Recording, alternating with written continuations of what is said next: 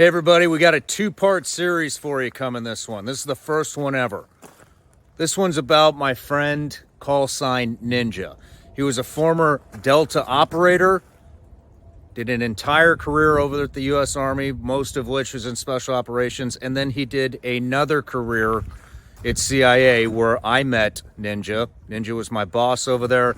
Second part of this series is something like you all have never seen before and will probably never get the opportunity to witness again. It's an inside look at some of the events that went on at CIA when myself and Ninja were both working over there. It's a conversation between two former operators on some very serious, significant events that happened during our time there. I think you guys are really going to appreciate and get a lot out of that. It's probably never going to happen again on any other channel. You're getting it right here. And I just want to say thank you. Thank you for being here this whole time. We've done a lot of different interviews. You guys have stuck around no matter how much I change it up. And I just want to say I love you and I appreciate you guys for that. If you like this channel, please like, comment, and subscribe. And if you're feeling extra generous, sign up for the Shawn Ryan Show newsletter. It's in the link. And go over to iTunes and Spotify and leave us a review. Love you all. Enjoy the show. See you next week.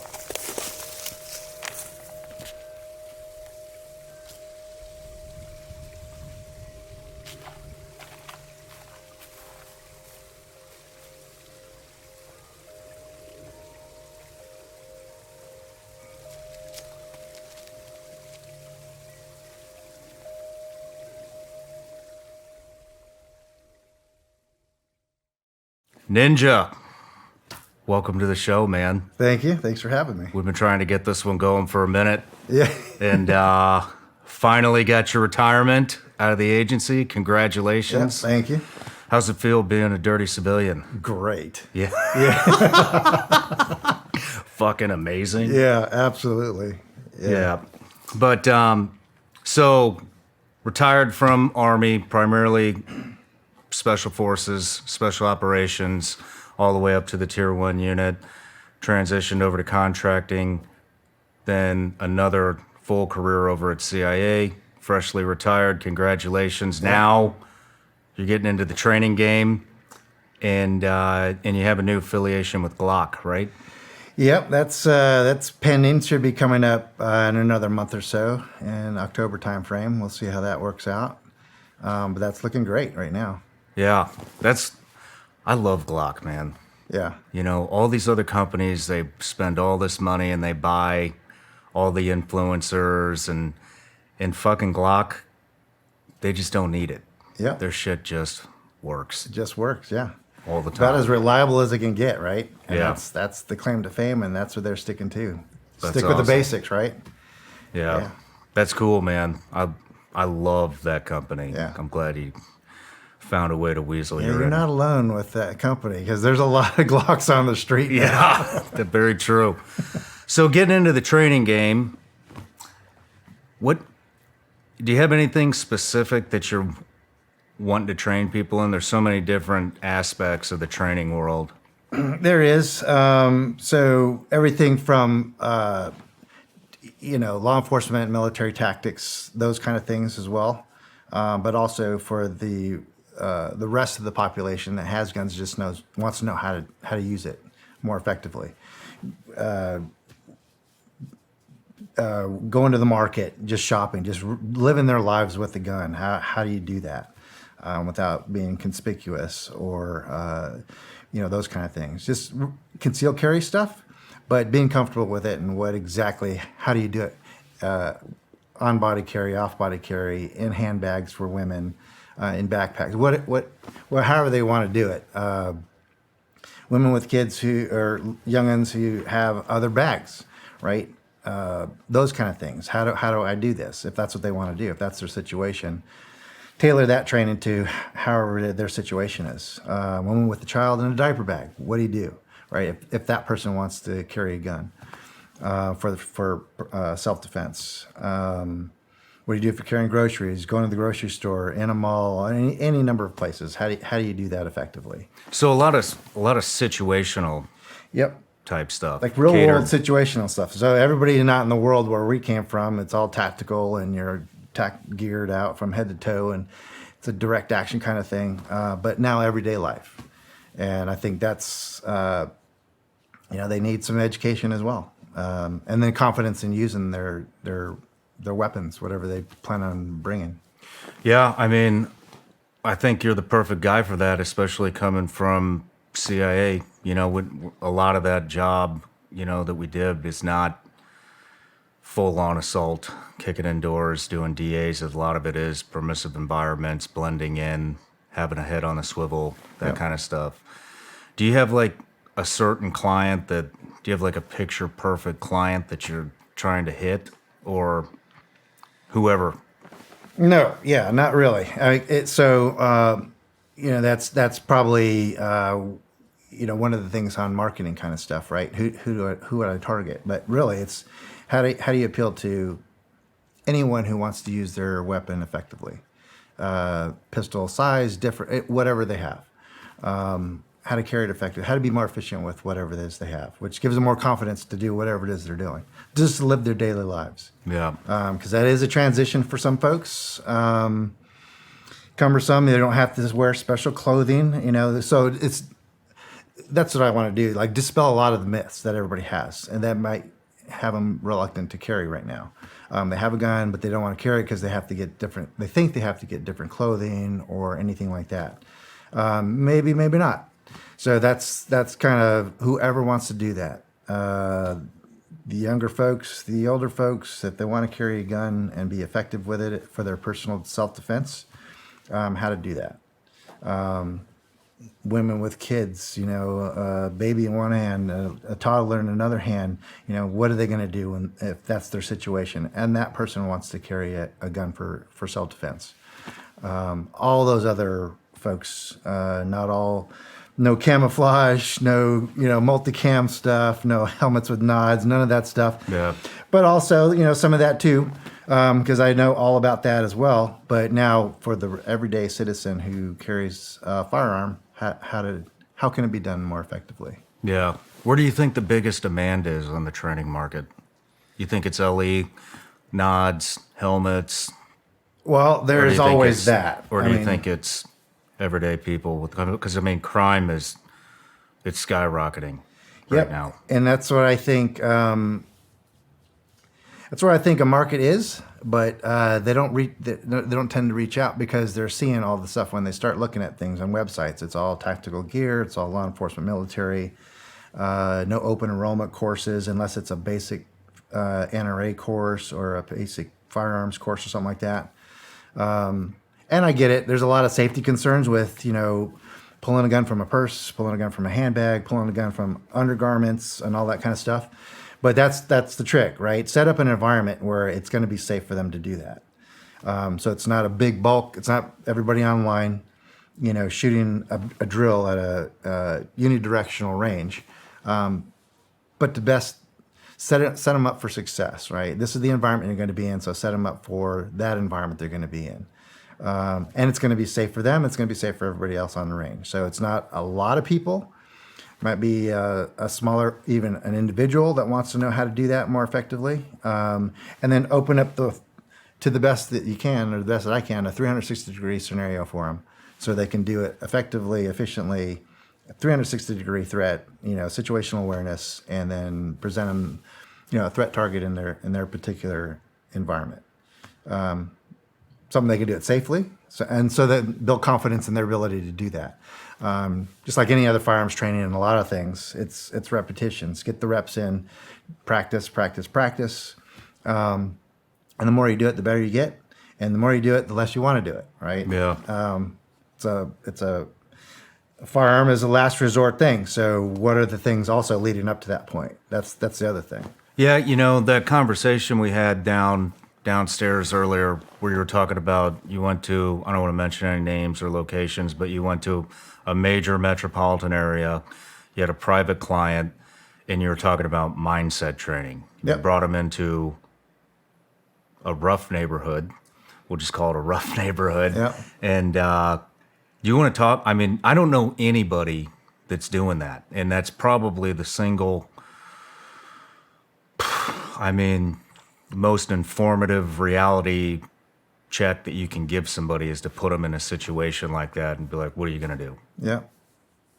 So very fortunate that this person had access to a home that was similar to theirs. So they were in a real estate business, and they had a vacant home that we could use for training. And it was with real guns, no ammo, dry fire, but it was how to walk around their house. What are the dead spots in their house? What should I be concerned about? How can I effectively, and it had furniture in it, how can I move around my own house efficiently and effectively? So, and I went through the whole thing about it's your house, and a lot of people don't know their house to the extent that they think they know. Lights are out, and it's dark, and now walk around your house with the lights out. Then what do you have as a fire? If it's a firearm, then what do you have on your firearm to be able to use the sights? Iron sights, illuminated sights, red dot sights, whatever it is. And I had several for them to look at in their scenario. How to effectively move toward a threat inside of a confined space like a home. A lot of the things that I was able to convey and display for this client was, it's not always, a straight line from point A to point B is the best way to go. It's like, a circumvented route to open up their view and to stay away from the threat as much as possible.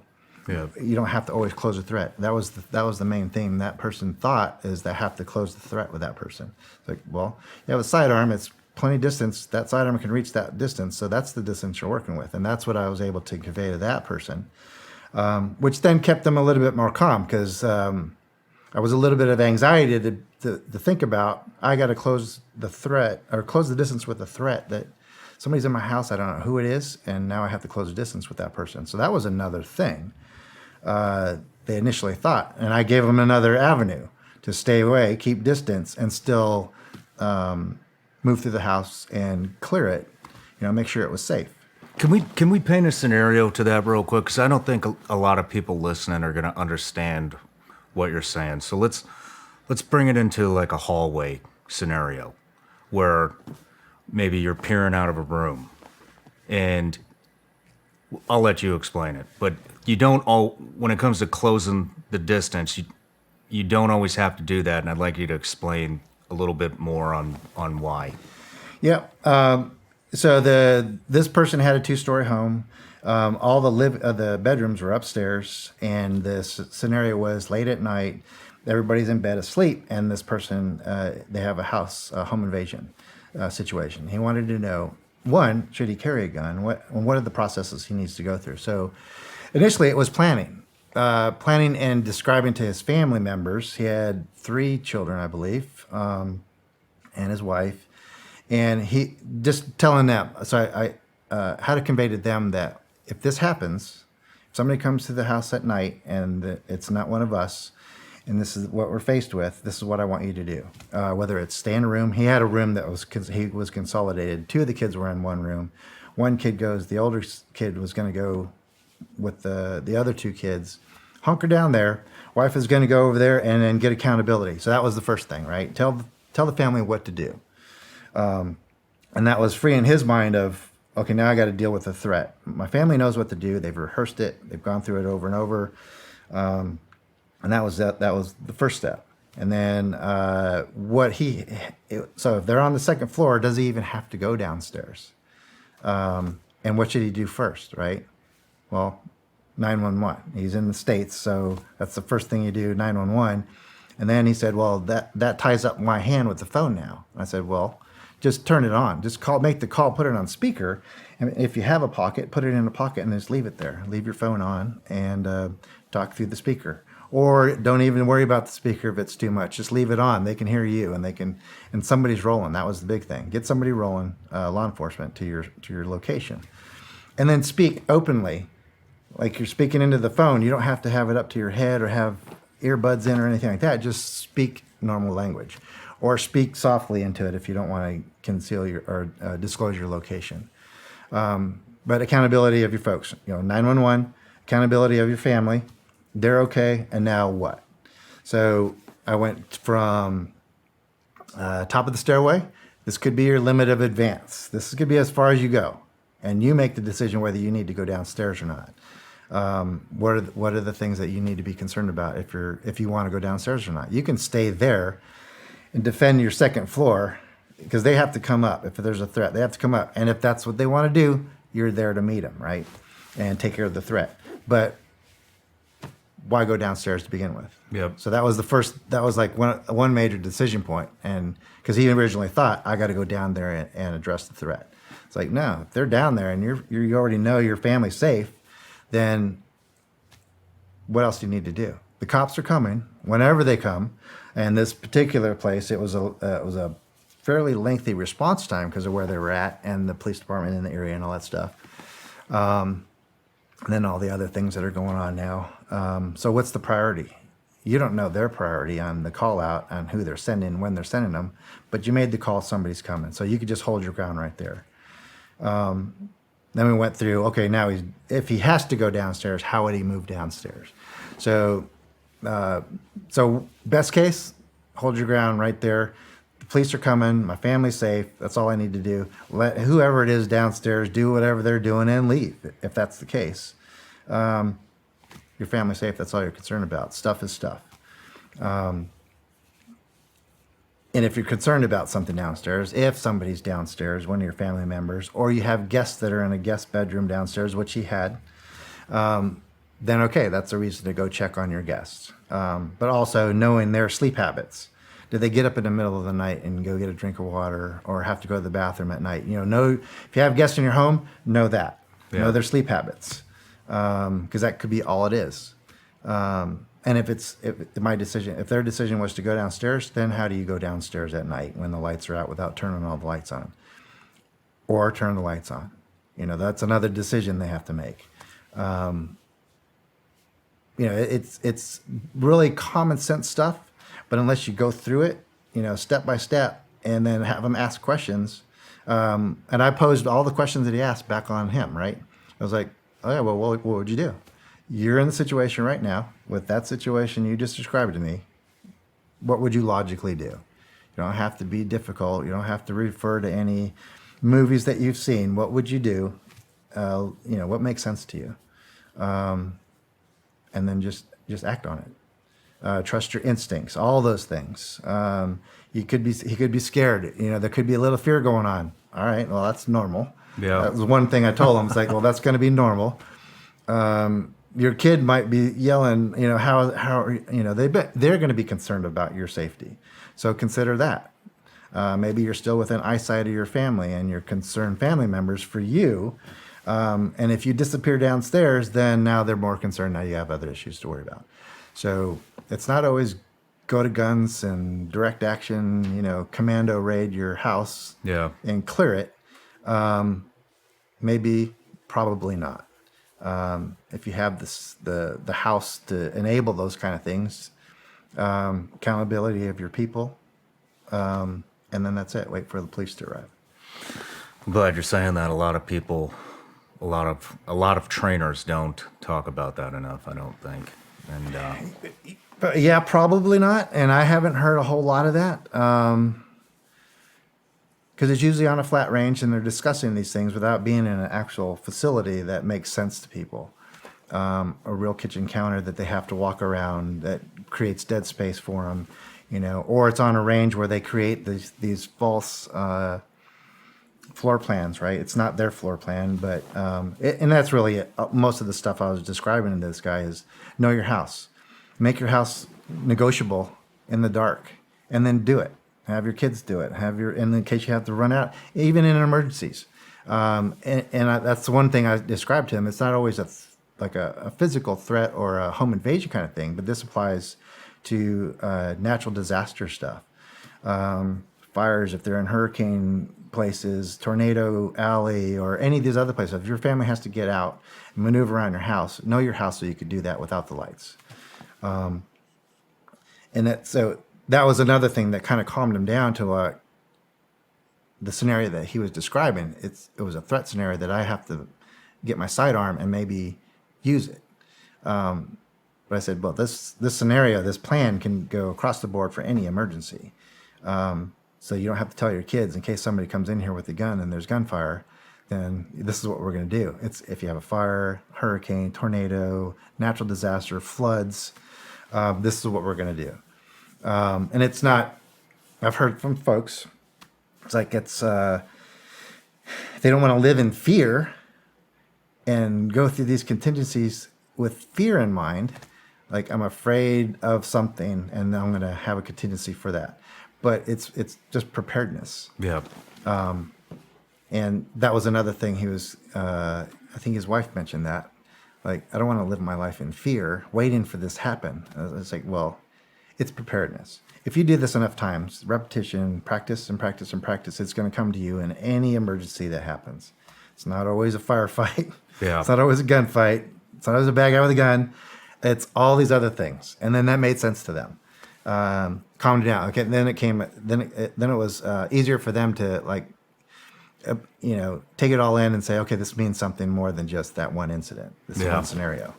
It was great. I had a great time doing it. They had a great response afterwards. Let's talk about what you did in the city with them, because that kind of training is extremely unique. Yeah. Nobody's doing that. Yeah, that was a situational awareness thing.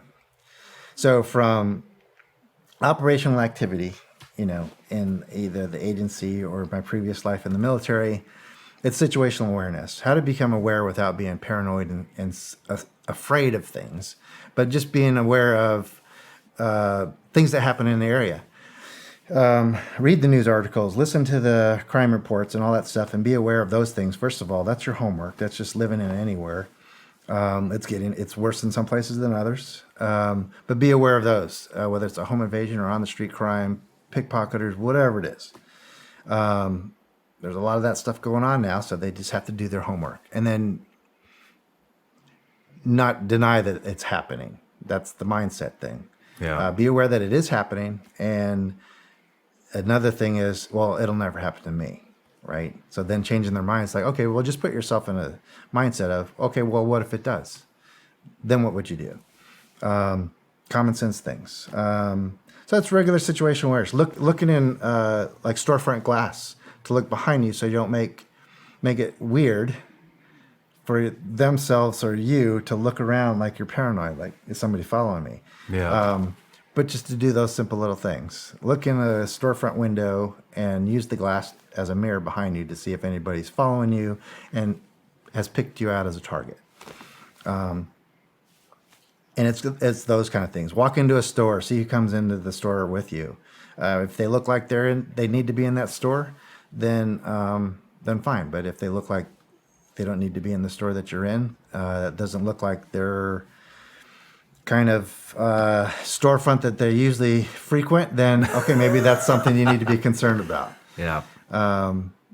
Kids with babies go into a small kids store with infant, toddler clothing and baby clothes. And if a person that looks like they don't belong there, those should be, indicators of maybe they're up to something no good. Yeah, it's all those things. People wanting the car thefts. And they're smart. They wait for you to go to your car and open the car for them, right? So before you go to your car, what do you look at in a parking lot when you're walking to your car? Where do you have your car keys? All that kind of stuff. Before you leave an establishment to go to your car, what do you have in your hands? Your car keys, flashlight if it's dark, if there's something on your keychain that you can have a light with, noisemakers, whistles, whatever it is, and be aware of your environment. Where's your phone? Did you just, for the folks that carry purses and handbags, is it just thrown in there and you got to dig for it? Or is it somewhere where stick your hand in it, pull it out, and there's your phone, 911. All those things, basic stuff, but basic common sense stuff, but often overlooked. And unfortunately, there's bad guys out there waiting for those people who are not paying attention. Yeah. To take your stuff, to take your cars, to take, all that stuff. What do you think the biggest mistake is that civilians make when it comes to mindset or situational awareness? Think it can't happen to them. Yeah. Yeah. And story after story after story. And that's some homework even folks can do on their own. And that's exactly what they say afterwards. Somewhere in their narratives afterwards, when they're telling their story, they'll say, I just never thought it could happen to me. Damn. It's a pretty common theme when they tell their story after the fact. Whether that's anything, a physical confrontation, something was stolen from them, or a car theft, or something like that. So they never prepared for it. And it could be just like, here you go, goodbye. I don't need to fight you right now. Go ahead and take my stuff. Give me my phone, give me my gun, and take the rest of it, right? Or whatever it is, whatever they come up with as a plan. But they're prepared for it, and that's what happens. Yeah. Well, we'll link all your website, social media stuff on the bottom, so anybody that wants to get trained up can contact you. Sure. And let's get into your backstory now. But first, Oh, God. Yep, everybody gets a gift. What are we talking, gummies? Holy shit! You may Gummies. be the only one to ever guess. Because I've seen your show. And yes. That's right. Gummies. Legal in all 50 states. Made here in the USA. Nice. If you want the other kind, you're going to have to get them somewhere else. Thank you, sir. You're welcome. Now it's official. Now it's official. Getting into the meat and potatoes of everything. But Awesome. So phenomenal career in the military, phenomenal career at CIA, retired from both. I don't know if you know this, but I mean, we worked at the same department over at CIA, and you are probably, actually, without a doubt, I would say the most well-respected individual in that department. Oh, So thank you. it's just a real honor to have you on this show. And I still remember the first time we were at the same location, and the rumors flying around about you, and all positive. We'll get into some of those later, but I just wanted to say that I don't know if anybody's ever told you that, but yes, you're definitely one of the. But thank you. I Yeah. appreciate it. You're welcome. I was just doing my job. Yeah, well, you did a damn good job. So I was proud to work with you. I know everybody else was too. But so let's start with childhood. Where'd you grow up? Yeah, born and raised in Southern California. So born in Palm Springs area, and then most of my life in the Los Angeles area, the San Fernando Valley specifically. Went to school there, and then ultimately all my childhood until I left to the Army was in the San Fernando Valley in LA. Parents still together? No, so my mother died when I was young. She died of cancer when I was 10. So my dad was a single parent before that became a cool thing to do. So he raised me and my 5 sisters for most of our lives. So I was 10. I have 2 sisters older than me, 2 sisters younger than me. He had a lot of help. So all my family out there, big Mexican family, they're all in Los Angeles, most of them. So aunts, uncles, cousins, they all helped out when they could. Yeah, so it was fun. It was a good childhood. I thought I had a great childhood. I do not remember any bad times, except for that, obviously, losing my mom at a young age. So before that, there was an uncle of mine who died probably 3 years before that. So initial, how do you deal with loss, right? As a 10-year-old, and then with my uncle, who's younger than that. But really, as a 7-year-old kid, you don't really clue into what's going on. 10, fully aware that my mom had died of cancer. So that was a huge hurdle for a lot of us. And then my dad, of course, more traditional, Mexican background, family history, and now he's a single dad. So that was a bit much. Plus, he's still working and all these other things. So dealt with a lot of those things. Did you probably hear more commonly, recently, but back then, nobody that I knew had a single parent family. Yeah. None of the kids, none of the neighbors, none of the kids I hung around with school. Damn, talk about a different time period. Yeah. Yeah. Shit, that's everywhere today. I know, right? But And then it was, that's why I say before it was cool, he is doing it. And he did it. He did a good job. I thought he was great. All the things, all the motivations, had to be a man, he did it step by step, never pushed me into the military. He was, very loving, caring, whatever all of us did, me or my sisters did. Very supportive. If whatever it is we wanted to do, and he supported whatever it is that was. Never had the military in mind. So so he was a former Marine. Have several of those in my family. So it's Southern California, that's the thing to do, either Navy or Marines. okay, makes sense. Yeah. A lot of my cousins, a lot of my uncles, Marines or Navy. I don't recall anybody that joined the Army, except for my oldest sister. She joined the Army before I did. She's probably 5 years older than I was. Never had a clue about the Army or the military, other than I knew relatives were in. Played Army as a kid, ran around with all the, the neighborhood kids playing Army and stuff like that. But I wasn't thinking this is what I want to do for the rest of my life. So I grew up younger childhood. So in the 60s, so in late 60s, we're talking, the Vietnam War era, a neighbor across the street. And so I'm not watching the news, and TV's not a big thing. That was also back when came home from school, do your homework, and you went outside to play. You didn't sit in and watch TV. You didn't play video games or anything like that. So you go outside and play. A lot of things was either, riding bikes, making jumps on bikes and skateboards and all those, kid stuff, and then playing Army, right? There was a guy across the street.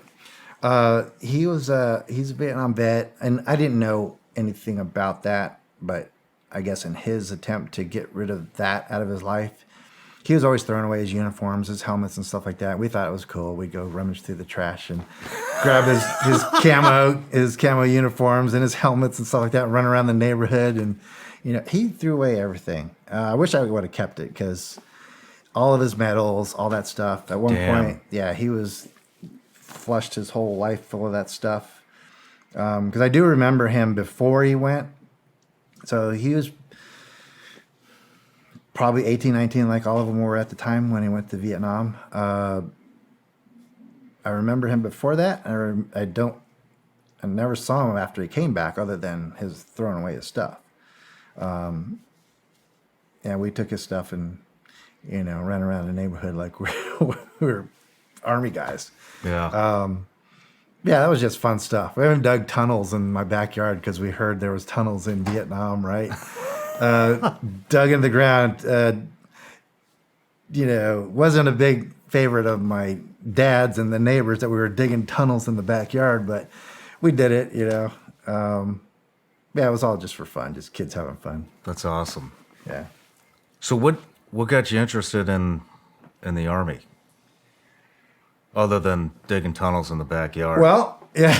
And digging through the trash. So, and I saw the movie, so it was nothing motivating me like that's what I want to do. Like, so whenever 1969 or whatever, I was still a kid. Whenever the movie The Green Beret comes out, I watched all the John Wayne Westerns, the Green Beret. I thought it was the coolest stuff ever, but never thought, yeah, that's what I want to do. I just thought it was, yeah, that's cool. Somebody's gonna, those guys are badass. That would be cool. But never thought I was ever gonna do that. And then it was just graduate high school. Didn't have the grades to go to college because it was a whole thing about, what am I going to do? Even in high school, it's like, okay, I'll play football. I'll do that, just like everybody else. That's the thing to do. Yeah. So, okay, play football. But I wasn't really so into it that I got so into it that I really got good at it enough to like, this is what I want to do in my life. So I did all that stuff in high school. It wasn't really a significant thing. Wasn't a bad student, but I really wasn't also motivated to be a great student to go on to college and do things with that. Got out, graduated, did normal work during the summers, during high school, summer jobs and stuff like that. So I'm now able to have, summer jobs and actually contribute to the, helping raise my smallest sister, provide some stuff, buy some groceries and stuff like that. Not that I had to. My dad was doing just fine, but those are some of the things that he taught me to do. It's like, be responsible and do those kind of things and don't spend all your money on, kid stuff. And so, yeah, I helped out doing that. So it was just like, buying groceries or buying my sister clothes or something like that, shoes for, before she goes back to school again, all those kind of things. Started all that stuff. So it was kind of, being responsible early, right? And I wasn't ever forced to do it. I wasn't ever told to do it. It was just like kind of instilled in me. This is what you do as, this is manhood. So that was good. That was a great example. My dad was really good at that. Discipline.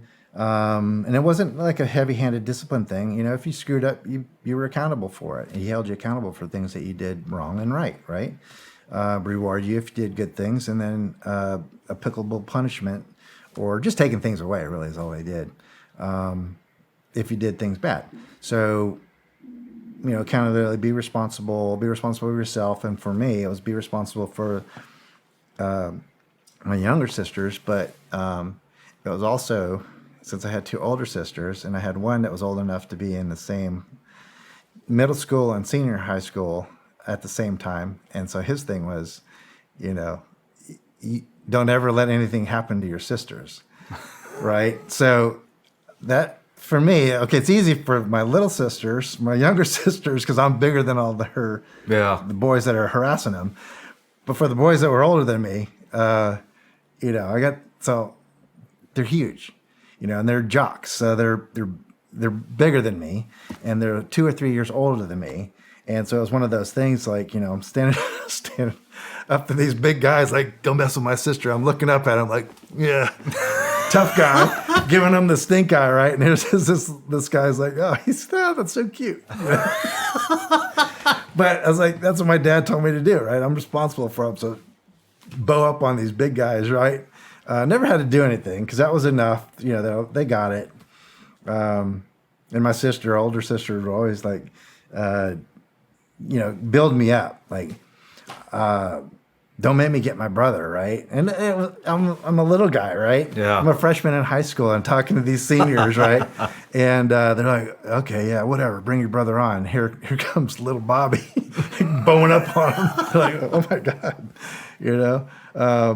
Yeah, that was all cool. I never had to do anything. with that. Just that was enough for them to, get the respect. Like, okay, good for you, man. You're doing the right thing. And I even saw the kids. They were talking about the military. I saw the kids in ROTC, right? That didn't excite me either. Saw the guys, and I thought the Marines that were there in their blues, obviously, it's like, those are some cool uniforms. But I never thought that's what I'm going to do. Did you have any idea what you wanted to do? Nope. Nope. Just lost? Yeah. So I got out, went to work for a toy store, and it was a good thing. So they put me in the manager trainee program, and this toy store, it's a pretty big one. It's not so much anymore, but you had to work all the departments. So as a young kid out of high school, they put me in the doll section to cut my teeth as a manager. I know nothing about dolls, but that was the point, right? Put me in or take me out of my comfort zone and put me in the doll section and see how I work out. So I got to know everything about dolls, doll houses, and Susie Bake oven things, and all these things that I had no idea. Worked out for me because my little sister liked this stuff, so I got to take it home and, free samples. I get to take everything home, and she loved it. But no, that didn't seem like, so looking at the managers that were there, and that was like the point, to get to that point in this toy store, be a senior manager, general manager, and all these other things, sales manager, and all these other things. And I saw the guys that were mentoring me. I was like, I don't know if that's what I want to do for the rest of my life. So I started looking around. And that's when I first entertained the idea of joining the military. Everybody does the Marine Corps and Navy, so that's obviously where I went first. And talked to the Marine recruiters, the Navy recruiters. And one thing my dad said was, if that's what you want to do, son, I support you wholeheartedly. Just when you talk to these people, make sure you get something out of it when you get out that'll be applicable back in the civilian community. And so he mentioned, and he was drove trucks for construction sites, big stuff, big earth moving stuff. He's like, see if you can do that, because that's pretty good money in Southern California, and there's always that going on.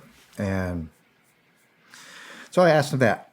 So when I went to the Marine recruiter and asked him that, I want to be bulldozers and front end loaders and big earth moving stuff and those things. And the Marine Corps has engineers, and the Navy has the Seabees. And I knew that, and I said, this is what I want to do. And they said, well, this is what the Marines, right? This is what we'll do for you. We'll make you a Marine. And then I got the feeling of, well, if this is what we want you to do, then you'll go be an engineer, right? And so I was just thinking, he's not saying exactly what I need to hear. So I'm going to talk to the Navy, because I know they have these CB guys that do engineering work. And because guess where I saw that? On the movie The Green Berets, right? I know CBs drive bulldozers and all this stuff. Let me go see what they have to say. And they weren't giving me a very, warm and fuzzy about doing that exactly. And they, take the ASFAB and all these other things first and see where I score on these things, and we'll see where you go from there. And then I had this, wasn't real comfortable on committing to either one of those. So I go to the Air Force and see what they have.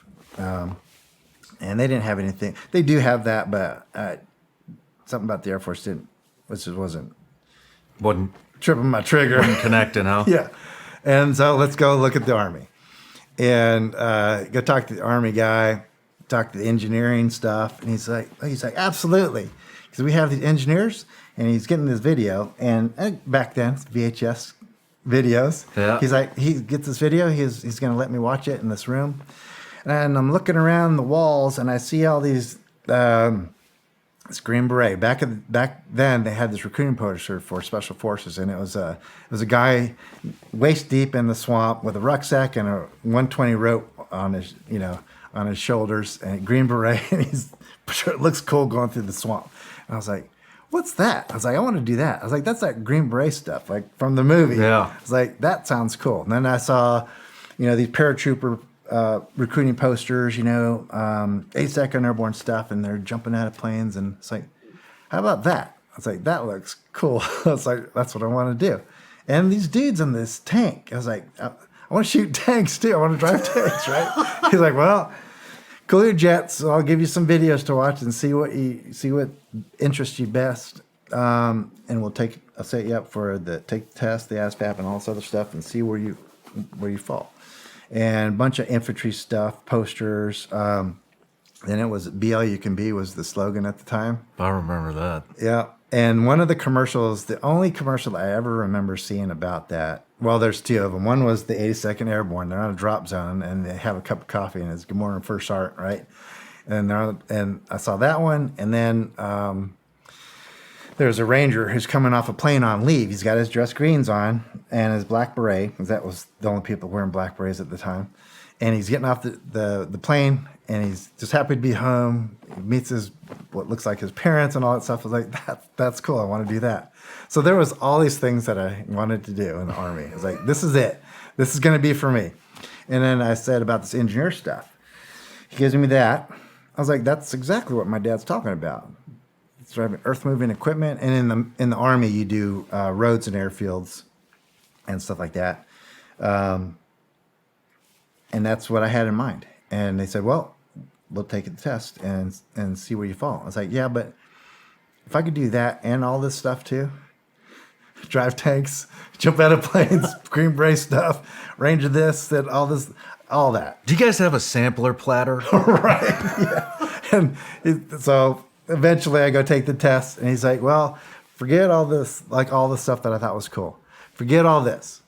Because the engineering, you needed, of all of those, I think, other than, and you couldn't just join SF back down off the street. You had to join the Army first, and then your second tour, you can join Special Forces and all that stuff. There weren't like you have today, like Ranger contracts, where off the street you can go to battalion. You went in the infantry, and then from Fort Benning, you were offered opportunities to go in those directions. I didn't know all that stuff. So it's like one of those things. Yeah, well, you'll be a grunt.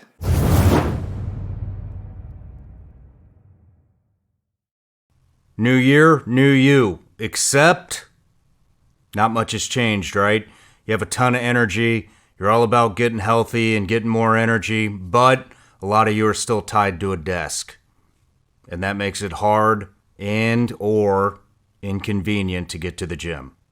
Have you heard about HVMN's Ketone IQ? It's something that a lot of athletes use to help boost their energy and wellness. Ketones are nature's superfuel. Our bodies create them when we're pushed to our metabolic limits, often through long fasts or carb-restricted diets. But modern diets and sedentary lifestyles keep us from having elevated ketone levels or experience the health and performance benefits that come with it. Thanks to modern science, there's a new way to help us fuel: drinkable ketones. HVMN's Ketone IQ is brain fuel. It's a clean boost without sugar or caffeine. Just take a shot whenever you need something to help you re-energize. Guys, I can tell you right now, Ketone IQ is something I would have used back when I was in the SEAL teams and working for CIA for a quick pick-me-up before missions. You can find HVMN's Ketone IQ at hvmn.com. Visit hvmn.com and use promo code Shawn at checkout to save 20%. Again, that's hvmn.com and promo code Shawn. Ketone IQ from HVMN is a fast way to help you get that new you you're dreaming of. Visit hvmn.com and use promo code Shawn at checkout to save 20%. These statements and products have not been evaluated by the FDA. These products are not intended to diagnose, treat, cure, or prevent any disease or condition.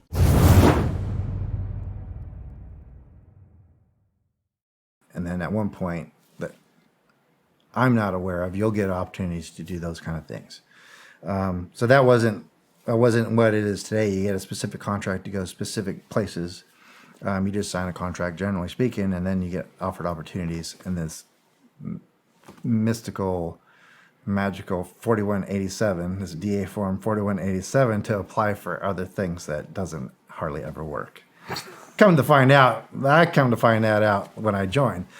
But I scored high enough from a recruiting perspective, apparently, you don't want to go infantry, you don't want to jump out of planes, you don't want to do the tank stuff, and you can't join SF until you get in the military, get in the Army first. But you scored high enough, and this engineering thing you mentioned is all about you. It's like, we can do that. So that's what I did. I was like, and then he says, as a recruiter usually would, you can do all that other stuff later on once you get in. Yeah. But get all your engineer stuff done. Your dad wants you to do this. You got a job locked on when you get out. And then once you get in a year or two, once you get to your first duty station, that's what he said, put in this form, 4187, to do any of these other things that you want to do. That never worked out. But I got my engineering thing. So I actually like that job. What year is this? What year did you join? This is 81. 81? Yep. I loved it. My first duty station, I didn't know anything about the Army life, other than what my sister told me. And she was somewhere in the medical field. She was a medic or something like that. She's in Germany. She loved it. And that was her advice. She's like, whatever you do, get to Europe. You're going to love it. And my first duty station was at Fort Meade, Maryland, not on the wrong side of the pond in Europe. Yeah. I didn't know. I just signed up things and started hacking off signatures and initials on things, and I ended up at Fort Meade, Maryland. But learned the whole engineering stuff, all the earth moving equipment. I did all that stuff there. We were on. It's different from the Army in the sense that it's almost like you're going to work, like a construction site. So you have typical stuff like morning formations for PT and morning formations for accountability, but then you went to work.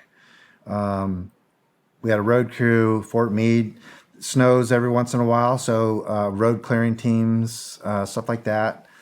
And it was like just a regular job. Not so much a traditional structured military thing, other than the formations and stuff like that. But everything else was just like going to work. You put on overalls, you got in your equipment, you did your job, pushed dirt around, spread asphalt, and just like going to work. And I thought that was perfect. I mean, I liked it. Then I started getting the itch to do more. All these other things I wanted to do. And that was the other thing my dad mentioned. He said, whatever you do, don't get out. Because apparently he had some regrets that he didn't do all that he thought, or all that he wanted to do before he got out of the Marine Corps. So that's what he told me to do. He said, go do it. It'd be great for you. It's very respectful for our country. I mean, do your job. Do your time for your country. I was like, all right, cool. But when you get out, don't get out with still wanting to do something. Don't leave something undone, right? Get it done while you're there. Otherwise, you're going to regret the rest of your life not having done it. And that's eventually how I end up spending a career in the Army. I never intended on a career. Every 4 years, it was like, well, what else do I want to do? Well, I wanted to jump out of planes. Let me see if I can get jumping out of planes. So I ended up at Fort Bragg, ended up at Fort Benning, go to jump school, ended up at Fort Bragg. I'm in the 82nd and all that kind of stuff. And then that time, and it's like, what do you do? Well, once you're at Fort Bragg, you get exposed to a lot of other things. Right? Because then you see Green Berets running around with their Green Berets and all this other stuff. And then you get that exposure. So then I get that itch to do all these other things. Hold on. What did you do in the 82nd? I was still an engineer. Okay. So this itch I had. So my first duty at duty station Fort Meade, that unit gets sent up to Fort Drum, which is now going to go do before 10th Mountain gets activated and they get deployed or assigned there and it's active. We're going there as engineers to clear the ground, make ranges, clear the the forest, really, cleared the trees of the construction sites that are going to be the barracks and ultimately the 10th Mountain Division. So this is early 80s. And I get this itch as and this goes forward, well, my time at Bragg in 82nd, and I'm trying to get to 1st Ranger Battalion at Hunter Army Airfield down in Georgia, right? I'm on staff duty. I'm a runner. I'm like a private something. And I'm just the guy sitting at a desk all night. I don't have nothing to do. So I'm looking through this phone book. And at the time, all the Gung Ho magazines and all the Soldier of Fortune magazines, that's what you have in your rooms and staff duties and all your duty areas. So I'm reading all these things. And I was like, dang, I got to do this Ranger stuff. And this is before it was regiment. It was just the 2 battalions, 1st Battalion in Georgia and the 2nd Battalion in Washington State. And I go down the Army phone book at the staff duty desk, and I look up 1st 75th headquarters down at the Hunter Army Airfield and look up the office numbers. And I called down there, almost a PFC maybe, at E3. They answer the phone, and it's another guy like me, a PFC that's sitting at the phone at a desk doing nothing. He answers the phone, and this is in the middle of the night. And I just said, "Hey, I want to be a Ranger. How do I do that?" And this guy, another PFC, he puts me in touch with the NCO that's there, and he said, "Well, where are you at?" And I was at Camp Drum at the time. It was not even a fort yet. And he didn't know where that was. I said, well, I'm in this unit. I'm at Camp Drum. And I want to know how to be a Ranger. And that's when it started. He said, call back in the morning and talk to the Sergeant Major. And for all the folks who are going to watch this, they know who Sergeant Major Carpenter is. He's a legend in 1st Ranger Battalion and Regiment, really. And I talked to him in the morning, and He took the call? yes. So it was a staff sergeant first, talked to E7, and I'm not sure that they actually knew what to do with me on the phone, and eventually talked to Sergeant Major Carpenter. And he said, well, this is what you need to do. And he's go to jump school. You got to change your MOS because we don't have your MOS, your military occupational specialty, engineers. We don't have engineers in the Ranger Battalion. So you have to do 11 Bravo somewhere. And he's describing how to do all this stuff. But first step first, go to jump school. You can do that from any unit in the Army. And then from there, talk to the Ranger Battalion recruiter who's going to be he gives me a building number and all the stuff near Rangers, near Airborne School, and do all that stuff. Ultimately, that doesn't work out. So I go to jump school, and where did they send me? To Bragg. And unbeknownst to me at the time, there's an engineer company that's there that's in the 82nd. And I get there right after Grenada. So Grenada happens, and a couple of the guys from the unit that I ended up going to were the ones that jumped in with the Rangers on the airfield to get, they had bulldozers and construction equipment on the airfield to block it from anybody landing, right? So they jumped in to get on the equipment to get it off the airfield, so then the airland folks can come in and start, using the airstrip. So initially I thought that was kind of cool. I was like, wow, this is like you guys, I got there when everybody was still gone from leave after Grenada. So it was a ghost town when I got there. And then I find out that 2 or 3 of the guys that were in the company that I was in were the ones that jumped in with the airfield seizure team with the Ranger Battalion to go clear the airfield. And for them, go to the bulldozers and all the construction equipment and get it off the airfield so the airplanes can land. So I thought that was kind of cool. But that's where I made the transition. I worked with the 325th Infantry Regiment there at the 82nd to get cross-trained. So you can OJT for different MOSs at the time. I wanted to get, because Sergeant Major Carpenter said, you have to get you're 11 Bravo. You have to be in 11 Bravo to be here. So I cross-trained to do that. Then the Army had different things in mind, and they got rid of the OJT for MOS program, and then I had to go to Benning to get my 11 Bravo infantry designator. And I was an E4, I think, at the time, and that was interesting. So there is no break, like the difference between basic training and advanced individual training, AIT, for grunts. There's no real break. You just go straight through the whole thing. So where do you start is my first thing. I already know how to march. I know how to be a soldier. I'm already a corporal in the 82nd Airborne Division. I already know how to do a lot of things. So, but that was their dilemma. Where do we put these guys? I was there with another E4 from the 82nd. He was a 11 Hotel, a tow gunner. And he had to get 11 Bravo because he's trying to do the same thing. He's trying to get the Ranger Battalion. Well, they eventually just let us get into one of the groups that's going to their end of cycle infantry test out phase. So it lasts 3 or 4 weeks of their advanced individual training, and it worked out. And somewhere along the lines, I get my infantry designator, and the Army has bigger plans for me than what I wanted to do because I'm trying to get to Savannah, Georgia. But meanwhile, there's a 3rd Battalion now. That's at Benning. It's a regiment. All this thing has already happened in all this process of mine. And I'm aware of this. So at the end of this, as soon as I get my 11 Bravo, I thought I was going back to Fort Bragg first, check, out process there, and then go into one of the Ranger battalions. Volunteer for that, and then make my way in the Ranger battalion. That was what I had written down early on. Yeah.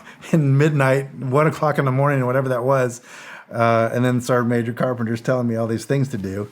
And I'm going step by step. Well, at the end of this infantry designator, I get orders to Fort Ord, California. I didn't even, exactly. Where the hell is that? Exactly. That's what I said. And I said, I'm thinking to myself, that's, I don't even know what that is. Who's there? But I'm trying to get to Savannah, Georgia.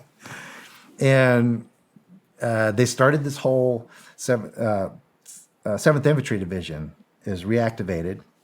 Huge history, which ends up pretty decent.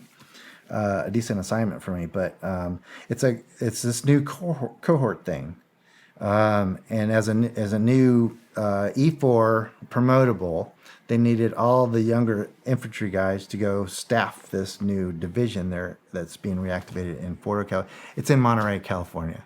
Never knew that before then. Wow. Yeah, and it's I guess the only other thing that's out there is the Defense Language Institute in Monterey. Well, Fort Ord's there. It's been there forever since it's got a World War II history and all this other stuff. That's a training base back then, and I never heard of it until then. And there is a whole shit show of things that happens after that because that's not where I wanted to go. So I literally walked across base and signed into the Ranger Regiment headquarters, which is is interesting. Interesting in the fact that, so it was in the old, it's not where it is now. So the initial regiment headquarters, it was old barracks, 3-story, barracks, had a fence around it with the green screen, around it. And then there was a little buzzer at the gate. If you ring the buzzer, then whoever's sitting on duty at the desk will ask who's there, what do you want, what's your business, and all this other stuff. And I ring this buzzer, did the same thing that I did a couple of years ago on the phone.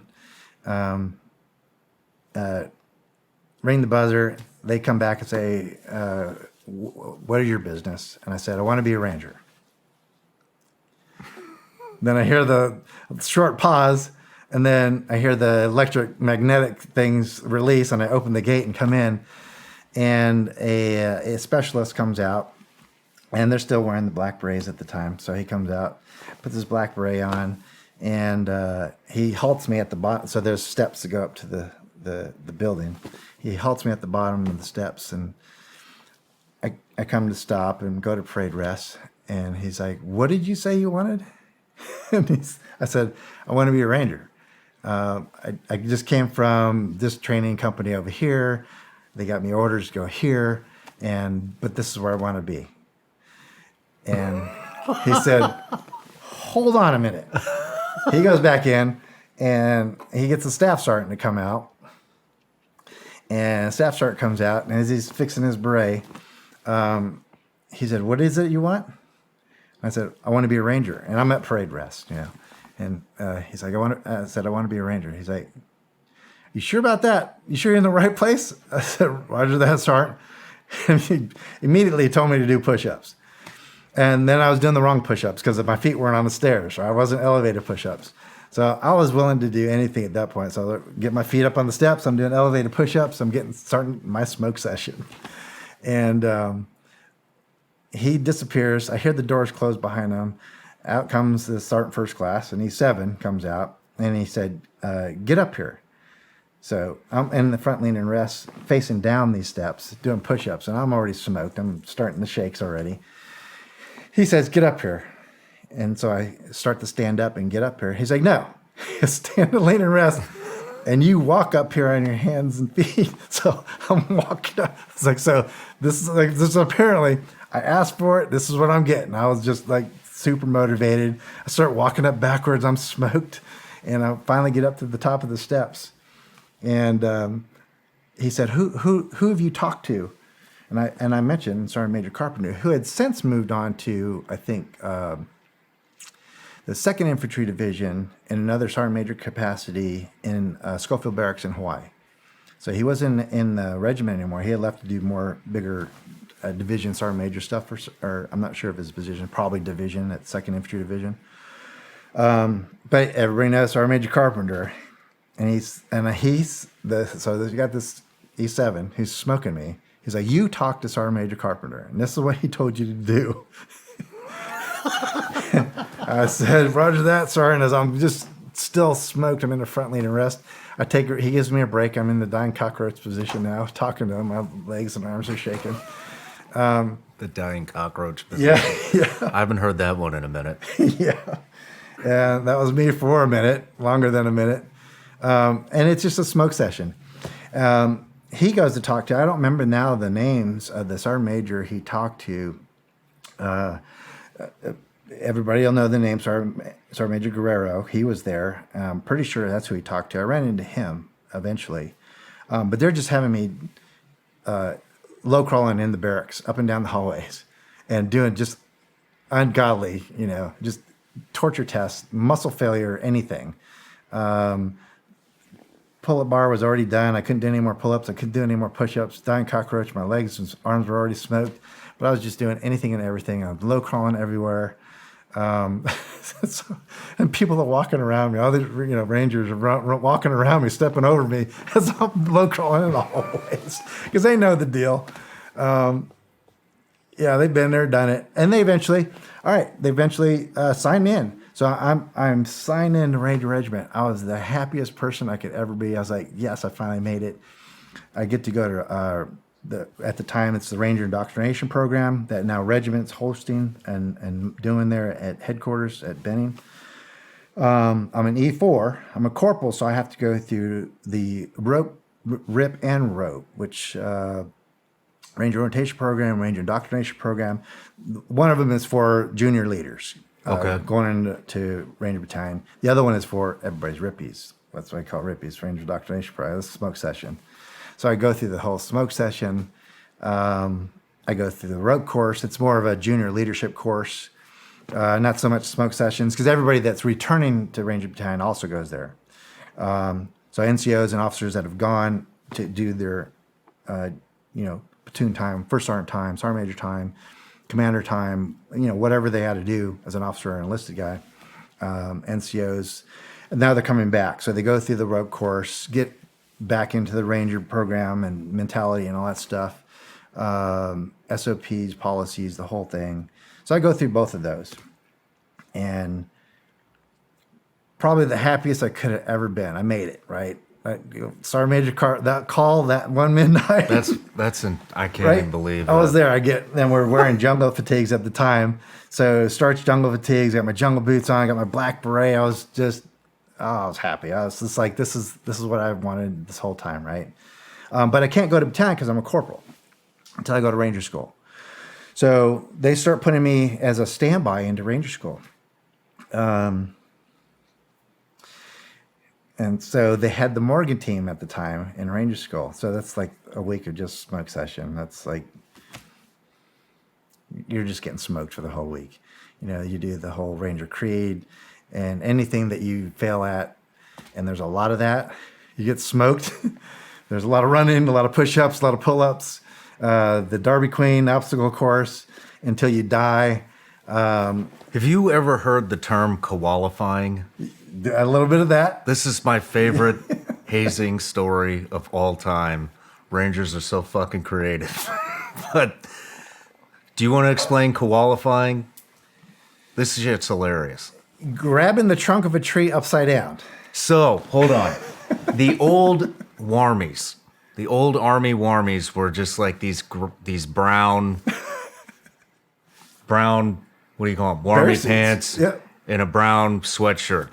So you look like a little bear. And somebody told me this at the agency who was a ranger. And you're the first ranger I've ever had on. So, but the way it was described to me is when they say, go koalify, you got to get down on all fours and run like a bear to the tree and climb in your little warmies and hang upside down on the tree until they tell you that's enough. Good stuff, man. It's good stuff. Yes, all that. Yeah, good times. I mean, at the time, it's just whatever it takes, right? You can't smoke me, this because that's what you want to do, right? And they make you growl. You growl and do all kinds of stuff. Well, even the dying cockroach, they tell you to say stupid things too. Like, I'm a dying cockroach, It's like, whatever. Yeah, the duck walks. Oh, yeah. Quack, quack. Let me hear you, right? Yeah. Quack, quack. Yeah, it's total smoke session. But so they do that. I get into Ranger School finally. I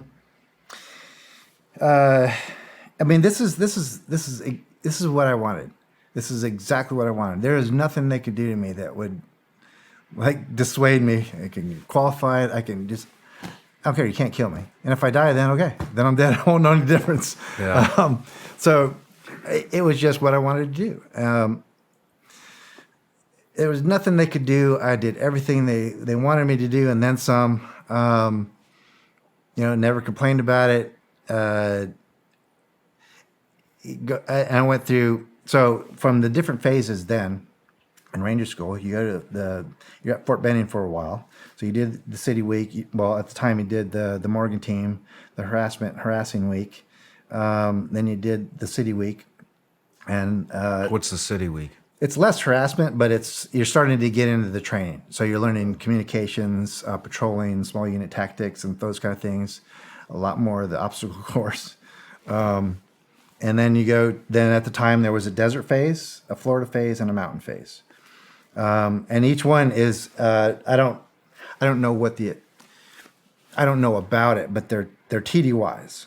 So temporary duties, right? You have to be on TDY orders. In order to be TDY, you have to be assigned somewhere. So everybody that goes to Ranger School is assigned to the Ranger department, and then those are other TDYs within a TDY, right? These are all administrative things I have no idea about then. And but now I can't go TDY because they're having difficulty with getting me TDY orders because I'm still on orders to go to Fort Ord, California, right? Yeah. But I'm assigned to regiment headquarters. I'm only assigned, so that was the issue they were having. I don't know any of this is going on. I'm just waiting for another Ranger class. So I go through Morgan team, CD week, I can't leave Benning. Class takes off, and they go do desert. So I wait for the next class to start. The first time that happened, I'm waiting right there at Ranger School. I don't go back to regiment headquarters and hang out or anything. I just wait for the next class that's coming through, and I'll just join them. And then by the time we get to the deployment to the desert, I'll just join them and jump in, drive in, whatever, with that class. Well, I get to that point, still don't have my orders. So they pull me aside and say, we can't TDY to desert phase onward. Like, okay. So then they tell me to go wait at regiment headquarters. Wait for the next class, we'll give you a call. You don't have to do the PT test again. You don't have to, we already know you're good. You'll join the next class that comes through. And that happened 2 or 3 more times. And I finally get to the point where I'm at a break. Now, I was married, 2 small kids, and they're in Columbus, Georgia, in an apartment this whole time, just waiting for me to get done with Ranger School, which is getting prolonged over time. And what ended up happening, well, ultimately what ends up happening, I get assigned to regiment headquarters, which is fine. But my orders that were going to Fort Ord, California, at the time, were overriding everything. That was the priority of the Army, to fill these 7th Infantry Division with these slots, right? So I was a no-show. Apparently, I was a no-show, and what does that mean, right? I'm absent without leave, right? I'm AWOL, according to Fort Ord personnel, right? Shit. I never signed in. So from the time I graduated infantry school, I signed in fine, did everything with regiment, got smoked, and everybody's fine with it. Regiment was fine. All the folks that were there. Was he a first sergeant or sergeant major Guerrero at the time who was there? He was really fighting for me because that's infantry branch headquarters there at Fort Benning. He was fighting for me he's like, he wants to be here and we want him. He's passed all the tests to be here, and we're trying to get him assigned here permanently and scratch this other assignment. And they couldn't do it. So ultimately, there's 3 or 4 or 5 Ranger classes that I get bumped and keep going through the initial phases through.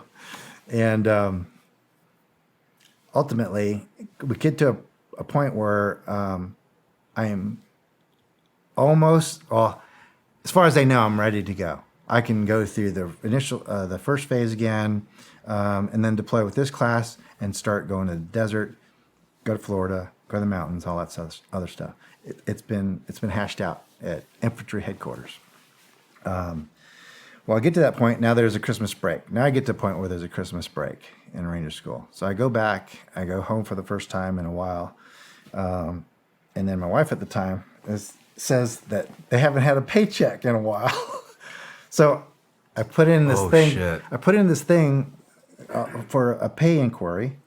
And they're all fine with it. Go to regiment headquarters, personnel NCO. He sets me up with everything. He's like, go here, give him this form, and you'll get your paycheck. So I do that. And they give me some money. And I go on my way, right? Get Christmas break. I go back before I go on Christmas break, and there's not another direct deposit. I was like, well, I'm getting ready to go sign back in the Ranger School, finish Ranger School. And I go back, personnel. They give me the form again. I go to the finance in Fort Benning.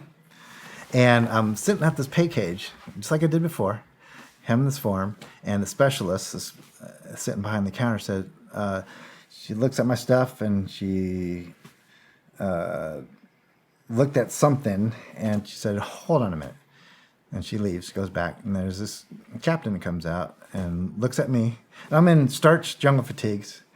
And I got Ranger scroll and my shaved head and, spit shine jungle boots. And captain looks at me and looks at my name tag and looks down at some paperwork. It says,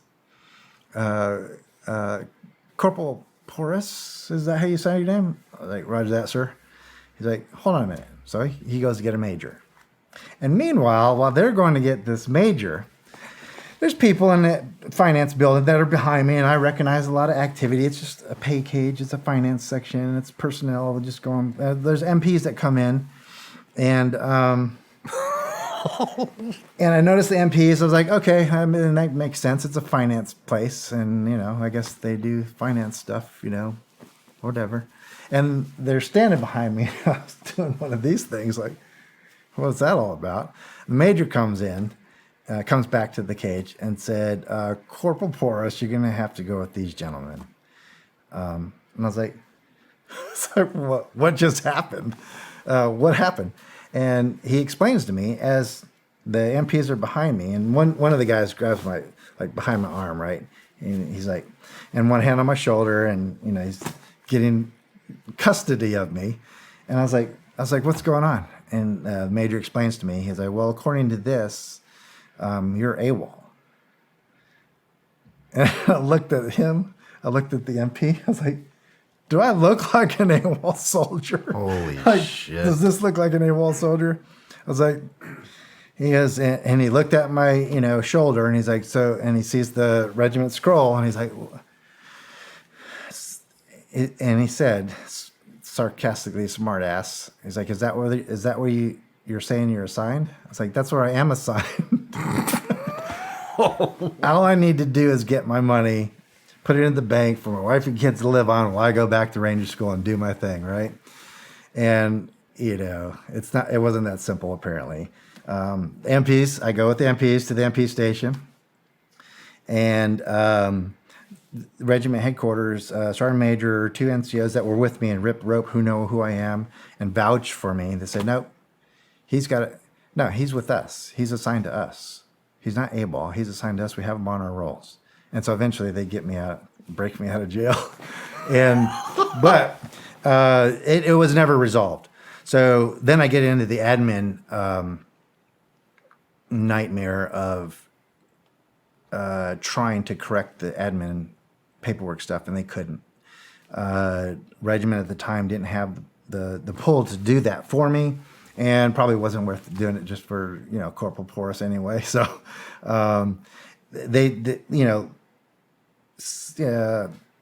that was I took that pretty hard because they said you have to go sign in at Fort Ord, California. Holy shit, after all that, they still made you go over there. Yeah, to get this, to correct this, go sign in. We know your story.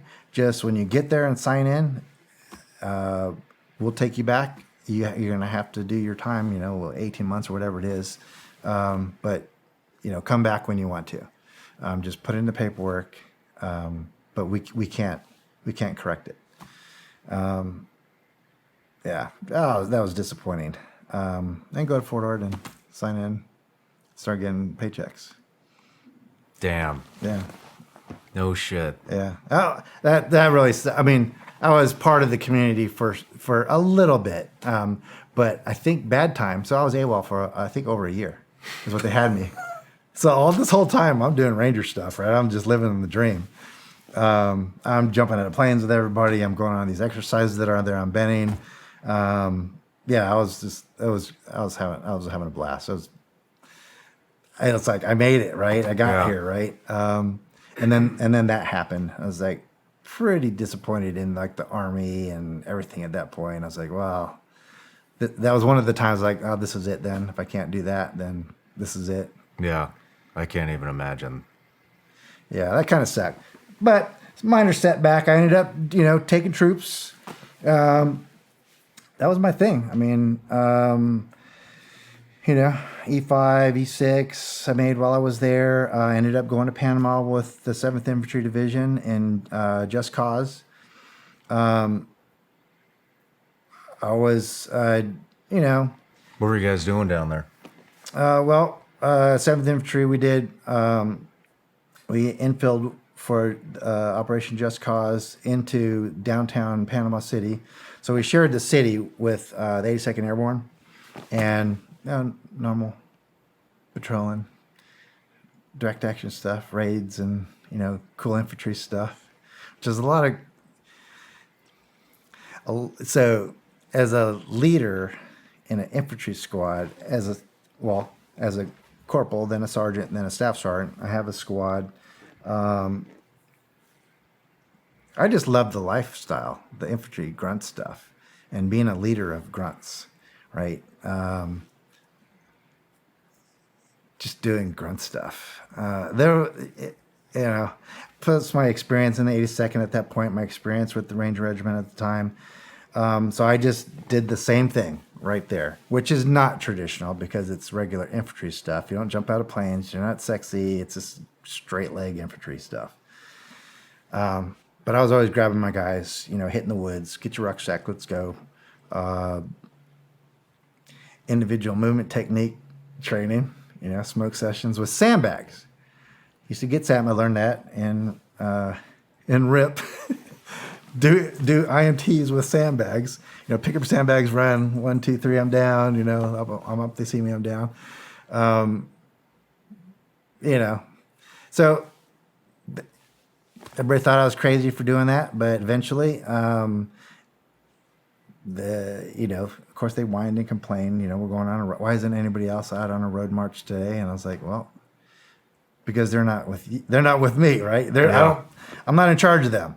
I'm in charge of you guys. We're going marching, or we're doing IMTs, or we're doing buddy carries. Down in the woods. Up and down hills. This Fort Ord has rolling hills, so there's some pretty decent terrain to do all this kind of good stuff. Yeah, and I was just as a junior leader, I loved that aspect of it. Having a team and then having a squad, and then I had 2 gun teams attached to me so at the time we had M60 machine guns and the infantry rifle squads and platoons. I just loved every minute of that. Knowing how to maneuver, my little element, my little kingdom, right, in the infantry world, how to maneuver this and we got an opportunity to do that in Just Cause. That was like culmination exercise. I couldn't have asked for it at a better time. And then all after that, even in my contracting days later on, I kind of resort to that on some of the things that that's a lot to get. If you're a leader, to get troops, your troops to do things that they wouldn't naturally do on their own. Mm-hmm. Under stress, under fire. And then they do it without question when you ask them to finally, right? And then, so for me, that was my Just Cause experience, right? I didn't have to coach them anymore. I didn't have to say things twice. I just barked out a command and they were moving. And even in some cases, they were doing it before I said anything because I knew that was coming. So for me, that was the best experience I could have had to like validate a lot of things that you don't ever know when you're training to go to war or battle how you're really going to act and how your troops are really going to act. How many guys were you with, or how many guys were you in charge of? Well, typical infantry rifle platoon companies and stuff like that. I had a plussed up squad, and that was because one reason for that when we went to Just Cause is because they trusted me with a maximum amount of troops. So 2 fire teams of 4 guys, plus 2 machine gun teams, which is 3 guys per machine gun team. Plus this up with any number of other folks just on any particular raid to support that kind of stuff. So the battalion commander at the time, great guy, former SF guy. He was doing his time in the infantry ranks to do his sergeant major time. Asked for me specifically on a couple of things. Hey, let Sergeant Poras do this because he's got his guys ready to go and all this kind of. So for me, that was huge. I was like, oh, cool. He's asked specifically that I do these things and not anybody else. And I was like, I don't know why, but hell yeah, let's do this thing. Yeah. And a neighbor of mine who was on a tow platoon, they used to cordon the areas that we'd go into for the raids. And he was saying, as I'm marching, you know, they had vehicles, they had tow vehicles, and they'd go cordon off this area, and here comes me and my guys marching into this area, and I'd always say hi. It's like, hey man, I want to say Jim was his name. It's like, hey Jim, and he's a smoker. He's got his tow guys cordon. He's like, I think my call sign was Black Sheep at the time. He's like, Black Sheep, why are you always the one? You out here again? It's like, hell yeah, man. Here we go again, right? Just like the infantry, like running, song. It's like, here we go again. Hey, we're here. Might as well do this, right? Yeah. And then off in the jungles we'd go into these little shanty towns and disappear from his sight. But he's like, man, you are glutton for punishment. I was like, well, as I'm walking past him, I was like, well, that's what it's all about, man. Hell yeah, dude. Well, hey, let's take a little break. And then when we come back, let's get into a little more specifics on what you were doing down in Panama. Yeah, sounds good.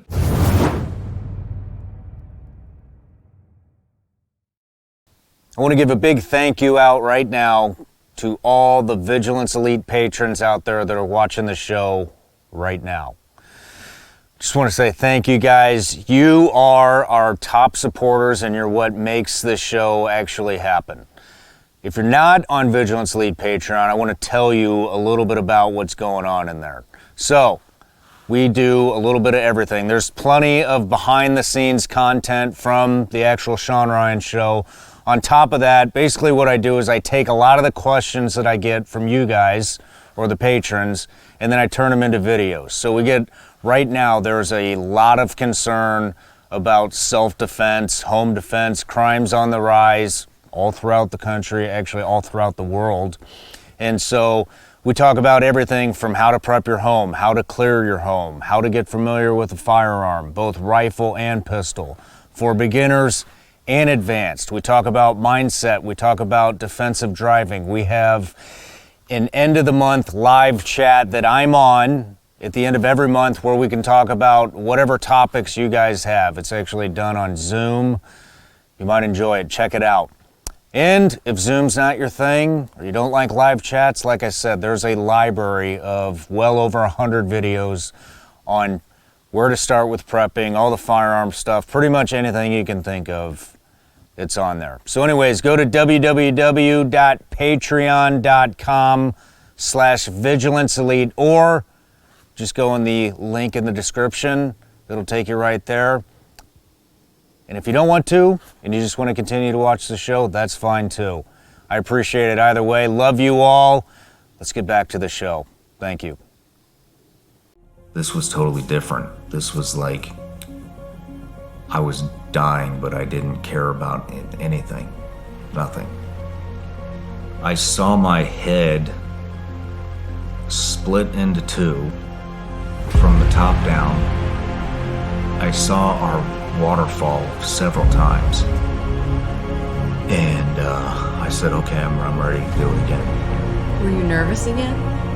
I was nervous again, but I knew there was more, and it's not, you don't know what else there is, but you know that there's more. Essentially what's happening is you're entering this higher level of consciousness that you've not experienced before, and you don't want to come back. And I just started yelling at the top of my lungs. I was like, go in there! Go in there! Get in! And I knew what it was like to die.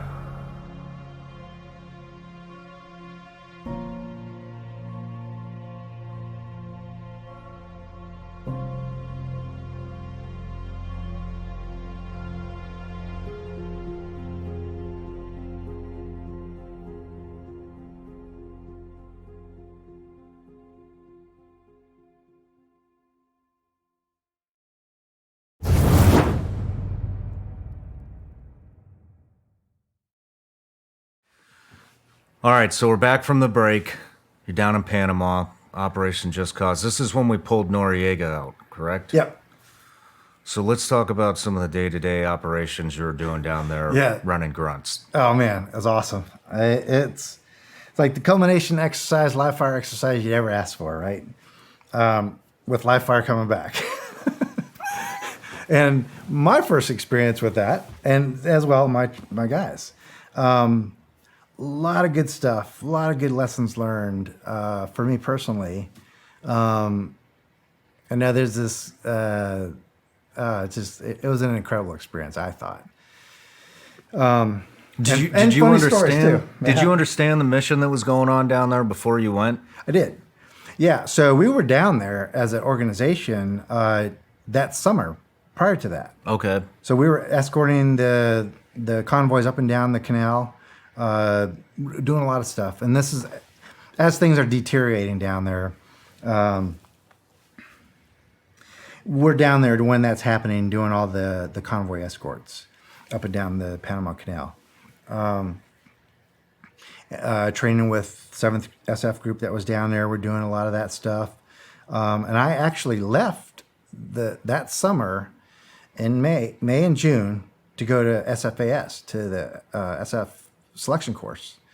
I left, went to Bragg, went to SF selection course, loved every minute of it, because then I had it was one of my other wild hair moments. Hold on. So did you ever become a ranger? No. You never became a ranger? No. I got to regiment, but never went to ranger My school God. and never was permanently assigned there. No shit. Yep. All right. Well, fuck. I thought we had a ranger on here. Okay. Not yet. Yeah, so I left, went to SFAS, went to that. I was supposed to go to Q course after that. And that's when we actually we spend the summer there, doing all the escort stuff. We come home actually about Thanksgiving time in '89, right? I think I'm getting those dates right. And we're off rotation. So our sister elements and brigades are going down there to assume the escorts and all that other stuff. The patrol missions and the training with 7th group and all that stuff. And then December 20th, a month later, Panama Just Cause goes down and we get alerted, fly out, go back to Panama. Can you explain what that was all about for the listeners? Well, so I guess it was time to let Manuel Noriega, who we empowered to do what he was doing down there, to take back the power from him because he got a little overzealous with it. So somebody we put in power, out of control, powers that be here in the States, out of the White House at the time, decide to, I guess, indict him for his criminal acts. One of which, eventually, unit has one of the rescues out there, Kurt Muse. They do that when they're down there. Funny experience with the unit. I'm not at the unit at the time. I'm with 9th Infantry Regiment, the 7th Infantry Division at the time, but doing great things as a grunt, junior leader. So one of those things, I got this Death Blossom story. So talk about communications and getting grunts to do on a whim. You don't have to talk, or as soon as you say something, they're on it, right? One of the things I used to say right before we went on a hit down there was, because it's despite all the confusion, and they were scared, and it's like, well, what if this happens? What if this happens? Like, okay, hey, cool your jets, man. If you see me shooting at something, find something to shoot at. Bottom line, just do that. All right? So I didn't think about that at the time when I said it, but we go on this raid, and we're going to get this one dude who's apparently one of the Battalion 2000 was the Noriega's army at the time, the army down there that went rogue. And now we were training them, they're friends, now they're our enemies, just like Noriega was.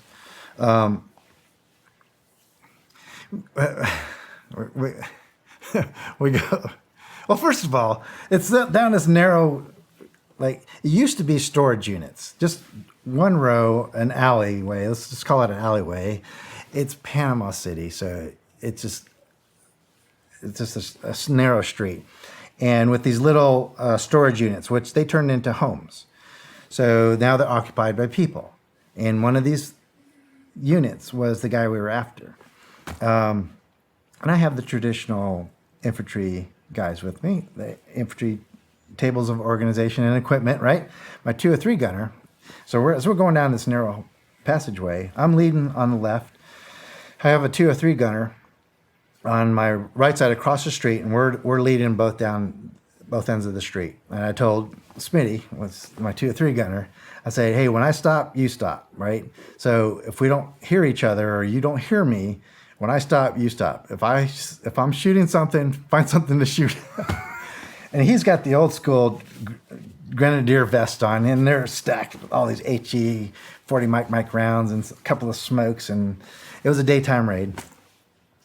And we offload the vehicles, and we get to this last covered and concealed position, and it's a sprint to the door from there. So down this, it wasn't a long sprint. And as we're going, I'm crouched down and, face to the front. And I look to my right, and I see Smitty across the way. And literally from here to that wall is the width of the street we're on. And I see him crouched down. But his legs, when they come up, they're kicking out from his vest the 40 mic rounds on the bottom row of his vest. And I was like, well, he's got plenty left of his vest when we get there. And it's such a small place. We're probably not going to use it. I'm probably not going to ask him to use that anyway. So I was okay with that. It's just he's dropping some rounds. We'll pick those up afterwards, after the assault, right? Assault goes down. Well, let's get to this assault. So there's a little break on my side. There's a break which we're going to go set up on this door.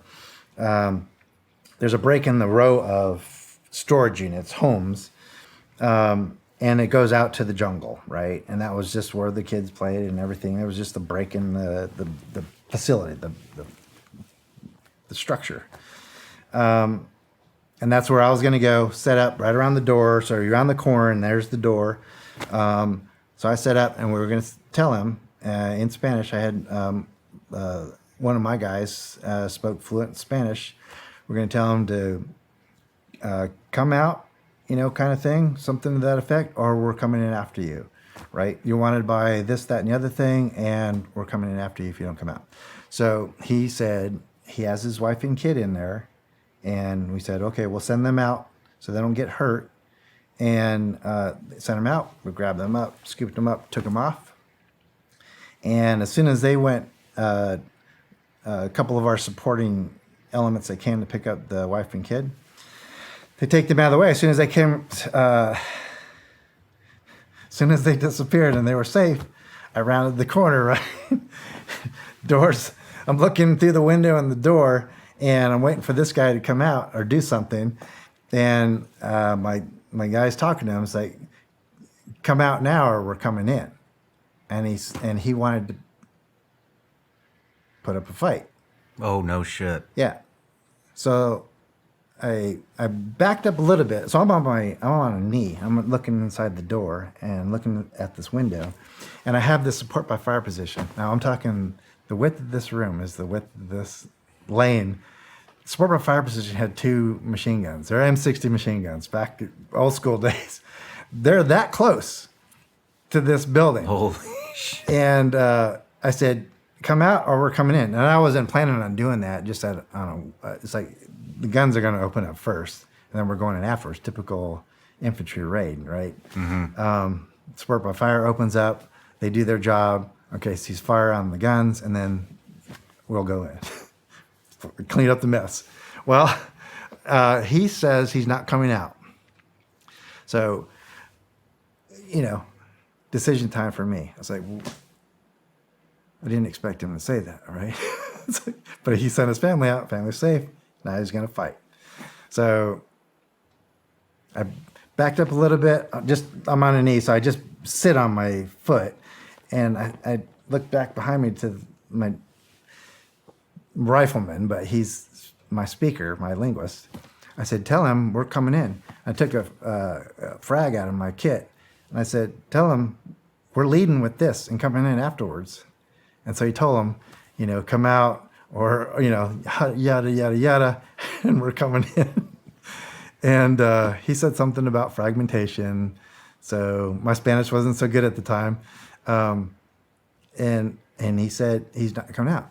Ramirez, my guy, he's like, hey, Sergeant P, he's not coming out. So I was like, roger that. Did the whole, hey, pulling my pin, showed everybody that was behind me. And I threw it in the door, the game, douche, right? So as soon as I threw the grenade, I backed up against the wall. So I'm crouched down, I'm backed up against the wall and waiting for the explosion, right? And so they're all thatched roofs. And there's cinder block that are making these storage units, and now they're homes. And thatch stuff just starts flying. There's debris everywhere. And right above us, fragmentation is coming through the cinder block, right? And I was sitting there thinking, just loud as hell, man. Just douche, everything explodes. And I see everything flying, and I look back at the wall and the frag holes. I was like, oh, man, that wasn't such a good idea, right? And I'm looking down the line like, okay, everybody's still good. We're still good. So off we go. I said, let's go, follow me, or something to that effect. I rounded the corner and guns in. And they have this little partition. It's a small room. This little partition where it separated the room. I yelled gun on the coffee table. Ended up to be a toy gun. I yelled gun as I'm going through the door. And I see this partition. And if somebody's hiding in there, that's a good place to hide. So I just stitched the wall, right? So total grunt raid stuff, right? It's not like surgical fires and, target ID and all this shit. I just fragged this place, so we're going in blazing, right?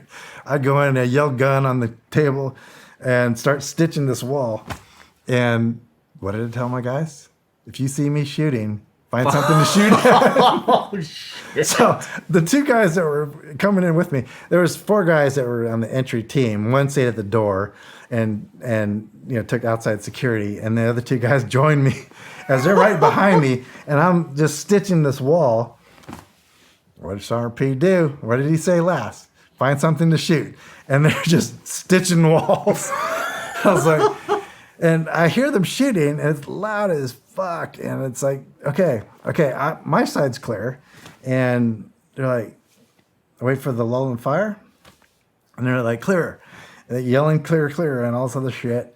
And I look back behind the kitchen little thing that I shot at, and there's nothing there. And there's a little bedroom, or a little room, which is their bedroom, and a somewhat of a bathroom. And that's where he was hiding underneath a bunch of furniture. We go in there and look around. This place had just been fragged. There's still that thatch roof stuff, dust in the air, and the frag and the cement cinder block debris everywhere. We can't hear anything because we just fired 3 guns in our ears. And Ramirez is yelling at this dude like come out, are you hurt, or all this other things. And by then I'm thinking, surely this dude's like near death at this point, right? And he's underneath this 2 mattresses, and he pulled something. It was like some sort of a bookshelf or a shelf, but over him. And we took all that stuff off and got him at gunpoint. And he had his hands already up. He's on his back and he has his hands up. And I look at him, and he's clean as day, right? And he only has on shorts. So he doesn't have any other clothing on or anything. He has on shorts and thongs or whatever, his slippers or whatever the hell he had on his feet. And it's like, how does this guy not have any holes in him? And I had Ramirez talk to him. He's like, are you okay? You have anything hurt? And I'm doing like an initial assessment on the guy at the same time. Not a scratch on. Holy shit. The only thing he couldn't do or had complaints about was his hearing. He couldn't hear anything. So I flex tied him, got him up, hooded him, took him outside, got him out of the way. And I was thinking the whole time that, post-assault procedure kind of stuff. So we go in there and look around and do the SSE thing, and his his little cabin, whatever that is. And then the people started coming out from their homes in their doorways and asking, they thought the 203 gunner, Smitty, going in, as dropping the 203s, was mining the roadway going in. So they thought they were landmines. Yeah, they thought they were landmines. Shit, how many of those things did he drop? It's like half a dozen of them. And I looked around. I was like, no. There's no landmines. Are they saying landmines? Like, asking them specifically, like landmines. And Ramirez was like, yep, no, they're landmines. And I looked down the street, and I can see the Golden Egg Trail, right? I was like, oh, is that what they're talking about?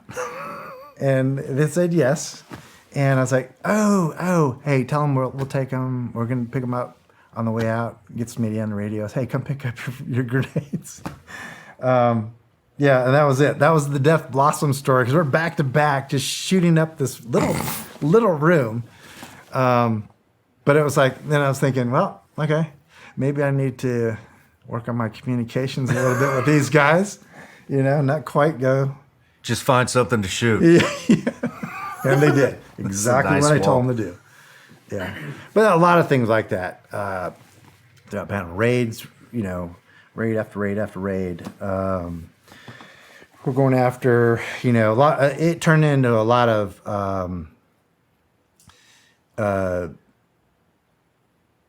like territories. Like us, one territory or one group is wanting us to go after their competition. This sounds like Afghanistan. Yeah, and so, but we're just grunts and we don't know any better. We're just passing the information on from the street, the intel. Let them do whatever they need to do. It goes through the system, comes down from battalion headquarters. These are the missions, and then we go on a raid. But it was. That's all it was. Everybody wanting us to go after their competitions and pass around the drugs and all that other stuff that was going on. But I got a lot of experience raiding. Yeah. How long were you down there? Through the holidays, we ended up redeploying, so probably 2 to 3 weeks on the street doing patrols and raids and stuff like that. And then because we redeployed probably, I want to say by the end of January of 90, had to have been at least by then. We had a Christmas raid. So another thing I learned too. So this raid I called Christmas raid, and the op order was on Christmas Day. We were patrolling through. We had to patrol through the shanty town to get there, and the guys that I had leading. So there's this little kid that we got. He's going to lead us to the house in the shanty town, because it's a shanty town. You can't make heads or tails of it. Nobody can tell, go down this street because there's no street names. So we had this little kid that came out, or one of the people that was in the village said, we'll lead you to it. Well, I'll send you somebody to lead you to the house. So this little kid shows up. It's like 10 or 11 years old. And that's who we had to lead us into this raid. And that even got me a little nervous. Yeah. Because some of the places he was walking through, I was like, well, this is where we're going to get hit. Somebody's setting us up for an ambush, right? And that kind of was prevalent in the guys. And I didn't say that to anybody, but the guy had leading, he had stopped. He halted the patrol. I came up to see what was happening, and the kid kept walking and disappeared into the shanty house.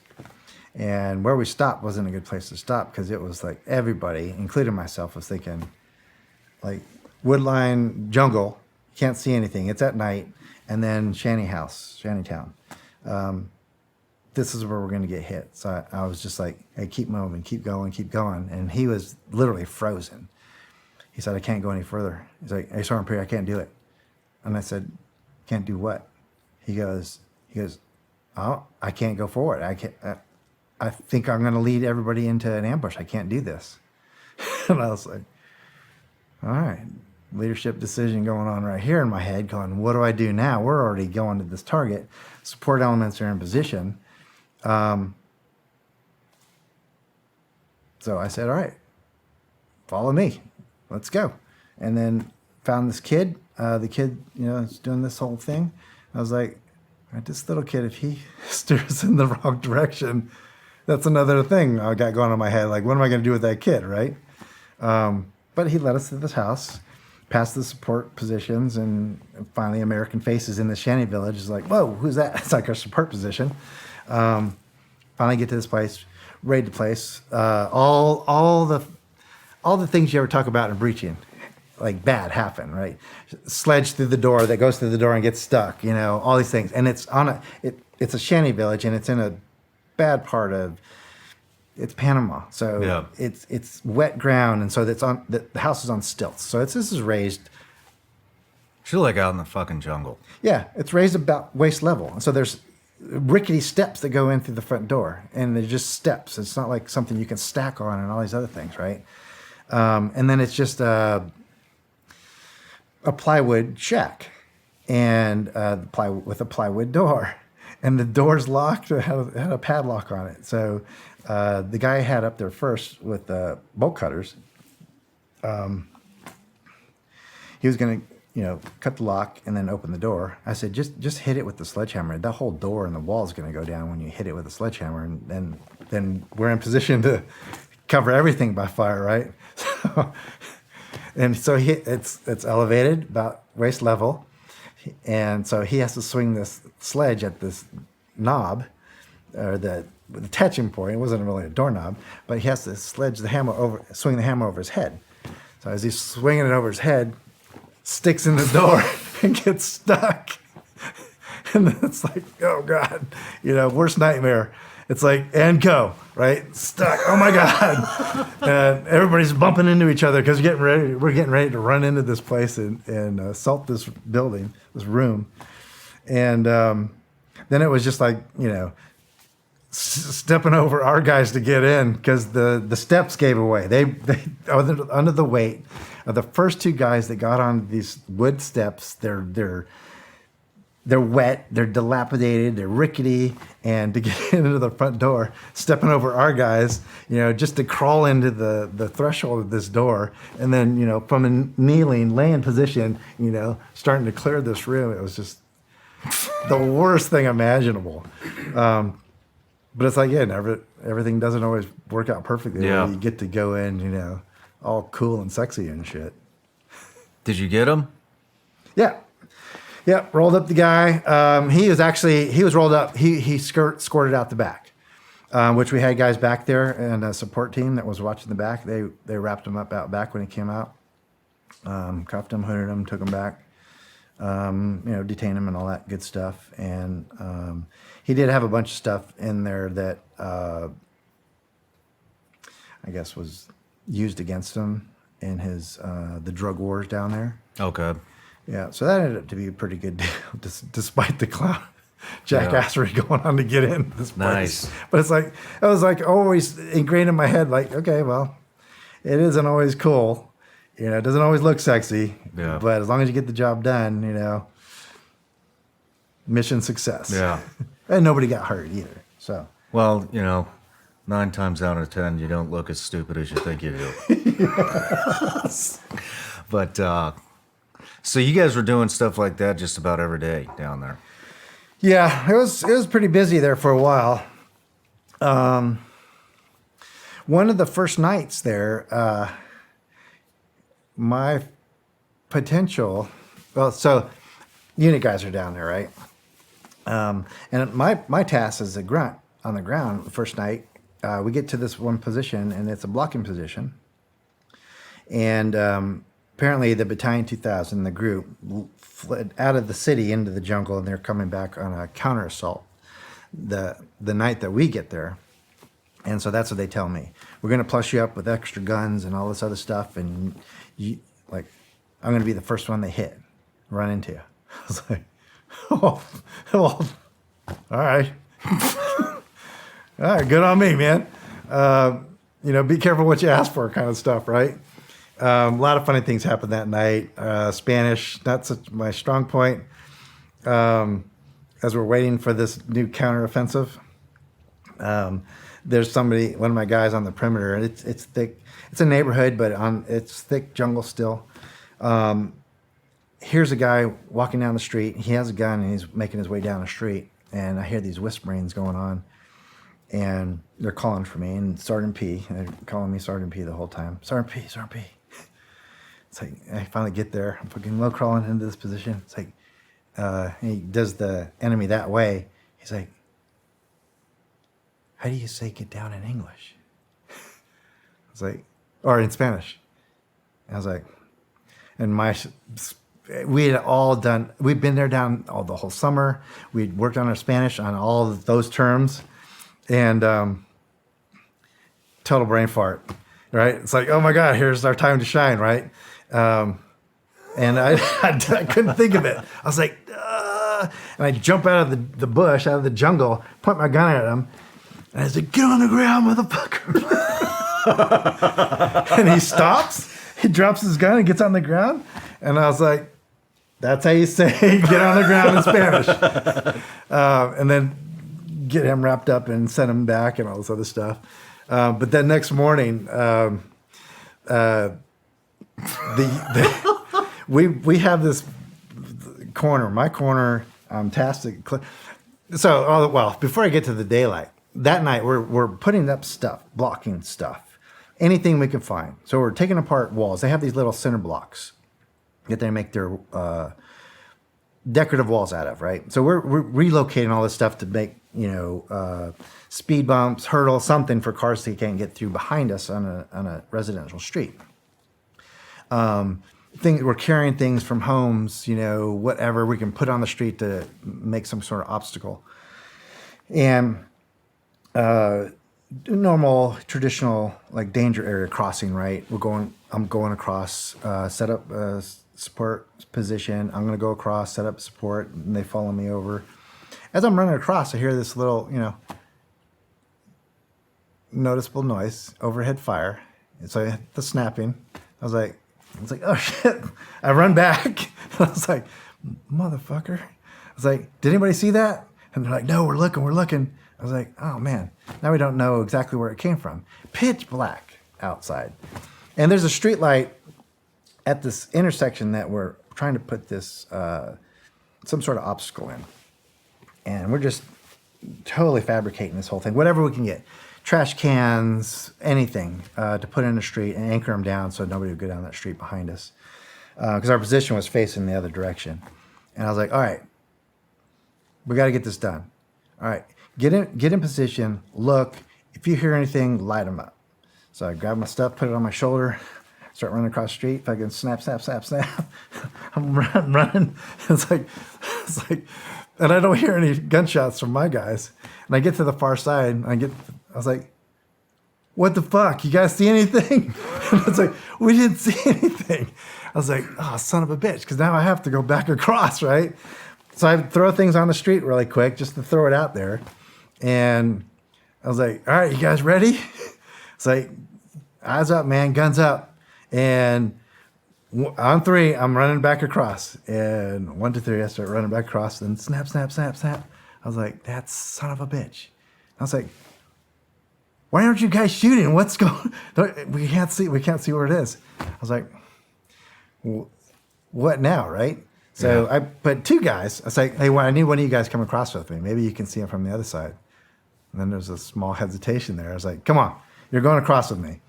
And Smitty, my favorite guy with the 203 guy, he's like, it's a under 203, right, on his M16. Yeah. And I say, hey, Smitty, stay here. Keep your eyes open. We're going back across. So we grab some more stuff to drag across the road. And snap. And nothing from Smitty. And I can't remember who it was that was with me. He's actually one of the guys that froze later on the Christmas raid. But he's running across. He's like, son of a bitch, shoot that motherfucker. This other crap. And Smitty's like, I can't see him. we dropped some more stuff on the road, and we're going back like this 5 or 6 times to build this barricade. And at one point, the last time I go across, I was like, okay, one more thing. I'm going to put out there. We're going to call it quits. Barricades up. We're done. And screw this guy. We'll find him later. I'm thinking, I got to go to the middle of the street, make this final blockage in the road, and expose myself and everything, right? To this dude. Now I'm going to give this guy a momentary, like I'm going to have to stop at one point, right? I was like, well, you guys fucking guns up, get this dude, and I'm not going to stay out there for long. So if you see this dude, take care of this guy. So I run out there. And as I'm running out there and I put the things down, I stop, like I hear a couple of snaps, and I stop. And I looked in the direction that I heard it coming from, like, all right, what, motherfucker? Give my guy something to shoot at, please. Yeah. And nothing. I didn't hear any fire at all. And then ran back off the road. So momentary pause, like, and then ran back into the woods to my guys, and I plopped down in the middle of them. I was like, nothing? They're like, negative, Sergeant. Negative, Sergeant. We couldn't see anything. And mostly because one of the guys was really scared, I think. But then we're like, all right, well, barricades up. We're good. Let's go back. Let's go get back in the fight. That morning, eventually where I end up going, unit guys are coming in this van, and they need to get to the church. What did they call the church? I can't remember what they called the church. Noriega went from to this the church, the Papal Nuncio. Okay. I think that's what they called it. So he goes there for sanctuary, and these unit guys that are coming down this road where the counter assault is supposed to happen. That night, I hear Spectre gunship just tearing somebody up down the road. Right, they're so close we can hear the howitzers, the 40 mics, all the machine gun stuff sounded cool as shit. And they're tearing somebody up. And it's jungle, so you can't see exactly what's down there they're shooting at. I can see the plane, and they're just firing up somebody. I'm thinking, okay, they're taking care of business. They're taking care of that counter-assault group. Well, from that direction comes these unit guys in a white panel van.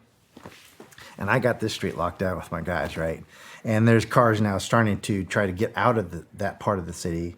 They're backed up. They're stopped. They're not going anywhere, which is good for me because it's blocking the whole road. And Smitty, my guy Smitty, he's down at the far end of this thing, and he calls on the radio, say, hey, Sergeant Poras, you got to come down here. There's some guys in a white panel van. I think they're in the Army, and they want to get through. Now, this road is jumped up with cars that are wanting to leave, right?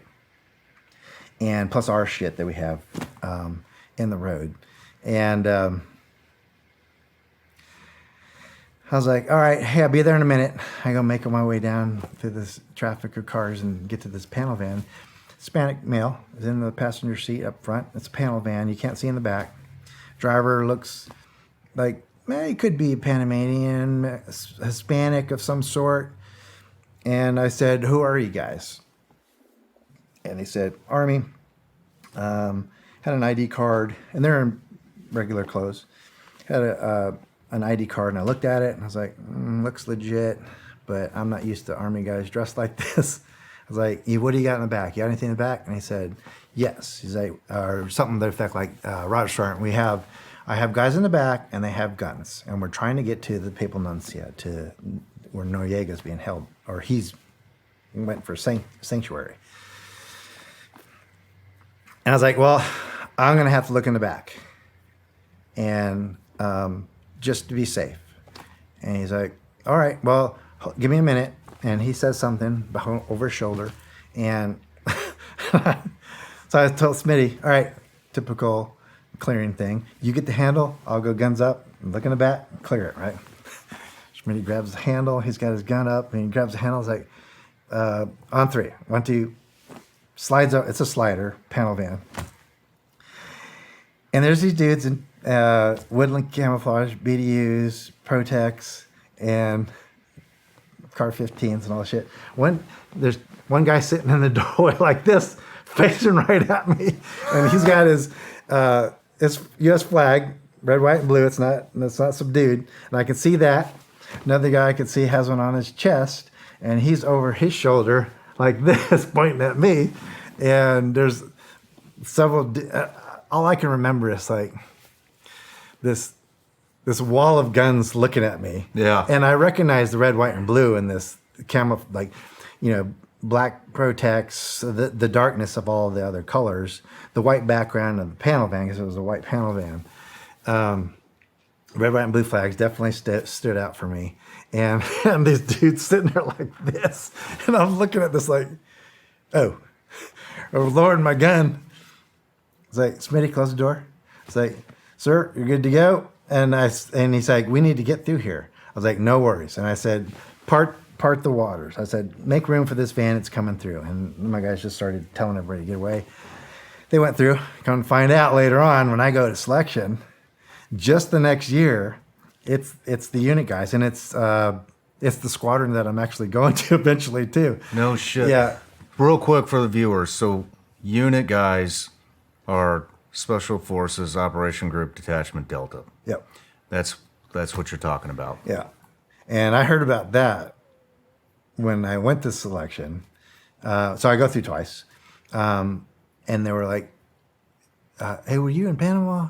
Don't just cause? Are you shitting me? I was like, yeah, they don't talk to you until it's at the end. So this happens at the end. And I was like, Roger Shawn. And they're like, huh. And then they take off. Because actually, so I got the selection, didn't make it the first time, but I made it through enough to where I got some sort of, I don't know, respect. Is this selection for the unit. This is selection for Delta. Yeah. So you didn't. This is the year after Panama. Holy shit! So you didn't become a Green Beret either. Yes, eventually You did. I went to the Q course. Yep. Okay, we'll get to that. Yep. So that was kind of, I didn't know what was happening because I didn't make it, but I went to the not make it shack. So I go through this whole thing. It's just a comical things that I did that time that I knew. I was like, there's no way I'm going to make this. There's no way. Because it was just one mistake after another, and you can't make mistakes because you're so pressed for time and you don't know the time. You're just running around in West Virginia mountains, trying to get somewhere fast. The rucksack on your back. That doesn't happen fast. But you do the best you can, right? And I was just one wrong move, one wrong, valley I was just a mess. A lot of good stories out of that one too, but funny stories. I cracked my head on this rock. I'm making my way up this power line that's got all these rocks, boulders, and they're moss covered. And on a map, it looks like that's a clear spot. I don't have to walk through the woods and over all these deadfall and everything else, right? It looks like a clear path up this mountain. And it's not, because it's boulders, just huge boulders. They're moss covered. And I'm hopping from boulder to boulder. I slip on a boulder because it's moss covered. Rucksack drives my head into a boulder. I get this big old gash on my forehead. And I was like, okay, that hurt. But I'm still going. I get in the woods and I'm continuing up. I get to this one rendezvous point. And they don't talk to you there. They're very stoic, very in lines that they have to say, and that's it. One of them is, do you wish to seek medical attention? And it's yes or no. And I got to this point, and I see this cadre member, and he's just at a checkpoint, making sure that I'm not violating any roads and trails and doing what I'm not supposed to be doing, right? And he notices the blood dripping down my face. And he looks at me, and I see him looking here. I was like, oh, yeah, probably got a goose egg there, but I'm still good, right? I'm not quitting. And he said, do you, color number, because you're a color number only. You're not a person yet. And he said that, color number. He said, and he looked at me, looked at my forehead. I noticed him looking at my forehead. He said, do you wish to seek medical attention? I said, negative, sir. He's like, do you wish to seek medical attention? I was like, negative, sir. And I was like, why did he ask me twice? It's like, how bad does that look, right? And he asked me one more time. I said, negative, sir. He's like, all right, have a good one. And off I went. And I was stuck in my head the whole time. Like, why did he ask me? It's like, how bad does this really look? Right? How fucked up am I? And I got to the end. They do an inventory of what I have and weigh my rucksack and all these other things. And while they're doing that, look at my forehead and like, do you wish to seek medical attention? I was like, why does everybody keep asking me that? And I was like, no, don't pull me. If I see the doc, I'm getting pulled. I was like, no, I don't want to seek. I grabbed some stuff, handy wipes, stuff that I had in my rucksack, and I'm wiping my forehead, and I could feel, a little knot in my forehead. I mean, things like that were happening this whole time. And I made it to the point where I guess it was decently enough to where they actually came up to me later in the going home shack, because there's a barracks for training, and then there's a go home barracks that you go to. It's like, I don't want to end up in those barracks. Ended up in those barracks. And the category members, as they're coming back through the camp, they made it a point to stop. Hey, Sergeant Poras. And it was the first time they called me that. Hey, good job. Unfortunately, you didn't make it. Hope you come back. And were you in Panama last year? You got to be shitting me. Yeah. I was like, Roger, Sergeant. They're like, and then took off. And then I had 3 category members come up to do that. And I remember them to this day. And eventually I see him when I pass the second time and get to operator training course and the unit and all that stuff, and see him in the hallways. And the same guys, as we're passing the hallways, it's one of those things. They're already there, right? They already made it into the squadron. So when you pass them in the hallways, it's like, don't talk to those guys, because they're like the real guys, right? And I'm just the wannabe still. And so you don't talk to them yet. But every time they pass me in the hallway, they're like, you're the Panama guy. And I was like, oh, shit. What were all 3 of them in the back of the van? 2 of them that I know were in the back of the van. One of the guys was up front. He's the guy with the ID. Okay. Yeah. They were asking me the whole time. And then they were also saying, because the Kurt Muse rescue, they got shot down from 9th. Whoever the infantry unit was down there. They're the ones who shot the helicopter down. So it's friendly fire that shot the helicopter down for the Muse rescue. So they were saying that. They're just harassing me, right? Being sarcastic about it. I was like, you're the ones who shot us down. I was like, no, it wasn't me. I was the one on the blocking position that let you guys go, right? I'm the good guy. But yeah, that was funny, in a whole war. There's always something that happens weird and, memorable that is not horrible, So, how did you find out about that selection? I thought you were talking about selection to become a Green Beret. No, I went in '89, I went to SFS for Green Beret stuff. And then in the interim, I'm at Fort Ord, California, and then get orders to go to Korea. So I actually go to Korea. But before I leave, there's on the Armed Forces Network, on the military installation network, they'll actually post the recruiting, like the recruiter's going to be here for this unit at this time, this date, see your first sergeant and personnel NCOs to do this. And some people get cards. They get cards that they've already been administratively checked, and they get cards through the mail system to go to these meetings. But it's also on the installation network channel. And a couple of the guys that I knew had they got the cards mailed. I saw it on the channel. I was like, no, I'll go with you guys, see what this is all about. They had no intention to go. They just wanted to go see what the briefing was all about. And I had no idea. So that's never everything. So you had no idea what you were walking into? That's never something I ever said. I didn't get a card, but I want to know what this shit's about. Yes. Okay. It's like, what? Just like joining the army. I had no idea. Nobody fucking invited me to this party. I'm going. Oh, I'm going anyway, right? This is see what they're selling. I'd already gone to SFAS. Now, I didn't get my Q course date for the Green Beret stuff because I went to Panama. So this is another similar situation that I have at Regiment, right? When I go to Ranger Battalion. So I go to SFAS, I've got a Q course date. The Q course date gets pushed back because now I'm in Panama just cause. So I get back, find out that my Q course date is over the 6-month window. I got to go back to selection before I get another Q course date. I was like, okay, whatever. I kicked it in the ass once, or it kicked me in the ass once. I could do it again, right? I survived it once. I could do it again. I said, yep, I'll do that again, sign up for another test. But in the interim, I'm moving from Fort Ord, California to Korea on those orders. And I see at Fort Ord, and the guys that I know had the cards, they're going to this briefing. I was like, hey, man, I'll come with you guys, see what this is all about. And it was a cool-ass video, right? It's like, and so any moment before that, you read it, and you only read about it in Gung Ho magazine, and at the old stockade they have those stories, right, on Fort Bragg, their original location on Fort Bragg, Soldier of Fortune, just stories that they're writing about the Ranger battalions and the unit and all this other stuff, all this super secret shit they do. Never, it was always good read, always motivational, but never a thought in my mind. It's like, wow, that's cool. Never thought that this is what I want to do. I was always thinking, that's pretty cool for those guys that do that shit. That's badass, right? Yeah. Never, ever like, this is what I want to do, right? It was super motivating to read about. I always thought, put them on this pedestal. Those are those dudes, man. That's awesome, right? Yeah.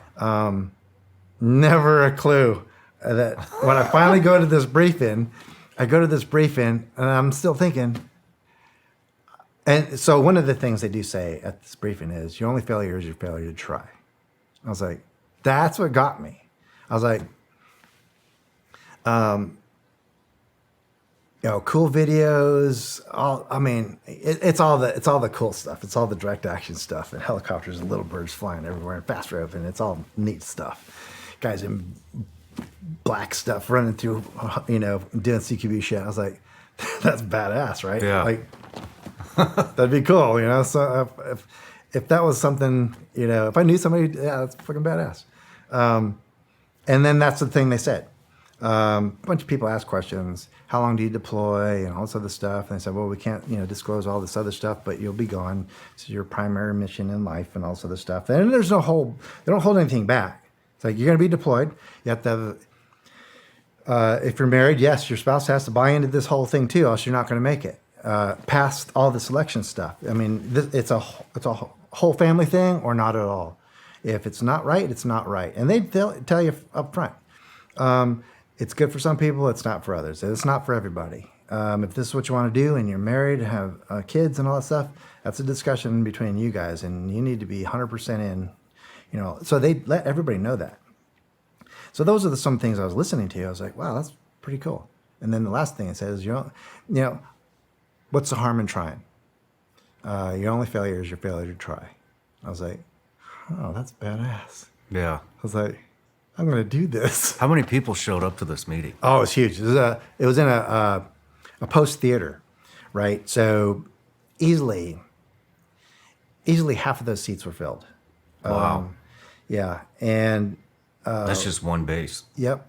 And it was just one briefing. There were several briefings in this week that they were there, right? Okay. So they were going to have these briefings all week, and then the PT test for those that were interested at the end of the week. We'll do initial PT test, the initial screening for those that haven't been screened yet, and official application, and then go from there. And yeah, it was just, it was neat. It was neat to see all that kind of stuff going on. I was like, wow, still didn't see myself there. Like, No shit. This is me, right? I still didn't see me as doing this, but that thing about your only failure is your failure to try. I was like, holy shit. I was like, this is, I tried as hard as I could to get in the Ranger Regiment, and the Army slammed the door on me. I get an open door to go to the Q course. Good thing I get Panama, just cause out of this thing, get a lot of good experience there and life's experience out of that stuff, leadership stuff. But then that delays my whole Q course thing. And in my mind, and a lot of people, I think, is pretty common to think that you should probably do some things before you get there, right? And I thought, well, I'm a grunt, man. I've marched 100-mile road marches, 50-mile road marches with rucksacks. I go on, get to, at the end of a 25 road march, we'll do a hit on a target. How hard can it be, right? Yeah. Oh, my God. totally underestimated my abilities, overestimated my abilities, underestimated what they were going to throw at me.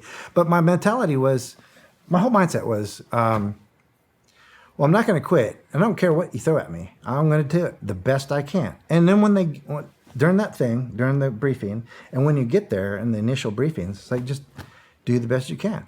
We'll assess whether that's good enough or not, right? So all those things is what just super motivated me to do that. This was a relatively new unit at the time. 10 years, correct? yeah. 10 years into the thing, which is a interesting story I have because you do a panel interview at the end, right? But when I finally go, the first time, there's a lot of people that showed up there that didn't have any intention to do anything. They're trying to get out of deployments and all that other stuff, and they're not there to try. They're just there for other reasons, and of course they're going to fail out. But I get there. I don't know anybody in the unit at the time. I don't know anybody I do know two guys that tried back early in the 80s that left. No, so early in the 80s, this is really new, right? So this is 82, 83. That unit is just brand new, right? I mean, desert, the whole thing in the desert, right? That just happened a couple years before that. So I knew two NCOs that left, studs, triathletes, the whole thing. They go and they don't make it. That was another thing that kind of always stuck in my mind for almost 10 years, 10 years, something like that. That one guy came back with about 2 weeks. I don't remember the time frame. He came back and he's like, well, usually you come back from any training. And if you don't make it, you're a shitbag, right? Yeah. He came back. He's like, that was the best thing I ever could have done in my life. Unfortunately, I didn't make it. I'm not the person that they want. But he gave it everything he had. He goes, so good on him. Because if they want more than what I was able to give, that's fucking badass. He goes, I gave them everything I had, and it's not good enough. And they told me that, just like that. And I was like, wow, that's not normal either, right? Yeah. I was like, huh. And he was fine saying that. That says a lot about that person. He didn't come back and say, I'm a failure. I failed at this. He came back and said, I'm not going back because I literally gave him everything that I had, and I don't have any more to give. So I guess I'm going to keep doing what I'm doing. Soldiering in the 82nd, right? The other dude comes back another week or two later. So he makes it further down the process. He comes back, doesn't make it, says the same thing. I was like, well, first of all, these two studs, I was like, holy shit, they didn't make it, but they're not complaining about anything. They're appreciative of the time that they spent. They're like, well, I guess I'm not what they're looking for because I gave them everything that I had, and they told me it wasn't enough. You're not the person that we want. All right, I'll do that because that's the one best place about that. Like, you don't have to. There's no false bravado stuff. It's upfront conversations. You're either good enough or you're not. You're putting out or you're not, right? And if you're not putting out, well, get your shit together, right? So honest, such an open environment to say, even in harsher terms, right? Like, get your shit together, or you're fucking hitting the bricks, right? Yeah. But you are never in any. You don't know where you stand, right? You're either good or you're not, and if you're not, you better get good or find another job. I mean, there's no animosity. There's nothing holding anybody. It's just matter of fact. There's no grudges. Yeah, there's nothing. I don't care where you came from. Just do your job. That's all we're asking you to do. Do this job. Do the best that you can. Now we're asking you to do more, right? So when you eventually make it in, it's like, yeah, you're expected to do your job and much more to the best and just get better. Just like be a professional soldier and then be a professional, like, commando. This is what you signed up to do. So they ask everything of you, and you put 110% into it. And if you're not doing that, then it's okay. But find somewhere else to work. So it's not. There's no like you do your evaluation, assessment, operator training course, and all that stuff, official selection. And then once you get there, though, it's like it's expected of you to do all that you can to be the best that you can every day you show up for work. And if you don't show up for work, or if you don't want to show up for work, okay, everybody gets burned out. That's fine. Just find another place to go work. Otherwise, if you show up for work, let's get it on, right? Yeah. Let's do it. I loved it. That was the best time ever. And there's some sacrifices if you're going to be a professional and the best at what you do at that.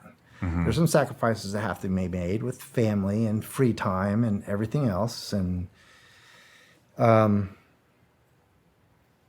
yeah, because if you're not deployed, you're training to be deployed.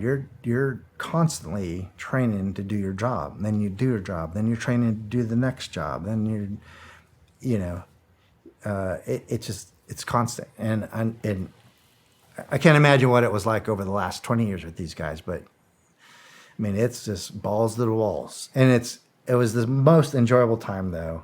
I mean, the expectations of you and your expectations, I was never,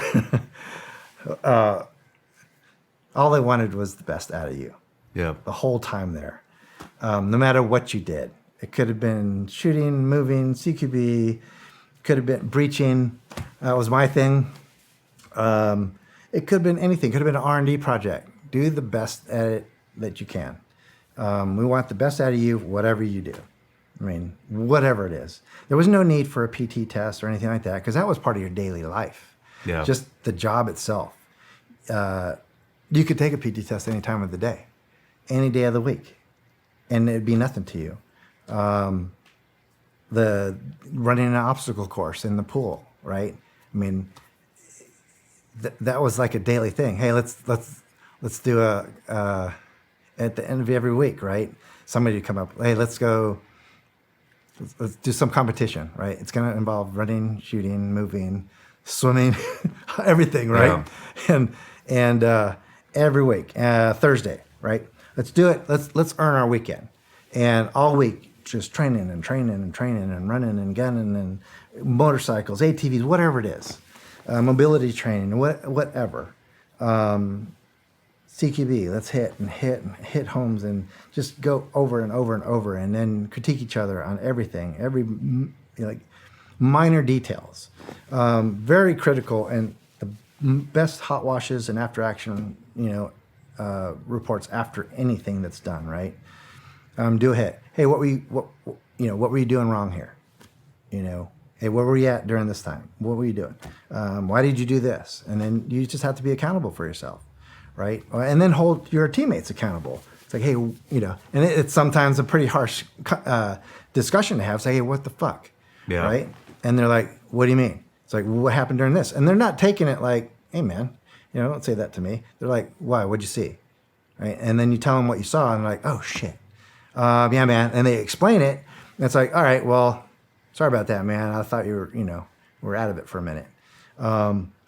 Even like family problems, family issues. Say, hey, dude, you don't seem like you're here today, like 100% mentally. You need to take care of something. And then, let them go for the day. Hey, go home, take care of business, man. We'll see you tomorrow. No questions asked. Yeah.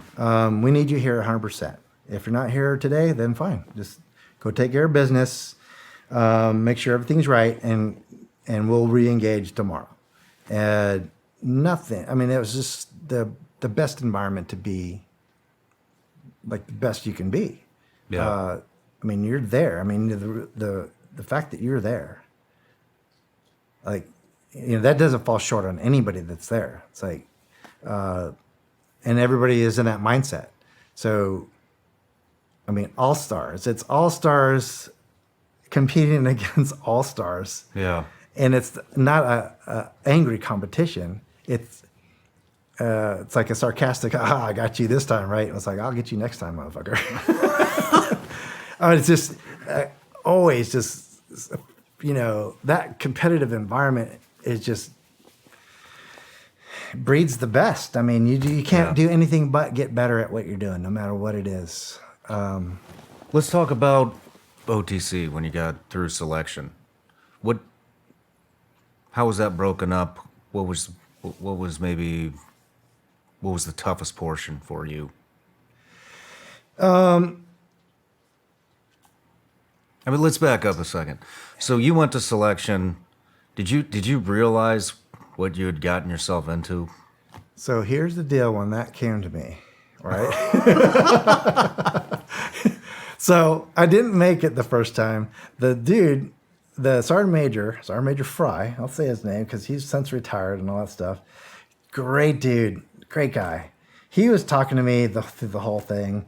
And he's another one of the guys that I had talked to, was operational now in the training side of the house when he's bringing me on board. Just very matter-of-fact-ish. And he just kept saying, well, just do the best you can. That's all we're asking. And don't worry about that. You're worrying about, he didn't say, well, you're worrying about stupid shit, small shit. He just kept saying, don't focus on that. Just keep doing the best you can, and you'll be fine. That whole mentality through the whole thing was just awesome. But when I finally realized my second time through, that's why I even came back. So I made it pretty far. I didn't know how far I made it in the process, but I made it pretty decently. After I made it and I find out, oh shit, that was the point where I got cut the last time. I get back and really very smooth. And I attribute all that to just training. I didn't overtrain. I trained just good enough. I did make some of the same mistakes I did on navigation, but I made up for it. I knew I had to make up for it, apparently, because I made it. And eventually you make it to the end of this one spot, the official selection phase, and you're allowed to drink. You're told to have a seat, get on something warm and dry, and sit by the fire with whoever's there. There was 2 people that were there, other selectees. That's it? Yep. And so there's 3 of you. Out of that class, I think there was 12 total. Fuck. I'll try to. How many I think that's how people? many were in my OTC class. 12 people. I think so. Yeah. And they have this, the grog mix, whatever that is, fruit, wine, whatever they call that stuff. Drink that. It's horrible.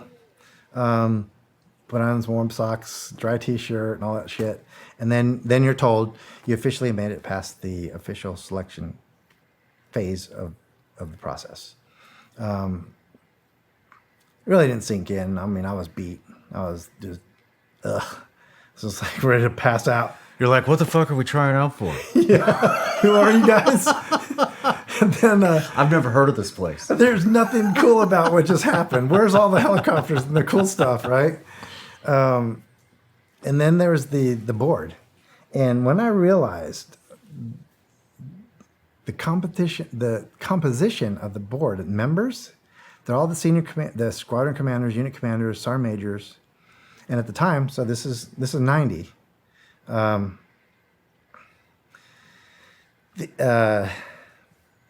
They're all the plank owners. They're all the guys that were in Desert One, right? It's like they were the guys who were there who started the whole thing.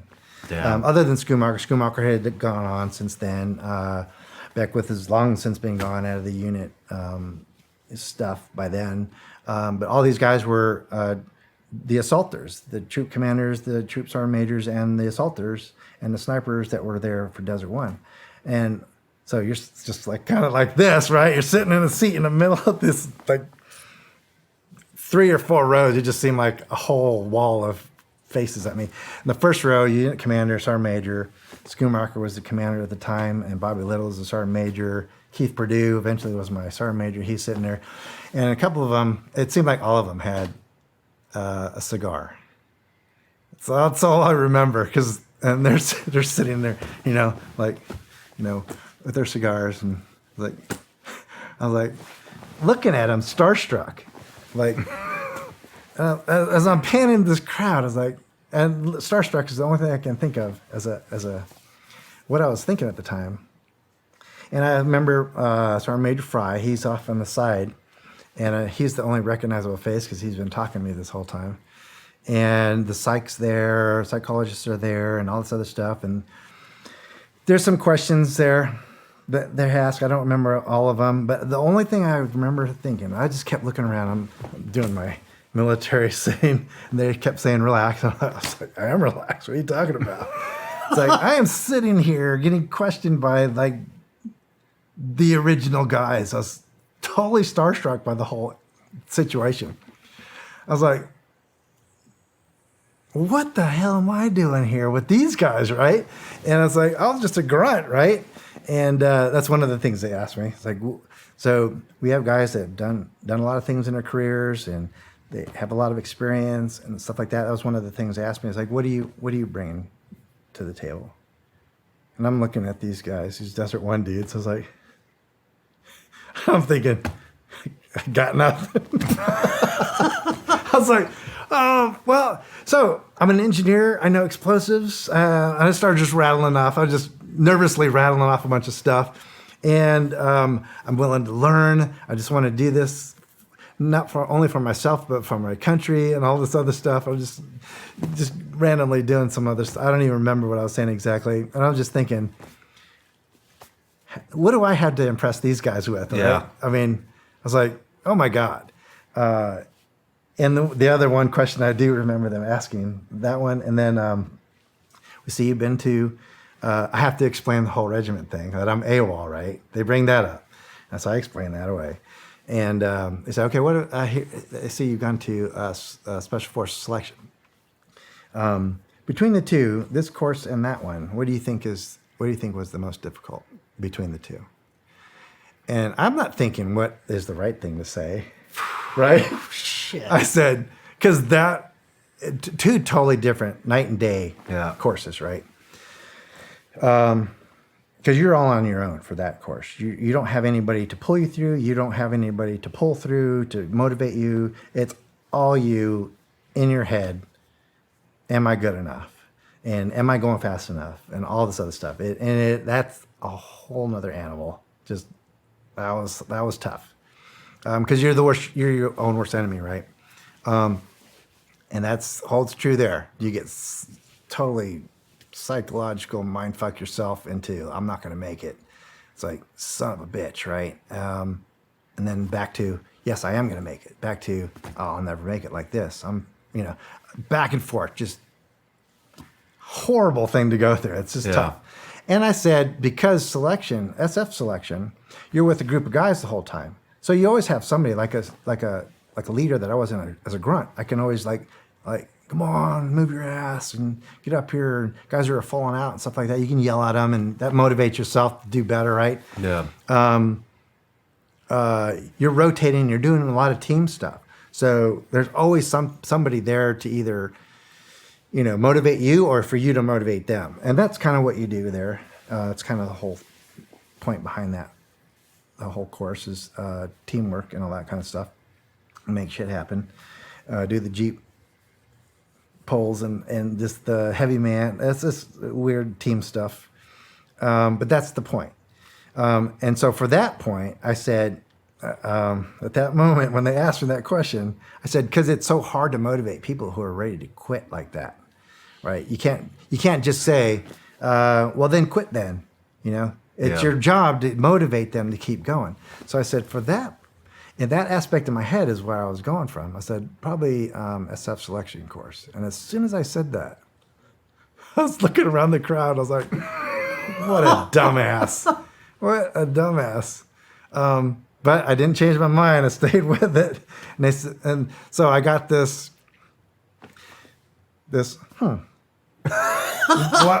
Why would you say that? They're like, we need to revamp this course.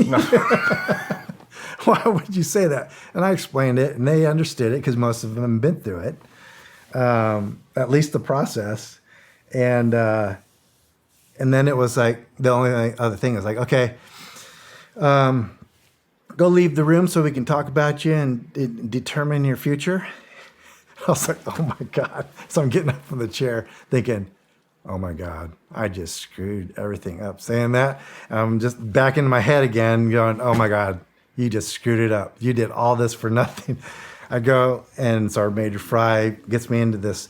So in the mudroom in these buildings, in a regular storefront too, they'll have an outer door and an inner door. And then there's always a vent to, like going into a restaurant, they have that a lot to keep the flies out and the weather out, or, there's a little, like a foyer between the two doors. And so that's where they put you. And I swear they turned up the heat in that thing because it's called the sweat box. Is it? Yes. And I go in there and I'm just beating myself up in my head going, oh my God, why did I say that? What was I thinking? These guys know better than that, right? I was like, just all in my head. And Sergeant Major Fry, he comes out and he's like, so how do you think you did? He's like, all right, they're ready for you to come back in. He's like, how do you think you did? I was like, man, I screwed up, Sergeant Major. I'm not feeling good about this.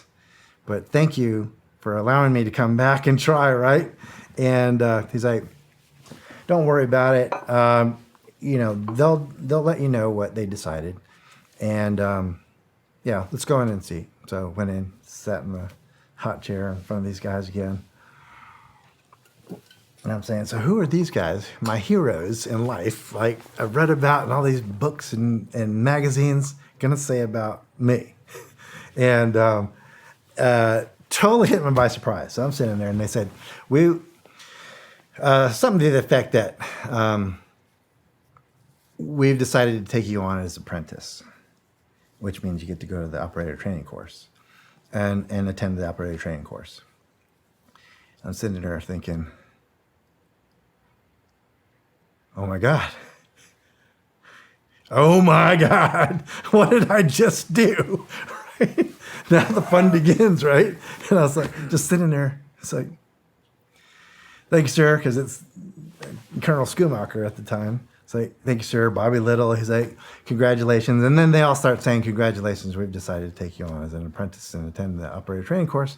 And they're starting to say that. And they say a few things. The psych, I don't know if it's a mind game or something like that, but they ask the psychologist, like, what do you think? And, all that stuff. And it's just a real brief thing for that moment. And they said, well, congratulations. We've decided to take you on as apprentice and attend the next operator training course. And I was like, lost for words. I was like, you got to be shitting me. I'm thinking, oh my God, I just made it. Damn. And then I was looking at everybody, and then they're like, okay, you can leave now. I just got up. I was like, okay. And Sergeant Major Fry, I'll let you know what the next phase is. And I go to the same barracks I was in before, but now it's the successful passing guys that are there. And Sergeant Major Fry is like, well, congratulations, Sergeant Poras. He's like, you won't have any regrets for this. You did a great job. He had all good things to say about you. And now it's on to the operator training course. So I'll see you when you get the brag. The admin guys will get you hooked up with all your orders and all that stuff. So I had to go fly back to Korea, out process there, come back a couple months later. They actually said, I was halfway through my tour in Korea. They said, that was one of the questions they asked me. Well, what would you think if we asked you to go back and finish your tour in Korea and then come back after that? I was like, roger that, sir. I mean, if that's what you're saying, then that's what I'll do. I'll go back and do my soldier stuff and come home back. And it didn't. They didn't. They cut me my orders. I went back, and my orders were already waiting on me by the time I got the flight back to Korea, and started out processing and back to Bragg. Yeah, it was when I got to the barracks after that, the interview.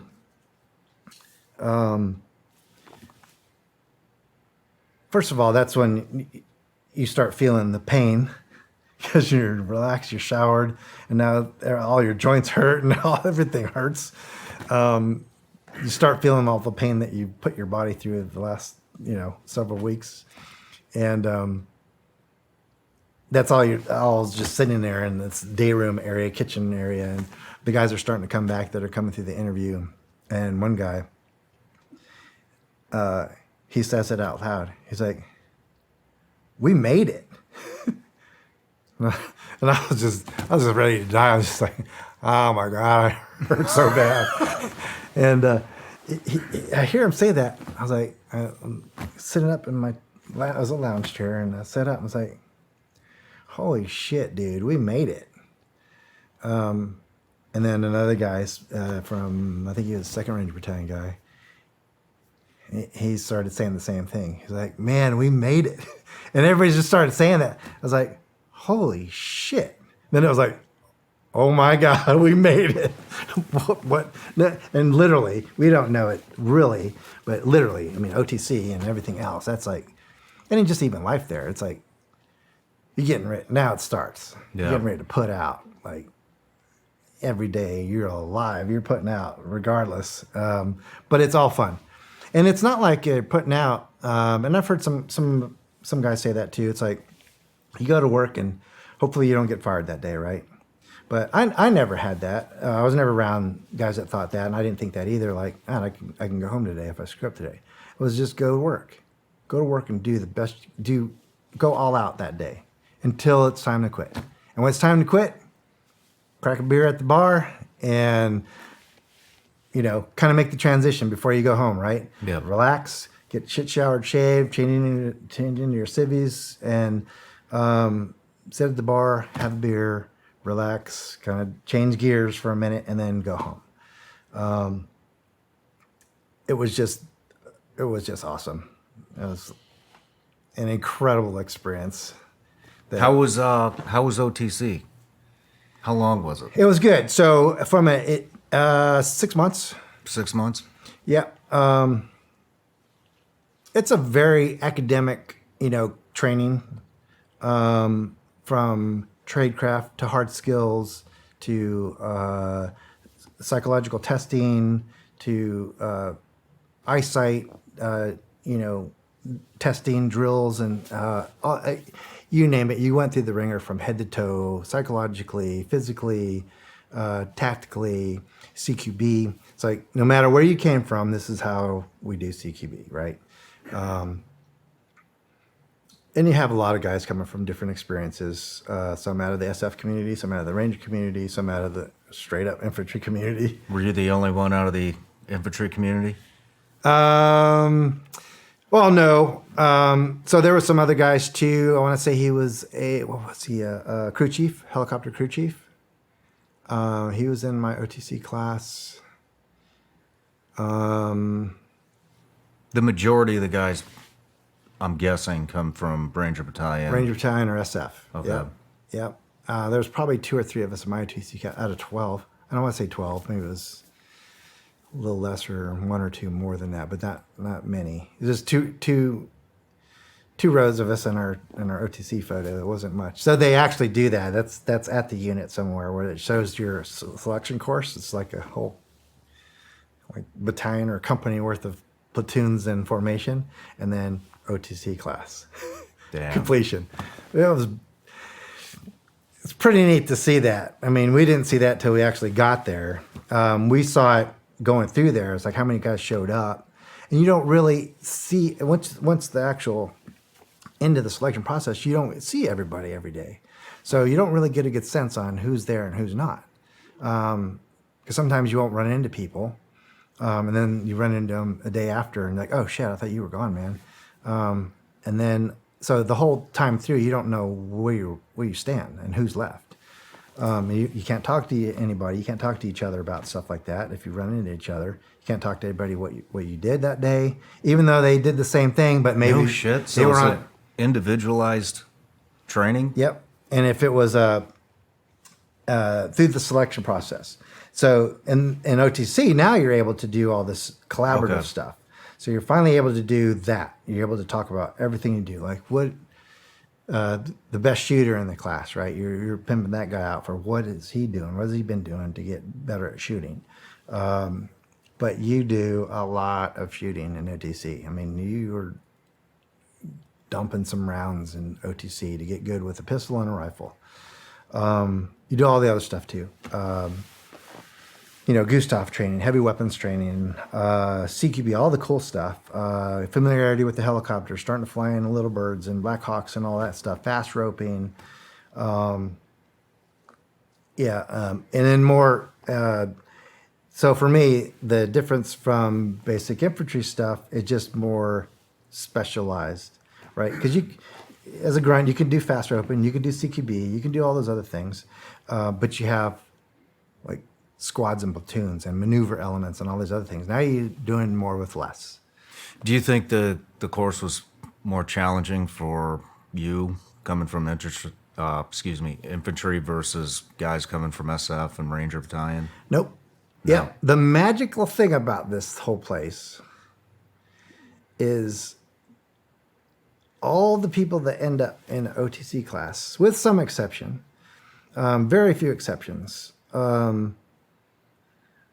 there is no, you're somehow on an even plane. And there's no egos, to some extent, there's always some of that, but they're not bashing you from where you came from or where the other person came from or the aircraft crew chief, right? The mechanic, right, that makes it through. It's like he doesn't get treated any different from his teammates or the OTC cadre, which are squadron members. All the guys that were our cadre, our TAC, were their last thing was the Desert War. So a couple of them were injured and recovering from injuries and stuff like that. And that's the thing you see at the unit too when you're walking around just the DFAC. There's people running around in crutches and wheelchairs. It's like, holy shit, this is real. These guys are in it. Yeah. Right. And that's when you really get a sense of, okay, this is for real. I've been training all my life for this stuff, and there's no time for like, oh my God, that's the reality of the situation. It's like one of those, yep, I signed up for it. Let's do this. People in back braces, crutches. One of our cadre was shot, I think, in the ankle or something like that. OTC cadre. And he's like, yeah, he didn't think anything of it. He's like, well, yeah, it's the hazards of our chosen profession, right? Yeah. And that's the mentality. It's like, oh my God, I got shot. I can't do this anymore. It's like, no, I'm going to get healed and get back in it, right? So that mentality is prevalent throughout the whole building, and it's just an incredible environment. There's no, so there are like super massive egos, but you're all on the same plane, right? This is like, two Super Bowl teams going at it. It's the best that they got going at it, and winner take all. Yeah. Maybe next time we'll get you, right? And somebody's got to win, somebody's got to lose. Yeah. Right. But oh my God, it was just an incredible environment. It's like there's no animosity. There's no false bravado stuff. I mean, because you'll get called out on stuff like that, and it'll show in your performance. It's like, yeah, whatever. We don't got time for that. If you perform, you perform. If you don't, you don't. We don't need to hear you yelling, motivational stuff. It's like that stuff's gone, man. You left that behind in the regular army when you came to this place. Yeah. Colonel Schumacher at the time, when he gave the briefing, the newcomer briefing, he said, you guys should have talked about it if you're married. For those of you who are married, you should have talked about this before you got here. If not, we're going to ask everything of your husbands that are here. And this is their job. This is what they're going to put first. If you're okay with that, then you'll be fine. Because we're going to ask everything of your husband. He's going to put in a lot of extra time here, and we're going to be deployed, and sometimes you won't even know when and where that happens, because we were all on pagers back then. Pager goes off, see ya, got to go in, and it's either a training mission or a real world mission. You didn't know till you got there. There were little codes they used to send, but if it was just a pager check, things like that. But if you're okay with that, that's what you're signed up for. Just if you didn't know it before now, this is what you signed up for. And we don't got time for drama and all this. And he laid it out there. He's like, we don't owe you anything. right? You guys are putting out for this unit in our country, right? And if it's at any point too much, no questions asked. You can leave. Just say the word. No harm, no foul. It's not a failure thing. It's just, it happens. So if it happens to you, then just say so. Don't hide it, because that'll show in performance. But yeah, hell, my sister died when I was there too, and I was like, I can't go on this mission. There was some mission coming up. I was like, I can't go on this. My head's not in the game right now. And they're like, oh, roger that. Hey, thanks for saying that. And they gave me something else to do while I was in the rear with the gear, right? And I was fine with it, and they were fine with it. And that's exactly what everybody did. Injuries too. Even injuries you did to yourself, where you worked out too hard, you pulled a muscle or something like that. You're like, well, now you can't, now you're unemployable, right? You're not deployable. So that was a very thing. And so even the working out, we had people that taught us how to work out without hurting ourselves, like professionals to go in there to help us do those kind of things. And back then, before CrossFit was the whole thing, it was like train like a gymnast, right? You're not training like a bodybuilder to do bodybuilding competitions. You're training to be a gymnast. Flexible, agile, do all these weird things, because you're literally climbing buildings with all your kit on. Fast roping, climbing ropes, climbing caving ladders, all those things, getting into small confined spaces, so it's training like a gymnast. So we had all those people coming in and teaching us how to train properly and not overtrain and be always mission ready. Because if you pulled a muscle, sprained something, guess what? Now you're a liability. And now you're gonna have to sit this one out. Sorry about that, right? Yeah. And you get those talks though. You get those talks. I mean, loved it.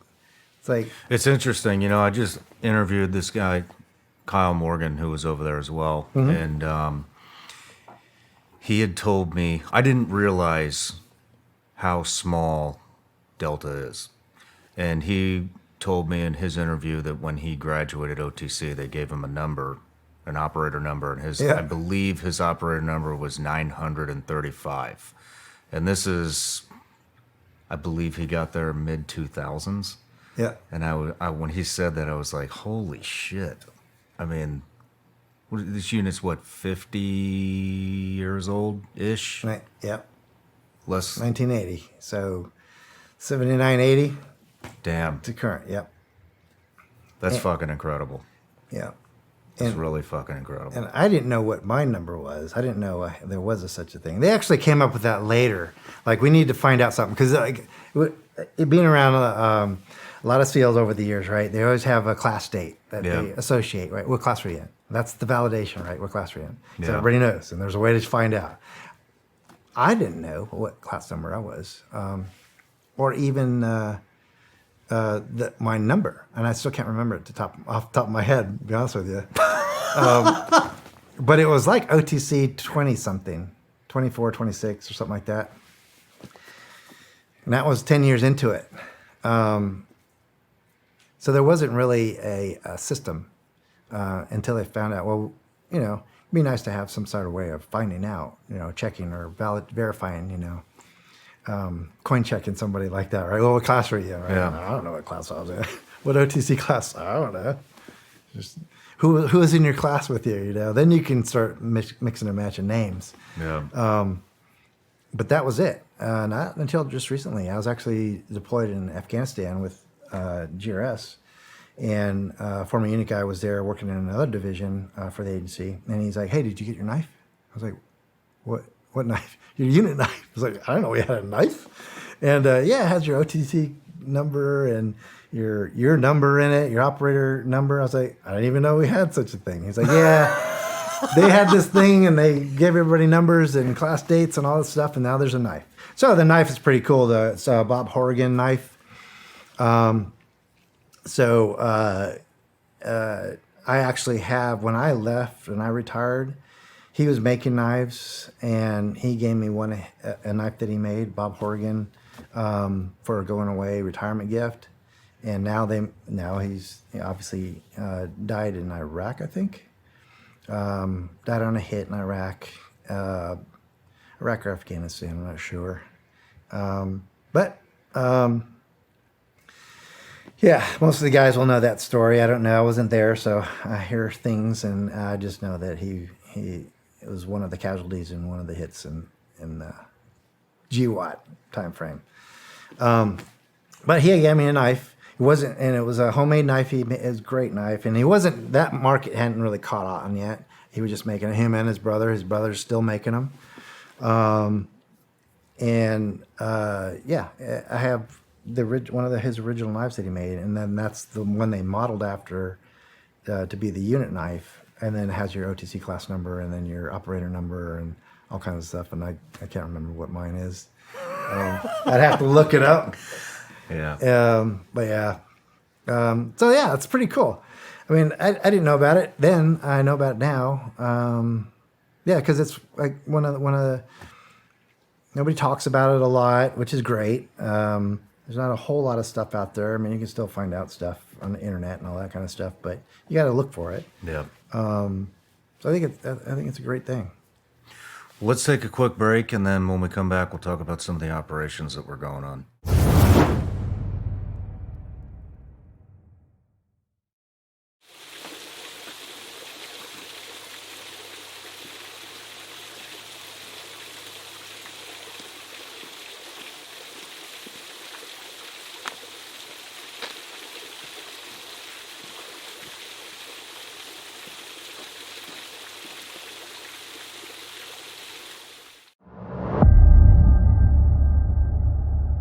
These people would gut your sister.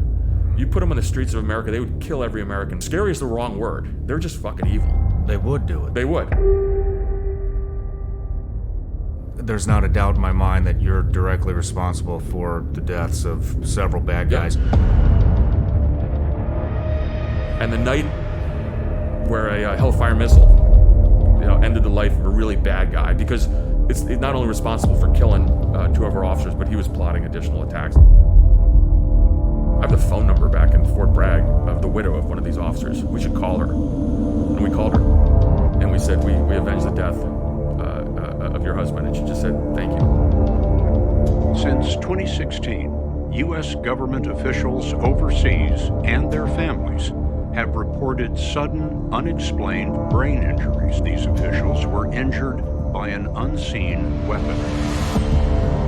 But look, in 2016 in Havana, Cuba, at the U.S. Embassy there was a rash of these, kind of mysterious injuries in which U.S. intelligence officers and diplomats, as well as the Canadian embassy staff, heard this kind of high-pitched sound, but really suffered debilitating injuries.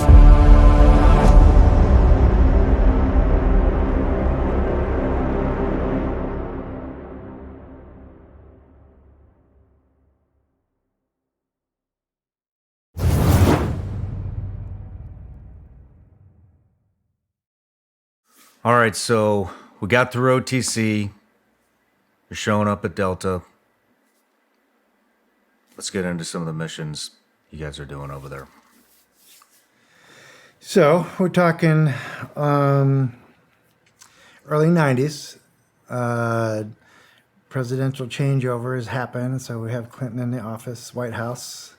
So the no-war president is a busy decade ahead, regardless of that fact. So there was always still the residual from Iraq. So the Desert Wars were still no-fly zones, all that stuff. That's established. That's still there. We're still there. We still have troops out there monitoring the no-fly zone in Iraq and those kind of things. Scud hunts, those are ongoing. That's the biggest thing. So as a new guy, that's what I get rolled into.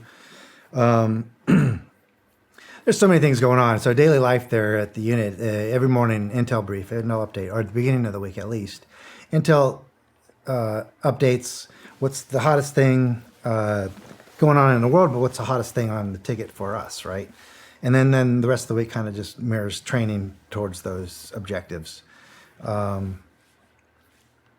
Call-outs could happen at any time during that time for any one of those things or any other number of things. So that's kind of what we're getting ready for. So when I show up, early 90s, get to my squadron, get to the team, And we have several things going on. We have, Bin Laden was always a thing. That's been going on since the late, 80s? He's been on the FBI most wanted list since then, right? So that's almost not an issue anymore. It's like, whatever. He's just still there on the most wanted list. Of course, the 80s and all the things that are coming out of the 80s, all the attacks in New York and everything that's happening then, those are all kind of things that have happened, but nobody's tying those things together. Interesting thing about that is we used to say, in just a normal conversation, and we're traveling around the world and saying, well, if the bad guys only knew how easy it would be to get a plane and fly it, get in a plane and fly it into who knows where. DC, obviously, those are the big targets, stuff like that. And just because at the time, it's easy to get on a plane and go anywhere, especially if you're in Africa or in the Middle East somewhere. There's none of the TSA stuff that you see nowadays, or even in those countries now, it's a little bit more stricter. But then you can get on a plane, anybody. You have the money, buy a ticket, go wherever you want. Do you have a visa, passport? Almost doesn't matter sometimes. So we all had that stuff, but that was some of the things that we used to do is travel around the world and see how easy it is to get from point A to point B in these countries without any official paperwork. And that's how we knew it was easy to get around anywhere. And that's a kind of sidebar discussions about, joking in the team room about, the bad guys only knew how easy it was to get around and how easy it would have been to get a plane and fly it into, well, we didn't mention New York or anything, but we thought, DC and all those kind of big things. 10 years later, guess what happens? Yeah. But early 90s, I'm a new guy, so I'm getting into the team breaching thing. I'm a team breacher on an assault team. Loved it. Spent most of my time on the range either shooting guns or blowing shit up and trying to figure out how to do that effectively, both of them. Becoming the best at whatever it is I was doing, right? And blew myself up a couple times in the process. It's like, how close can you get to these things, right? Yeah. No, yeah. So we did have technical folks to help us with the sensors and all that stuff, but bonehead knuckle dragger operator, it's like, well, let me see if I can get closer. And until you get slapped by a charge, then okay, that's close enough. We'll back it up a couple inches. But yeah, I got into that. So intel stuff. IDs on the radar. We still have the things in Iraq going on. The Hans Blick thing in Iraq, the inspection teams, those are going on. We're trying to get embed into those teams so we can get access to the stuff in Iraq. What is that? Hans Blick, he was the UN inspector, or he ran the UN inspection team for the weapons of mass destruction in Iraq at the time. Okay. So he had these teams, and we were trying to get embed into his teams to get access to underground facilities in Iraq. So we still had the no-fly zone going on, the post-Gulf War stuff still, established with the no-fly zones. ID's on the radar. He's in the intel reports. Pablo Escobar is being hunted in Colombia. What other things are going on? Well, let's start with Iraq. So you guys were embedding with these teams. Did you get in? Not me. I was a new guy. So most of the senior guys were able to, a little bit more experience to blend in, and they were, in the unit longer, so they were obviously given a lot more clout cover to do that kind of stuff, more relaxed. I was a new guy concentrating on getting good at basic stuff at that point. Okay. Still not able to talk to anybody. That's kind of a. So you're allowed to talk. I mean, it's not like, hey, shut the fuck up, new guy. But shut the fuck up, new guy. What do you know, right? Yeah. Just listen and learn, right? Those are the first, year that you're there out of OTC, which you think you know it all by then, and then that's the beginning of it all, really. So that's what's going on in Iraq. We get people on those teams. What is the first operation that you personally went on with your unit? Shoot. I trained for all of those, but so it's a rotational thing, right? Mm-hmm. So the first ones were all those, but in the rotation that the squadrons are rotating through the operational side, those are the ones. The first one that I was on that didn't go was the ID'd hit, was in Mogadishu. That totally started different than what it ended up to be. So if you think back during those times, Clinton and stuff like that, it was in 92. So I get to a squadron in 91. In 92, I'm still a new guy. And, you know, it's the coolest thing ever that I've experienced. And I'm just loving life at this point. Just being there and being part of the team and all this stuff. The initial call out was extremely low vis. So it was like the Dirty Dozen, right? 13 guys, an assault troop, or some assault team is going to go in one night, grab them, and then get them out, right?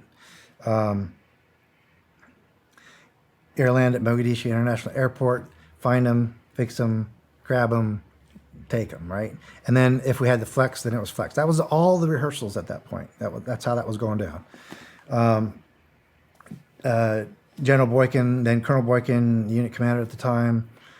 We go through all the drills and we're practicing and rehearsing for vehicle interdiction, which is a whole new animal with the minimal like aircraft we were going to take.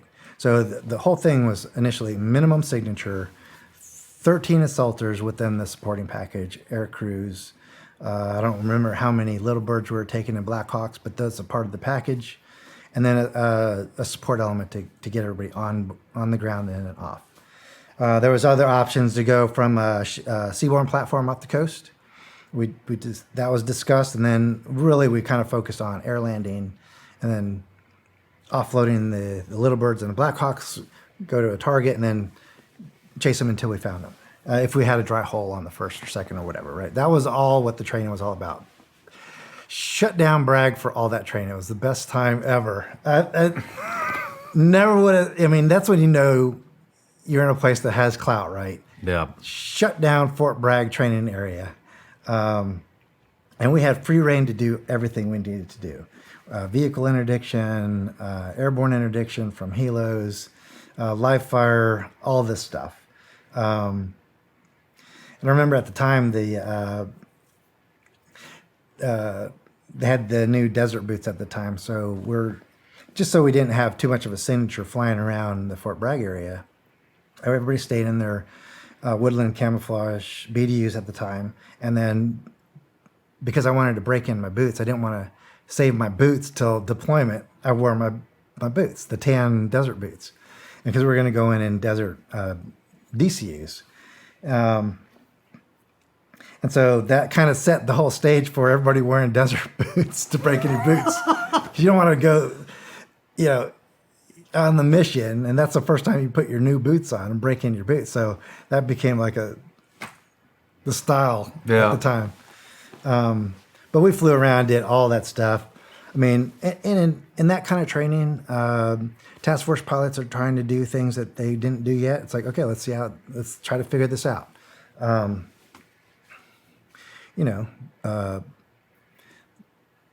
Pretty dangerous training, right? Blackhawks trying to get into tight spaces, in the mount site there at Fort Bragg, trying to support the mission, that kind of stuff. Little Birds almost falling out of the sky just because of the weight alone that we were putting on the birds, and the lift capacity of the birds and all that stuff. I initially the team I was on was going to be 13 assaulters. That's it. So amongst the 13 assaulters, I was on a team that was supposed to be a blocking position around the target area. So on a Little Bird, there was 3 of us. Took away one pilot because we needed the weight to carry Mag 48s, the ammo to go with Mag 48s. I had a saw with a backpack full of ammo, the fast ropes, the Carl Gustavs, the AT4s, the Claymores. a little bit of concertina wire, and so with 3 guys at 200 plus pounds with all their Shit. kit, right? So, and then it was a flexible thing. So if you were a blocking position, literally it was set up, put claymores in around basic, back to basic infantry skills. Claymores out, and then as soon as you leave, don't recover anything. Crack the claymores, and then get back on the birds and go.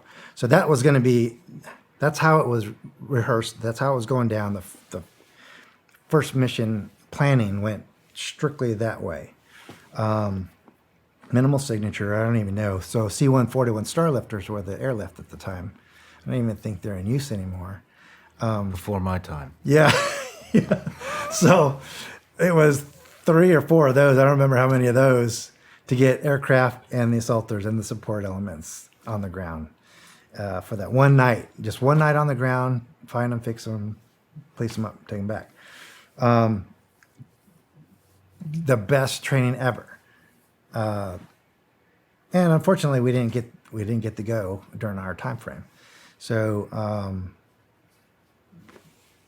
next squadron gets it by the time it comes around to deployment time, and now the plan is to hide within this whole assault force, the Army from Germany and the Marines on the ground and everything else.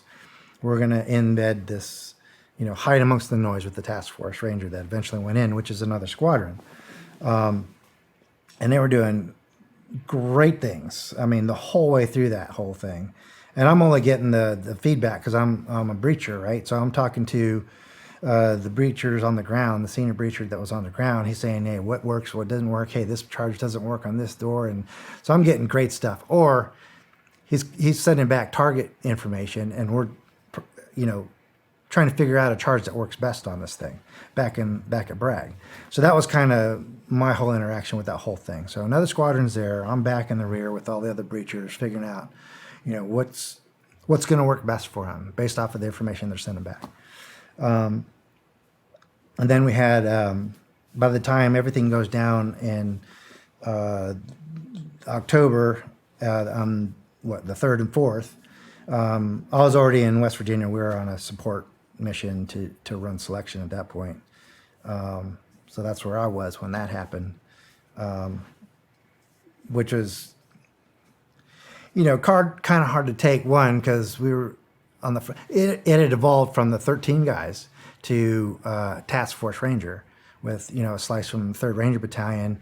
And we were, when we had it first, we were hinting or maybe suggesting maybe we needed a platoon or maybe a company or a couple platoons of Rangers to do the outer cordon stuff and then maximize the operators on the target. So it's got like teams like us wouldn't be on a blocking position somewhere. We can be useful inside the target building. We were talking platoon or 2 or maybe a company minus or something like that at the time when we left it and pushed it on to whoever took it next. It might have been another squadron before the guys that left went. Then it ended up to be a whole task force ranger slice, a bunch of folks doing great things for our country. It was just awesome to hear what was going on over there. I was in a support role back at Bragg, back in the rear with the gear, R&D and charges. Then we went to West Virginia to do all of our other regular missions, training and training support and running a selection course. So that's part of.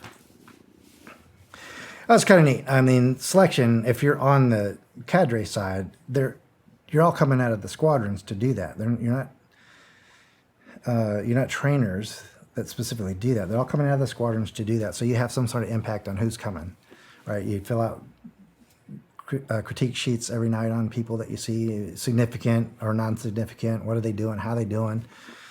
So that was pretty good. And then we left. So interesting thing about when I went to selection, I can't remember the call out. It might have been the Desert Storm or something like that. When I first went to selection, at one point, the young cats that were in pretty good shape left, and a bunch of older dudes came in. Still in shape and stuff like that, but definitely older dudes were like, what just happened, right? Well, they got called out. So they mobilized the squadrons, and then other folks that were in the building, former squadron members, would go do the selection support. Same thing happened to us. So we were there first in 93 to do the selection course, and then October 3rd and 4th happens. We get called back, we get recalled, and we get backfilled by other former squadron members in the building to go finish. So that was kind of, I knew when it happened to me, I was like, what just happened? You know? So that was another moment that happened. But yeah, it was good times. That was on the initial thing, only because I don't speak Spanish that well. The whole Colombia thing and the Pablo thing went away for me. They wanted all, as near best, you know, native speakers, obviously, if you can get them, but at least if you knew some Spanish, then you went down there to support that mission. Well, let's talk about that mission. What was going on down there? In Colombia? Yeah. It's all training with the locals down there. So it was always the intent, hopefully, for the local Colombians to do the work, right? But then train them to do the work the right way, with always a kind of a mindset towards, well, if we had to do it, we have guys on the ground that know the area, know the ground, know where the locations are, you know, all of his locations, his Do security what? posture. To Do what? To capture mission if it came down. Escobar? Yep. So it was always the intent to have the Colombians do it, but if it ever came down to, okay, let's do it like Noriega and then all the other guys that had been snatched up over the Pipwicks in the 90s and all those guys, if it ever comes down to that, then we have guys on the ground who've seen the ground, who know where he is, who know what he looks like, who knows what his security posture is and everything else. So it'd be an easy transition. It's like almost like an ADVON. We have guys there already that know everything about what's happening. And you were one of those guys? I got to Panama to train some of the folks, and that's as close as I got to that. And I was just training the locals how to shoot, move, CQB, all that, to do the work, right? Their assault teams, how to do all that kind of stuff. So it's as close as I got to that one. So that's kind of been the story of all these things, right? Where it's like I'm so close to all these things, but I never got there. It's like, so close, but so far. I was too young, really, junior, really, and when I say young, in the unit to get into the inspection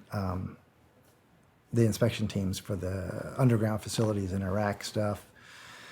Priority goes to senior guys, and they get the first chop on things. Of course, they're all going on all those things. What was the other ones?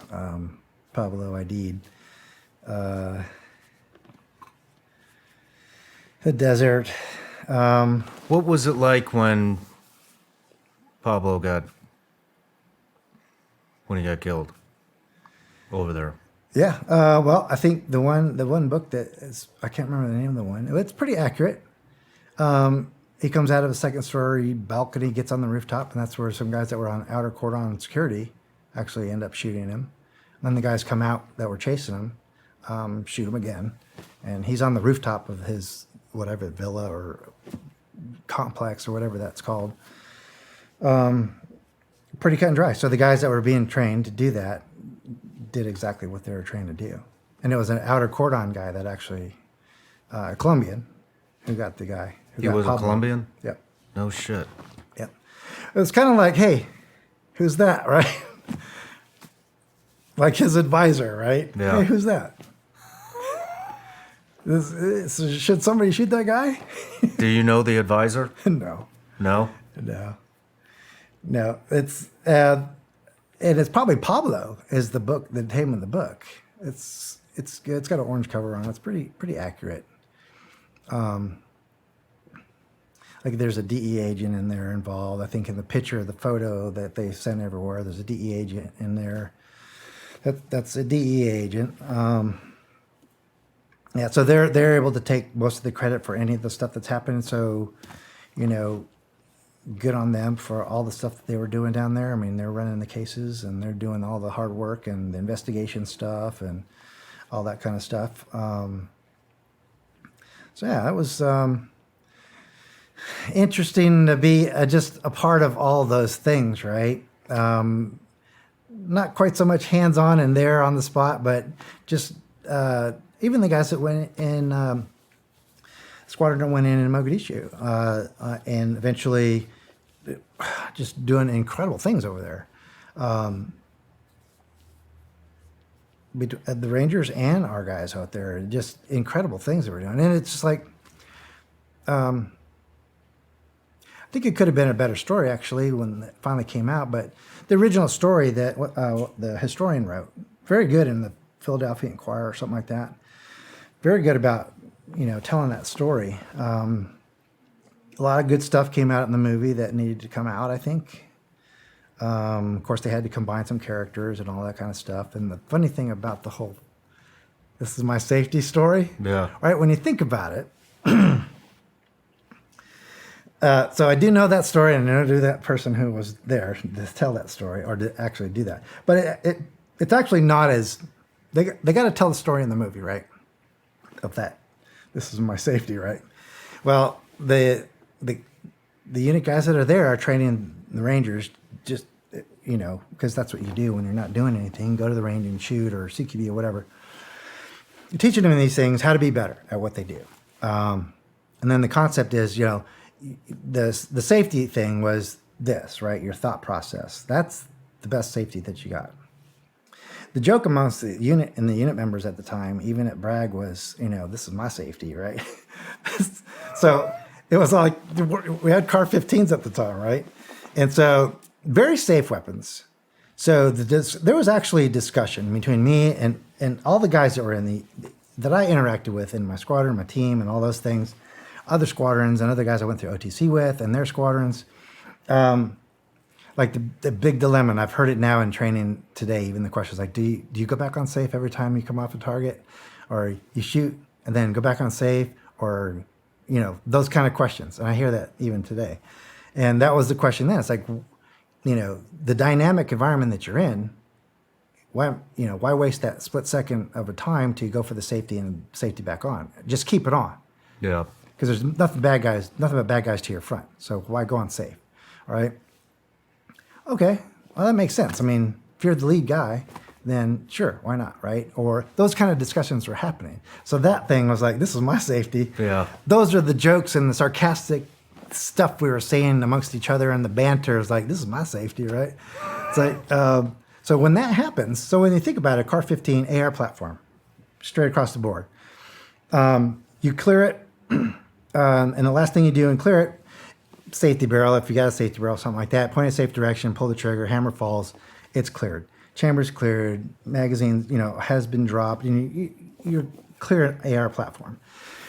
Really, press the trigger, hammer falls forward, it's safe. Well, instead of putting that magazine anywhere else, you put it back in the gun, but it won't go back on safe because the hammer's forward, right? And any AR platform, even today, if you clear the gun and your last step is check the chamber, remove the source of feed, and then your last step is to put in a safe direction, pull the trigger, it won't go back on safe unless it's some other modified AR platform, right? And then instead of putting it in your hip pocket, put it in your kit, put the magazine back in the magazine well. Now all you have to do, it's on fire already. Charge your handle back to the rear and you're hot, right? That's the mindset. That's what we're doing with guns, right? Instead of, taping them to the buttstocks and doing all this weird stuff, that's not what we did. So it was like, well, clear it, hammer forward. It's going to be on fire because the hammer's forward and it's cleared and everything. Bolts forward. Put the magazine back in the magazine well. And now all you have to do to go hot, if something happened now, if there's a local indige, somebody who goes crazy, charge your handle to the rear, go to work, right? So that's how that weapon in that circumstance ends up with the magazine in the magazine well, and it's on fire. And that's how they portray it in the movie, like, hey, that's a hot weapon, Smart. It's like, no, it's not. It's cleared, Yeah. right? But that's how they kind of portrayed it in the movie. So there is discussion with the Rangers, like this is your strongest safety. This is your safety right here, right? Your thought process. Once you make the process the information, identify a threat. Yes, I'm going to shoot it. Then shoot it, right? That's the whole process of that going on. So those are just all the things combined, and that's how they ended up portraying it in the movie. So it's kind of funny. Didn't happen exactly like it did in the movie, but that's kind of how that whole, even all those stories get lumped into there. Yeah. Good dudes. I'm attached with most of those guys still. The guys that I know that were there, I knew most of those OTC guys that I went with, or was in OTC with, guys that I just knew in the other squadrons. Kyle, all those guys. Yeah, it was even could have been even a better story too. But there's another book out. Why do you say that? Why do you say it could have been a better story? Well, in the book Day of the Ranger, right? It's more of a perspective on the unit guys that were out there. There's more feedback from them, right? Okay. So now, well, and I mean nothing by it, but in total, just after action on the movie and the book, they did the best they could with, and tell the story the best way they could with the information they had, right? And the storyline based off of the book, off of Mark Bowden's, writings. Great stuff. Did our guys well, and but if you read the book Day of the Ranger, which just was released a couple years ago, it has more of a perspective from the unit guys, which you have to see it. You have to read it to really tell the difference between the two. So it's either like, yeah, we got our nose bloodied, and bad things happen, and guys died. None of that is good, but this is what we do, right? And this is what happens. So let's keep leaning into it and continue the mission, right? White House had a different mindset for that, and that was it. I wanted to just pull everybody out at that point. But all the guys at the unit were like, next squadron's inbound, right? Let's Charlie Mike. And we're getting recalled from West Virginia to backfill the squadron that just is flying out of Bragg, right? So that's kind of the behind the scenes, like, it's not over. Yeah, we took a hard hit and got hit hard, suffered some losses, but let's get some more guys in the fight and keep doing this thing, right? We don't have them yet. Mission's not done yet. So that was in the book Day of the Ranger is more the tone of that book. Okay. It's like, and it's from the guys who were there. They're all in that book about telling their story. Like, yeah, that night sucked, right? But mission's not done. Yeah. Let's get back in it. And then it just, White House had different opinions about it. What was, from your perspective, what was the morale back at the unit after that Black Hawk Down, after that incident had happened? You guys took losses. Had you taken any losses throughout not to the that rest extent. of the 90s? No. That was the big one. But morale was great, and it was more of a upset at the administration that they didn't let us complete our. They sent us in to do something, and I say us collectively as the unit, right? Sent us in to do something, and then it pulled us out before we got to finish it. And whatever pressures there were from the White House to get results. Why don't you have a deed yet?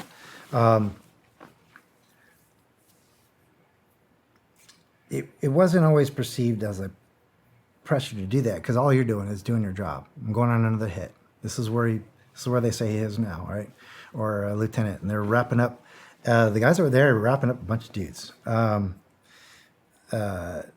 he was just good at just maneuvering around. There's a network that he had that was informing him of all the activity. He's hopping all over the place, and he's a hard guy to find, especially after they were there for so long. Not just the unit, but the whole operation. I mean, the tanks rolling from Germany and all that stuff, and all this other all these big movements going on. It wasn't a secret that things were going to happen. The televised beach landings, and I mean, it wasn't hard to figure out on his end, that he should stay hidden somewhere. Yeah. And that was the thing. It was more of a upset, frustrated at not being able to finish right after being sent somewhere. That was probably the biggest overarching kind of, I guess, thoughts everybody had. It's like, man, we were ready to keep going, but can't do it. And you can't, it's like, it's like a canine team. Don't release once you release your dog, that dog has to bite something, right? Yeah. And the dog has to do its thing.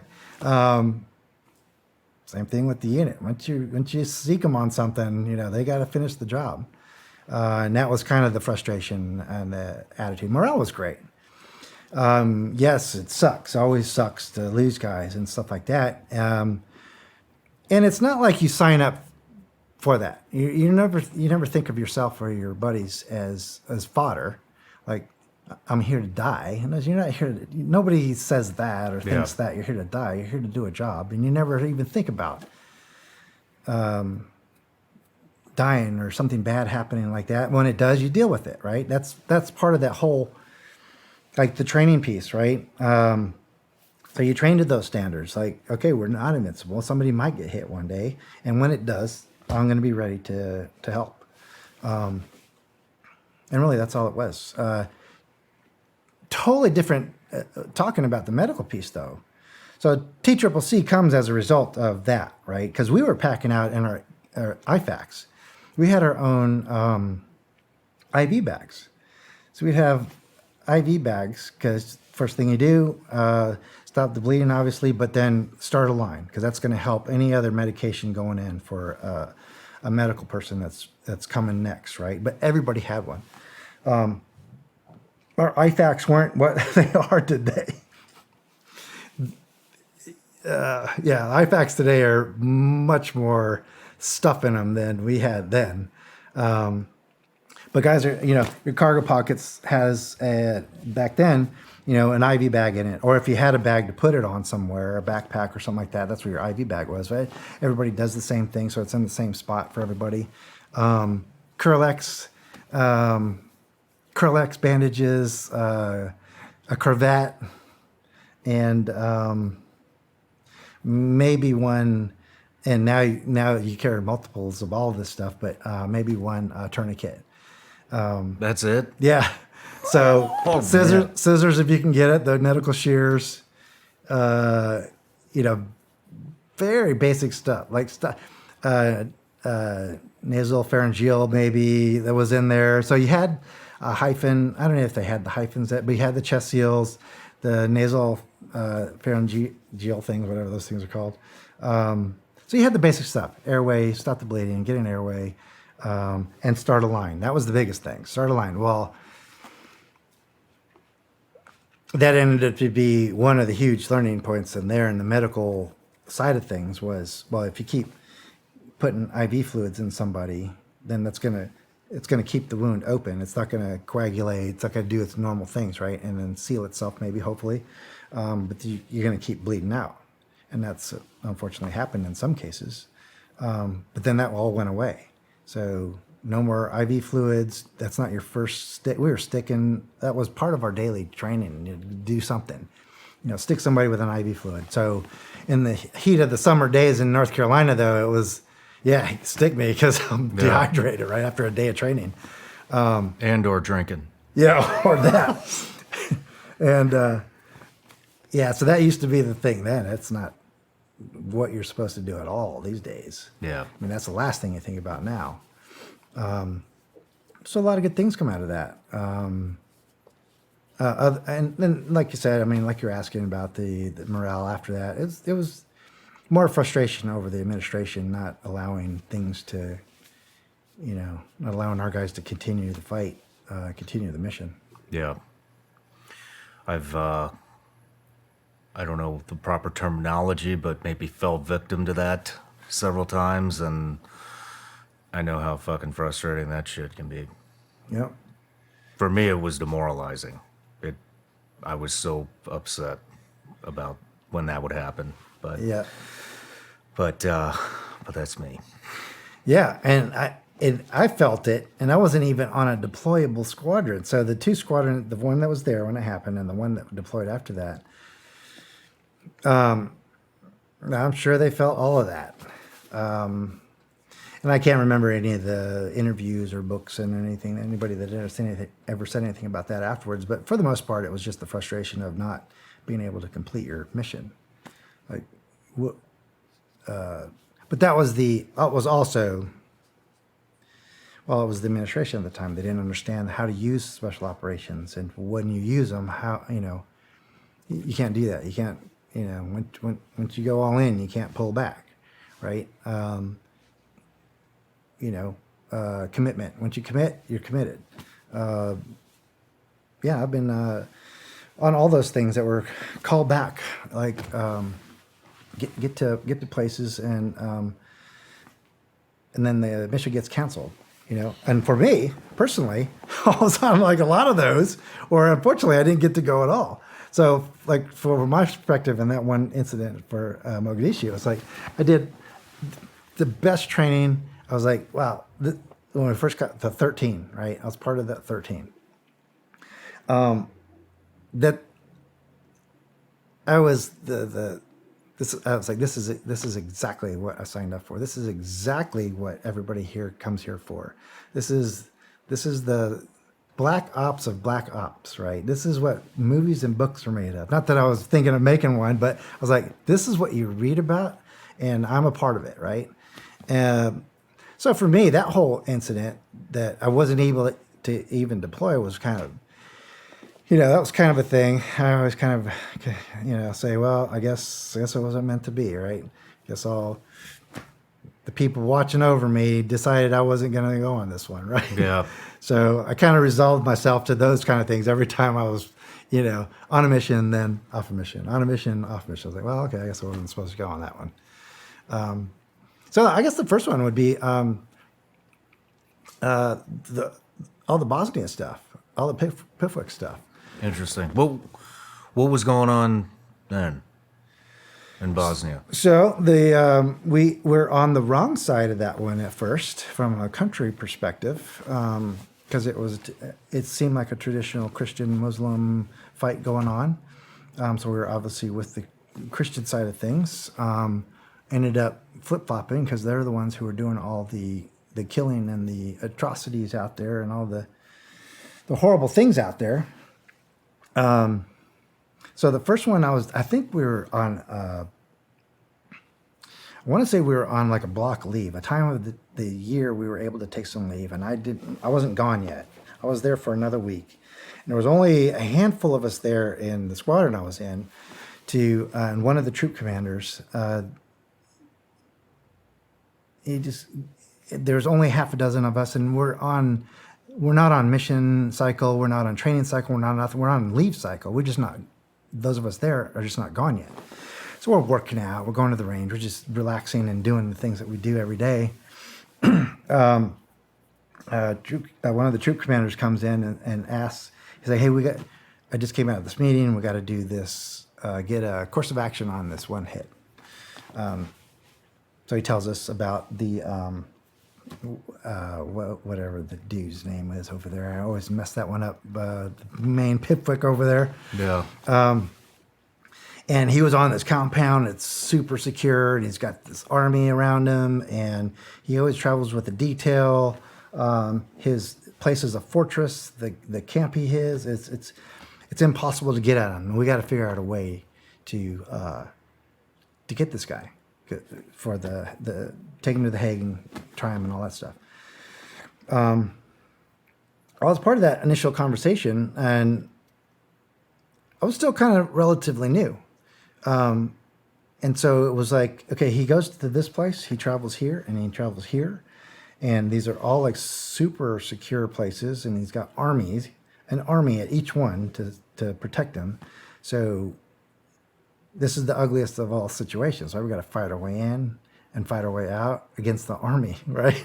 So me and a couple other guys, we were just operators, knuckleheads, just talking about, well, why don't we wait till he comes out? If you say he travels, then let's get him when he's traveling. So then he's just got his detail with him. And we got that vehicle interdiction stuff. We'll get him when he comes out. At the time, Is this like the top guy? Is this the number one? yep, Okay. yep. And we had trained with the Germans and what they had done. So when we train with other forces, right, the Germans, the Brits, they're all allowed to operate in their own countries, right? So they do other things that we probably would never do because we don't own the terrain that we're on. One of the things we work with the Germans on, so we go over there, we're with the GSG-9, and they had this vehicle net that they stop cars with. Last minute, it goes up, net goes into it, just like Like an oversized volleyball net? yeah. No So shit. just like a carrier net, right? So the planes don't fly off the end when they're stopped, when they're landing on a carrier, right? Except it's for vehicles. And we didn't see collectively, when we were training with the Germans, that we'd ever be able to use it because we don't own the territory where we go. It's all non-permissive environments and all this other stuff. And just for shits and grins, I asked to get one of their training devices and then contact information for other stuff so we can use it if one day we ever use it. And they gave us one. They gave us two. We took them. I took them upstage to the cage where I have all my breach and stuff. I was like, well, this may or may not be anything one day, right? Well, we get this call out to do this mission planning for this guy. And that was kind of in the back of my head. It's like, let's wait for him to get out. And it's Bosnia. So there's streets, there's trees on the sides of the road. These are things you need to anchor this net to. Cars on the side of the road, you can use a car to anchor this thing. We can park a car somewhere and do these kind of things with it. Spike the tires, put up the net, and trap the people in the car, and then assault the car, right? And we threw that out there. I mean, this other guy, we're like, well, let's wait. How about we wait for him to get out, come out of the thing. We'll hit the first car and let it go past, and then put up the net for the limo, the car he's in. Trap the other guys with, fix them and fire on them if they shoot the follow car, because that's the car with the guns. We got those guys. Sniper overwatch, guys in support position, support by fire positions, all that stuff. Seal off the objective, typical ambush kind of stuff, right? Basic infantry stuff, but with vehicle nets. And we ordered vehicle nets and went after them that way. No shit. Yeah. And we set up a bunch of different things too, but that was one of the things that we took over there to if the situation was right and we could do it, then we'll put up the nets, and we actually used that. You did use it. Yeah. I'm just curious because I have all these things going wrong in my head trying to catch a vehicle with a fucking net. How the hell do you anchor a net? Yeah, it's pretty well. I mean, because I would think the car hits the net, maybe it slows it down, and then the straps bust. So the other aspect of this whole thing is the car he drives in is an armored vehicle, right? And so we went through a bunch of how do you break into an armored vehicle thing. So we did a bunch of testing and all that stuff. Explosive, not explosive, manual breaching to get into the car itself. And it became a real easy thing about, so if you can use another car of similar size and weight, right, on both ends of a street. And then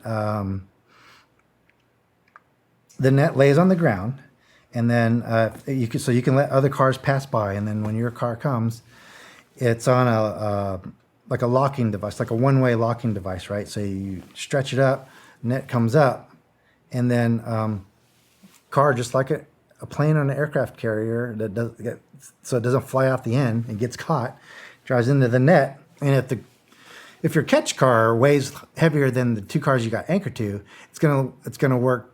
It's gonna collapse in, right? It's gonna pull those cars in, right? So the net gets tighter around the doors of the vehicle. Oh, okay. So, but there's no way that's going to be able to drag two other cars for very far, and it's going to have some movement, right? Yeah. So you have to plan all your assault force in particular spot, because the car is going to keep moving for a little bit.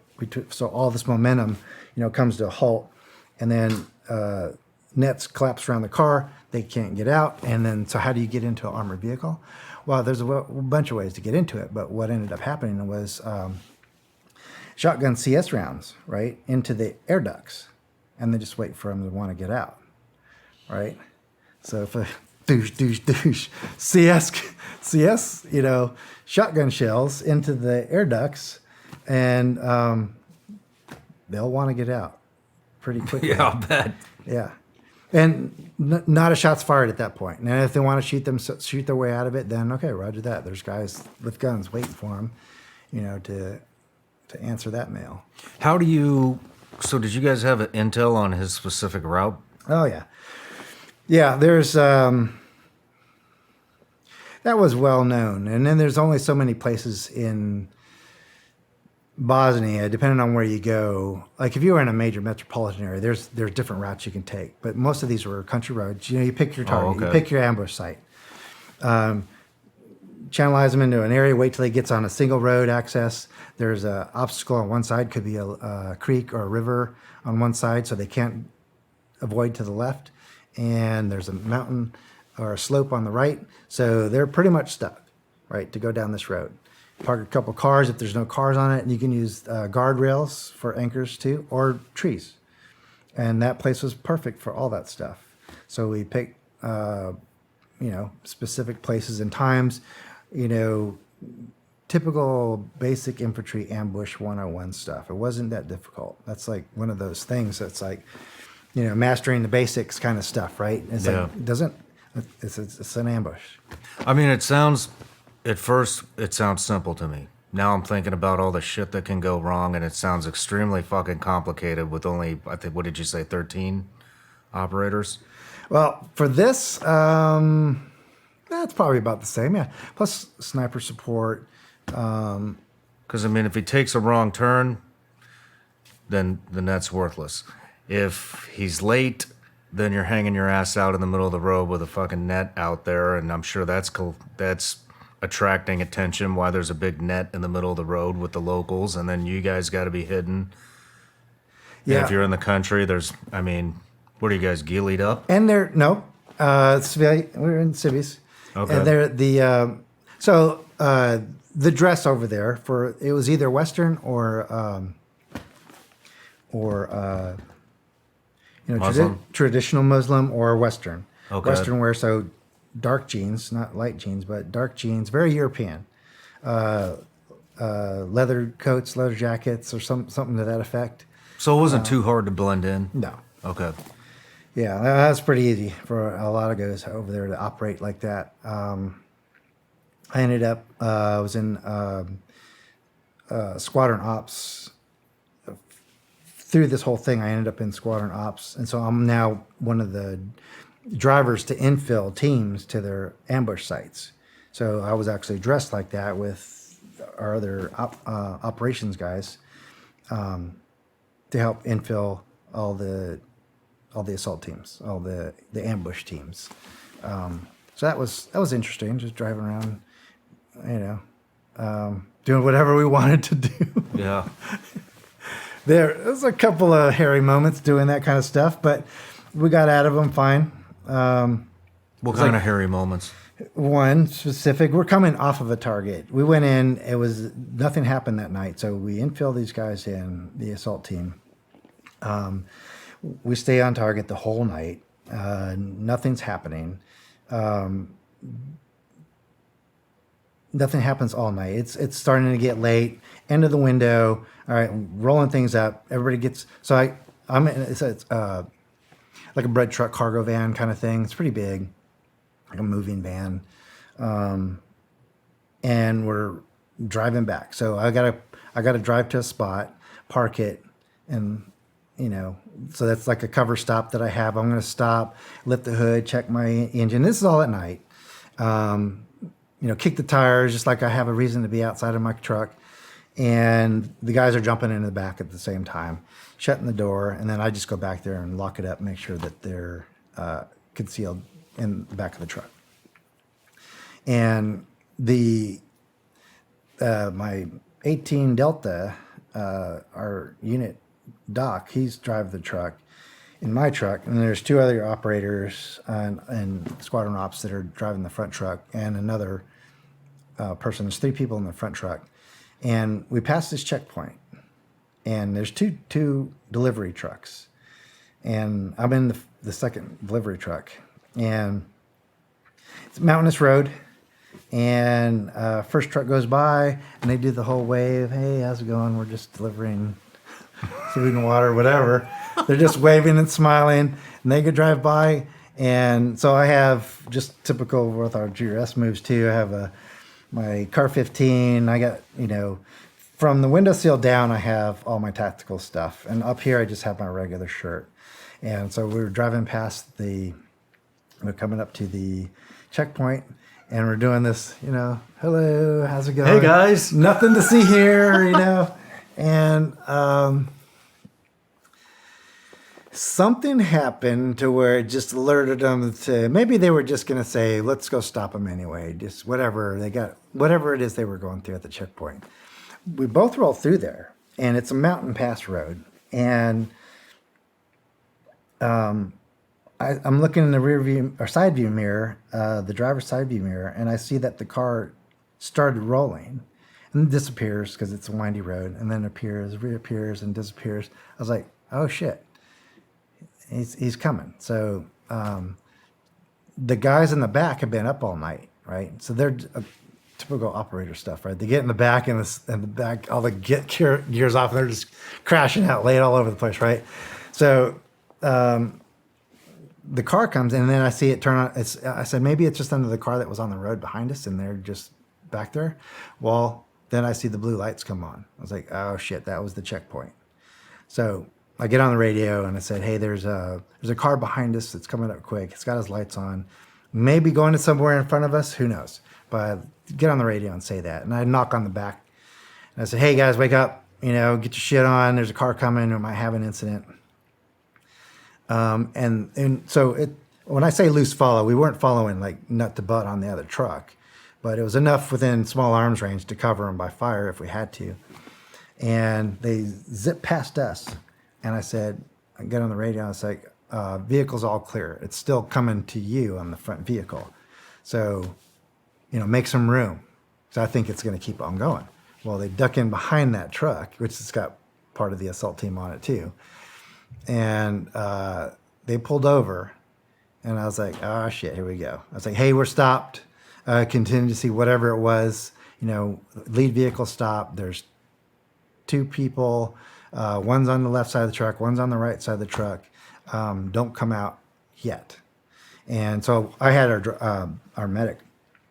I said, well, it's like, we don't have to deploy this whole force behind us.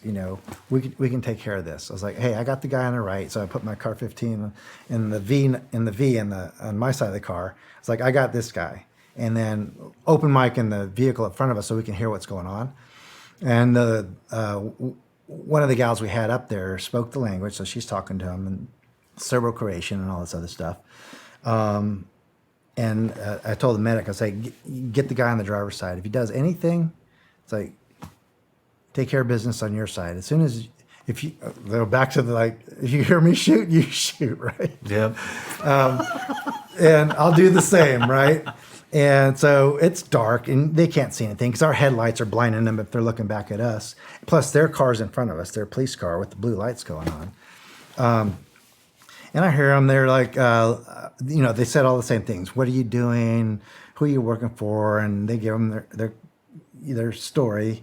And what's in the back. And I needed to see in the back. So they had to talk them out of not checking the back. We got to get someplace. It's getting late. We're late. All this other stuff. And then they finally ended up believing it or taking them for their word. They go back to their car, and we get all buttoned up. And I yell I knock on the back to the assaulters on the back of my truck. I was like, hey, man, it's all clear. Cops get in the car, they turn around and head back to their checkpoint. And I was like, well, that would have been interesting. Yeah, no shit. Had it gone a little sideways, all right? Because the guy on the driver's side, he came out pretty aggressively. He came out with his sidearm, with his pistol, and for a while, he was aiming it at the cab of the truck. And that's when I said, hey, man, you got that guy on the left, I got the guy on the right. If I hear you shoot, I'm taking my guy, and if you hear me shoot, you take your guy. Don't wait, because he's got a gun already on the cab of the truck. But ended up working out. We got the guys to the safe house, unloaded everything, hot wash everything, and Damn. eat some breakfast and call it a day. Nice. Did you guys get the number one? No, a bunch of other guys, but I can't remember how one is even caught. It was later on, years later. It was He got caught somewhere else, I think in another country somewhere. no shit. Did yeah, you they guys arrested wind him up some- using the nets? Yeah, You did. yep. We stopped a couple of cars. Piffwick. So it was all divided. The whole country is divided up into areas. So the U.S. sector is the only places we were allowed to operate in, which is kind of problematic in the whole scheme of things. Because if we were actually tracking these guys, but then they go into the British section or the French section, and then we're hands off. We got to hand over, this guy to the other guys, right, to their forces on the ground. So it was a little problematic in that sense, but other than that, the Brits did a lot of good stuff too. I can't remember how the number one was actually caught. I want to say he was Germany or France or somewhere when he got rolled up. Yeah. I can't remember that one. I'll look that one up online and find out how he was actually captured and taken to The Hague. Right on. But yeah, that was good. That was good stuff. And so most of the 90s, we're going back and forth to Bosnia. Rotations, all the squadrons are rotating through there. You had mentioned at the beginning of this that we were on the wrong side, if I heard you correctly. Yep. Can you explain that? Well, we were supporting the Christian side, the Serbos, Croatians, right? The Christians. Because at the time, early on, they're saying, things that are, I guess, so they're painting a bad picture of the Muslim side of things. Turns out to be they're the ones doing all the, slaughtering. They were the ones doing all the atrocities, the war crimes. The Christians, huh? Yep. They were doing, Srebrenica, it's a popular one, murdered the whole town almost. All the men, line them up, mass graves, all that kind of crap.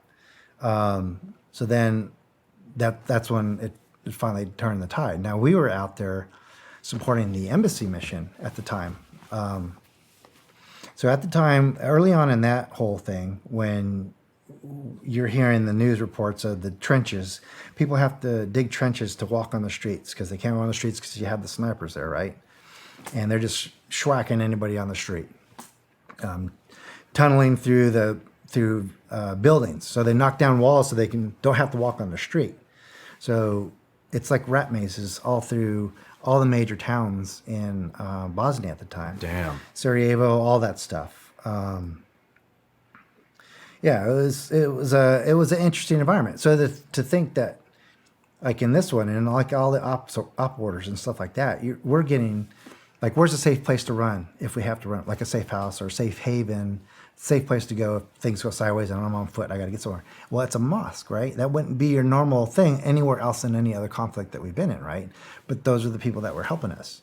And those are the people we're, I guess, supporting, fighting with, or fighting for, right? That's why we're grabbing all the piffwicks for all the war crimes against all the people over there.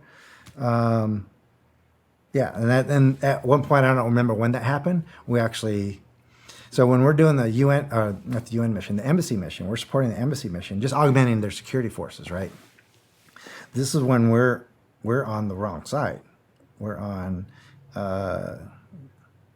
Vladik, whatever his name is, on that side, on the Christian side. And come to find out, he's the one doing all the exterminating. Damn. Yeah, and then at one point early on, we switched, got on the right side, and then all worked out. Damn. Yeah. I didn't know that. I did not know that. What do you? I'm just curious. What do you? This is opinion. I think we have a long history of sticking our nose where it doesn't fucking belong as Americans. And what do you? Did you think about that at the time? Do you think we should have been there? I think about that in a lot of places. Me too. Me too. I think about it a lot more now than I did at the time when we were, operating. Yep. And because you're doing what you want to do. Yep. That's what you're trained to do. That's what you want to do. You're doing it. It's weird, but it's like heaven. You're like, this is it. This is what the fuck I'm on this earth to do. I'm on this earth to operate in a fucking war zone. Yep. And then you leave it and you're like, what the fuck were we doing there? Yep. No, so the first time that happened was when I decided to retire out of the military, and I was at the unit at the time.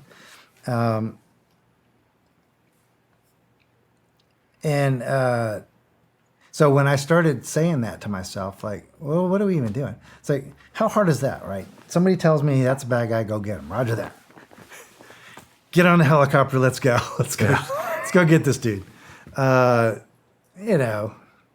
it becomes okay, why, what's the end state, right? You're gonna go take the head off the stake, right? That's the popular term, right? Well, somebody's gonna take over. So that was another thing in my head. Is like, well, some other knucklehead's just gonna take over, and we're gonna be right back in square one, right? Because they're not gonna stop. All the ideology stuff is still there, and somebody else is gonna step up, which is what we would do too, right? Yep. Somebody else step in the shoes and take over, right?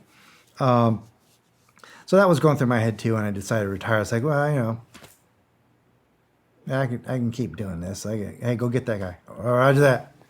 And then let's go get that guy.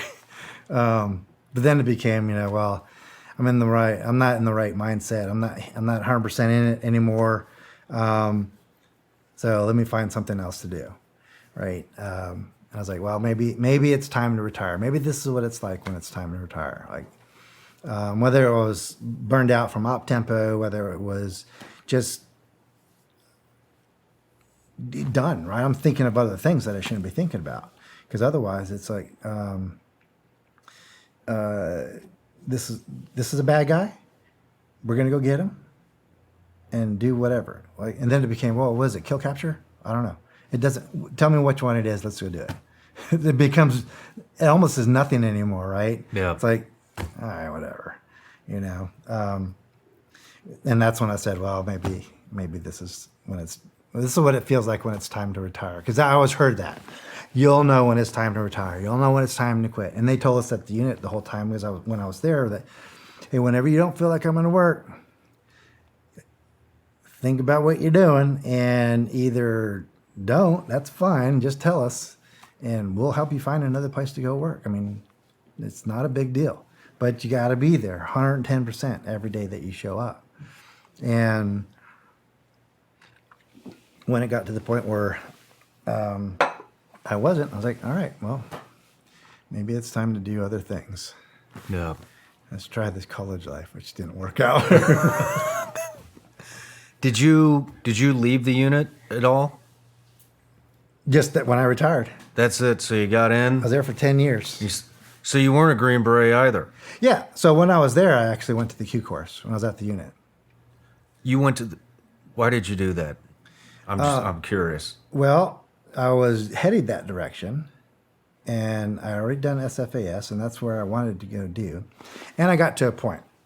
So I had already maxed out. So as a 11 Bravo grunt, I had already done all the schools that I could have done in the Army for a grunt.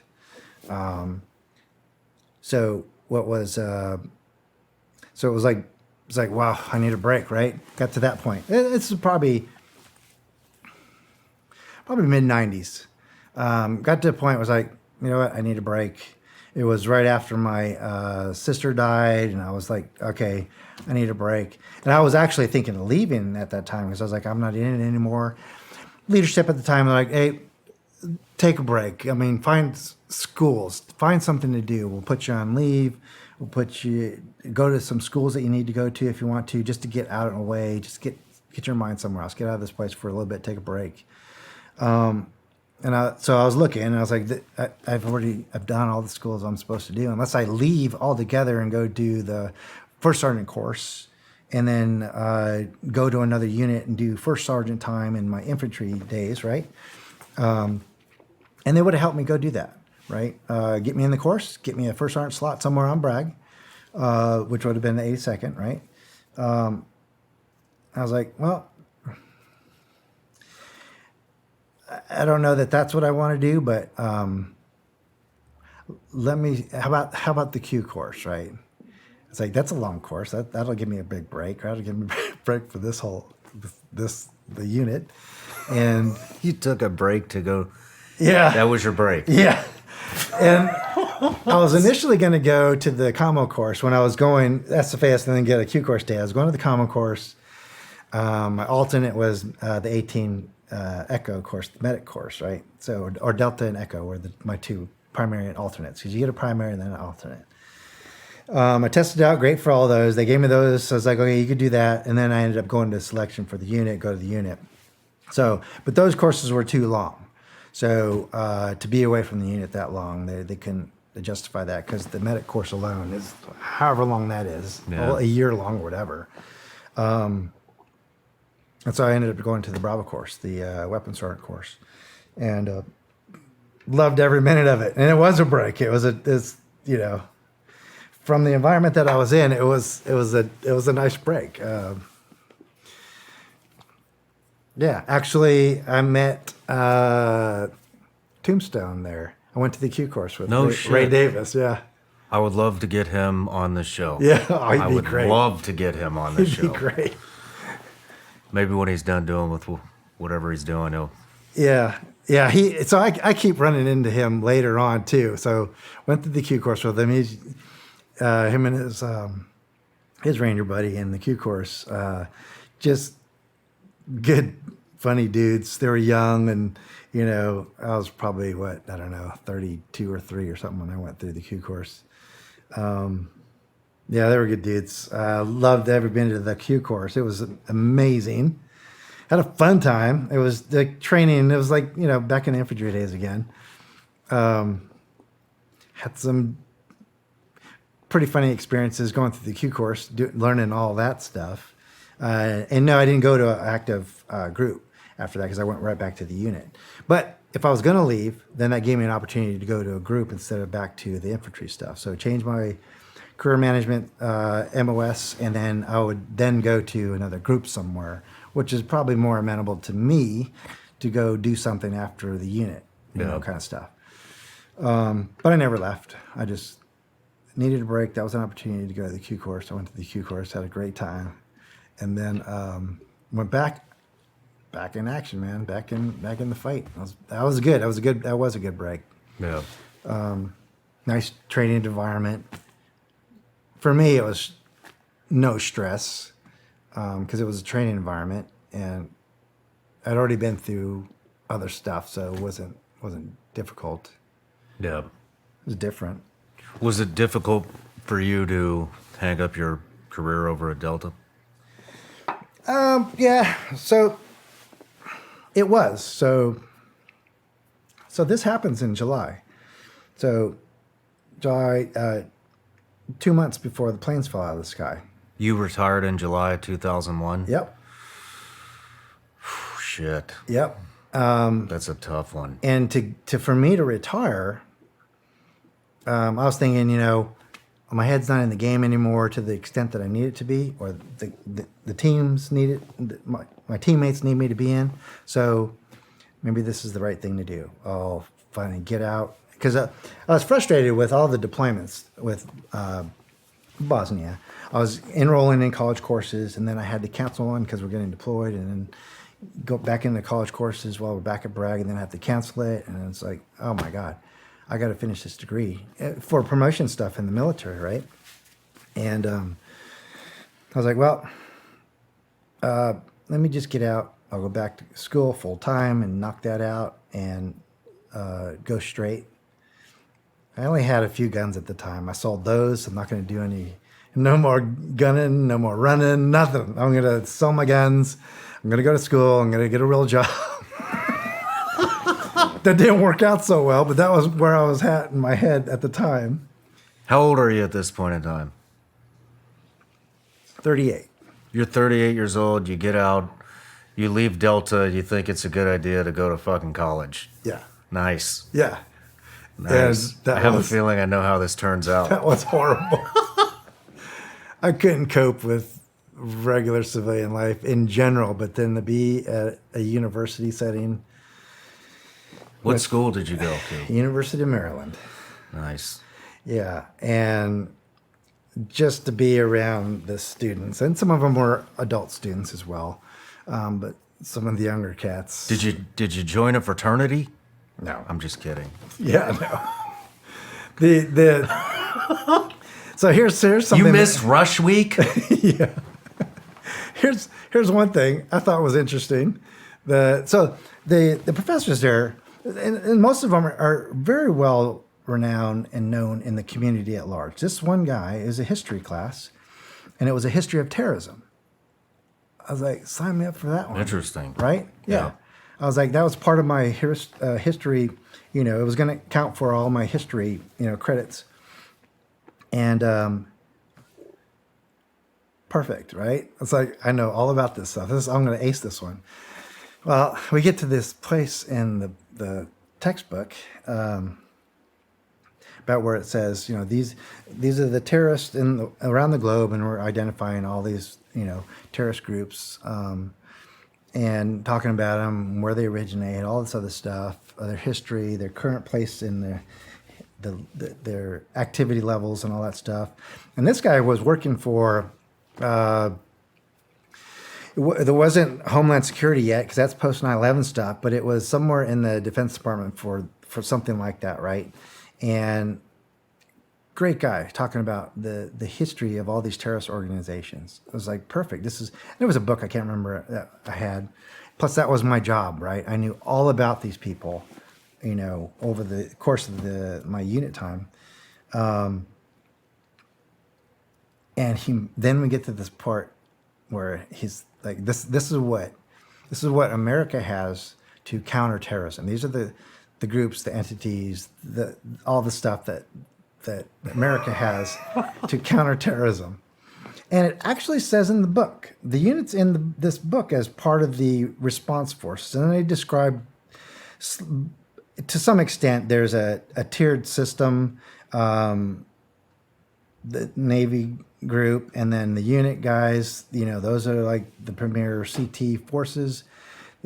He describes Special Forces, Rangers, SEAL teams, everybody else that's doing all these, SOCOM in general. And he says something to the effect that for the Navy side, yeah, those guys exist. Everybody knows they exist and all this other stuff. I was like, I don't know if you're talking about the same guys that I'm thinking they're talking about in the book, but okay, maybe he's working. Maybe he's trying to maintain their anonymity to some extent, right? Because he knows this stuff, right? I feel good about this dude too, his history and everything. I read about him, his bio and all that stuff. Does he know who you are? No. Okay. And then he got to the unit part, and he said, "These guys don't believe a word of this. I'm working to get this changed in this text because they don't exist." And I'm writing notes, and I look up. I was like, well, maybe he's trying to maintain the anonymity of the unit. I'm like, okay, all right. So I give him the benefit of the doubt. I was like, I'm thinking, okay, thank you. I'm grateful. Thank you. I'm with you on that, right? And I approach him after class though. And I said, I happen to have some firsthand experience. I just retired out of the military, special operations. And I said, thank you for not mentioning, the unit and all their activity and stuff like that. Because they have, Desert One and all those the more publicized things in there. And he's like, he's shuffling papers on his desk, and he's standing, but he's shuffling papers on his desk. He looks up, he's like, yeah. He goes, what? I said, thank you for not, elaborating on that organization. And he's like, yeah. He goes, no. He goes, don't believe that crap. He goes, that's something they're feeding. This guy's into DOD somewhere as a fellow somebody, right? And as he keeps talking, he's serious about what he said in the class. And I was like, wow, this. And then I told him about where I just came from, and he said, no, you didn't. Get the fuck out of here. So that was one thing to me, which led me down this whole little, this is the college experience, right? And this is a professor teaching this group of mostly kids and some adults about history of terrorism, and then none of this exists. Which, okay, great. I mean, if it was his intent to maintain the anonymity of the unit, then great. But it wasn't, and he just was serious. And I was like, okay, this is clown show 101 stuff going on right now. Yep. So in the study groups for that class, I told everybody in my study group, I was like, just so you know, secrecy, secrecy, secrecy, but it's in the book. And so I read just what was in the book, cover what was in our text. And I told him about it, and I said, this is where I just came from. So, and I have no way to prove that to you, right? So I could be just talking out of my ass too, right? And I didn't want to say, well, I could bring in my DD-214 and show you, Yeah. all that stuff. But yeah, I told them about it, and they were like, oh, yeah. So, and they were very good about it. I mean, they don't know anything about the military or SOCA. This is what only they learn in the class. And like, oh, thank God. Like, thank God there's actually, we have some sort of response for all these bad things going on. I was like, yes, we do. And, and it was all good. It was all good with the students. And they didn't put up a fight. One of the gals that was in my study group, she mentioned that the next day about something else. And she said, well, why can't you just send in, those guys to take care of this stuff? Why aren't they doing this kind of stuff? And he's like, because they don't exist. What did I say yesterday? And she looked at me like, I was like, don't push the issue. It is what it is. Take your credits and move on to the next course. Cooperate to graduate. Damn. That was the beginning of my frustration of just dealing with, university life. Did you finish college? No. Yeah, I didn't either. Yeah. So I had this thing. So I did have so July I retire. Planes fall out of the sky 9/11. I did kind of have this, like I should go back. I need to go back. Yeah. It's like, All of a sudden, your head's in the game. yeah, this is what I should have waited around for. But who would have thought? Yeah. Right? And at the time, the gal I was dating at the time too, I was like, nope, I need to. So that's the other thing too. I was Mr. Anger Man at the time too. I was like, I was bad. Yeah. I thought I had a good grasp of that, because you have to channel that stuff, right? And to do what you got to do, right? I thought I was good at that, managing it, and when I think back, I was like, wow, God bless that woman, because she put up with a lot of shit. That was horrible. Just stupid stuff, but not something that I thought, like as a good boyfriend, I should be doing, right? just angry. So that caused me to do some things I probably wouldn't have done otherwise. Just disrespectful things. Normal man stuff, right? Not holding the door open long enough or something like that, or or getting a door for her at a car or something like that. But she stuck with me through that whole thing. I was, total angry man. But then even through the college years, she went back to school to get another master's degree at the same time. I was going to undergrad stuff. And then I get this wild hair again to get back in the game. And it's already going on. So we're talking 2 years into it, right? Okay. So Afghanistan's gone down, Tora Bora's gone down, Operation Anaconda's gone down, and now we're starting to go back. Now we're switching focus into Iraq. That's when I go to a unit function, and I find out they're starting a team or a company, Triple Canopy.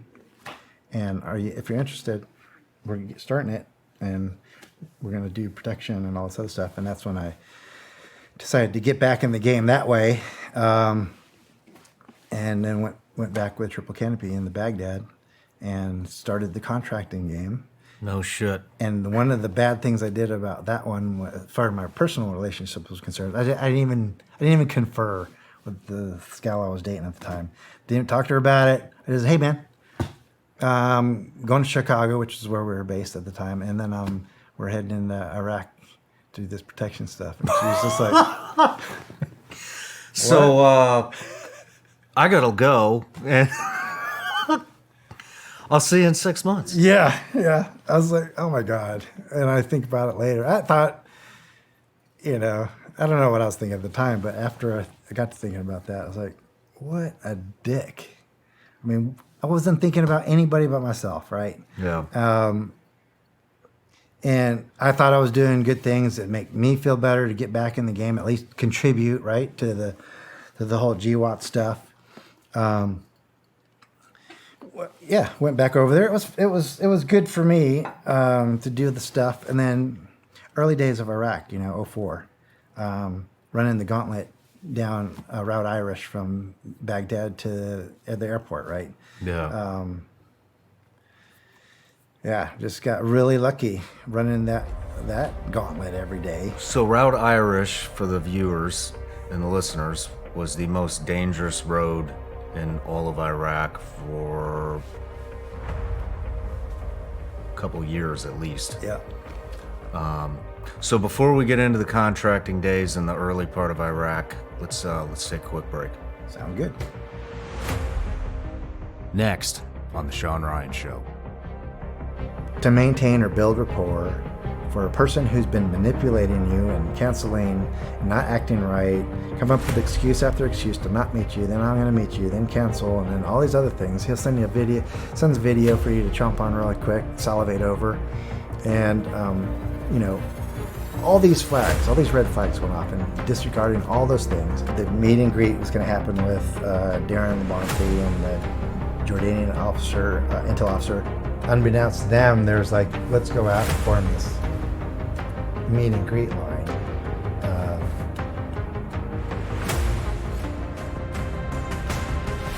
Then you did 16 years at CIA. And you don't think any of that shit had anything to do with this? Yep.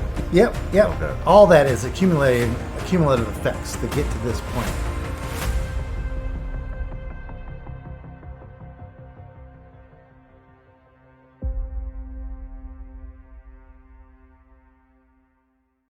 Hey everybody, I'm Shawn Ryan. Click here to subscribe to the Shawn Ryan Show YouTube channel for the hottest and most compelling interviews that you will not see anywhere else. I've also made a playlist of all the previous SRS episodes so they're easy to find. You can find that right here.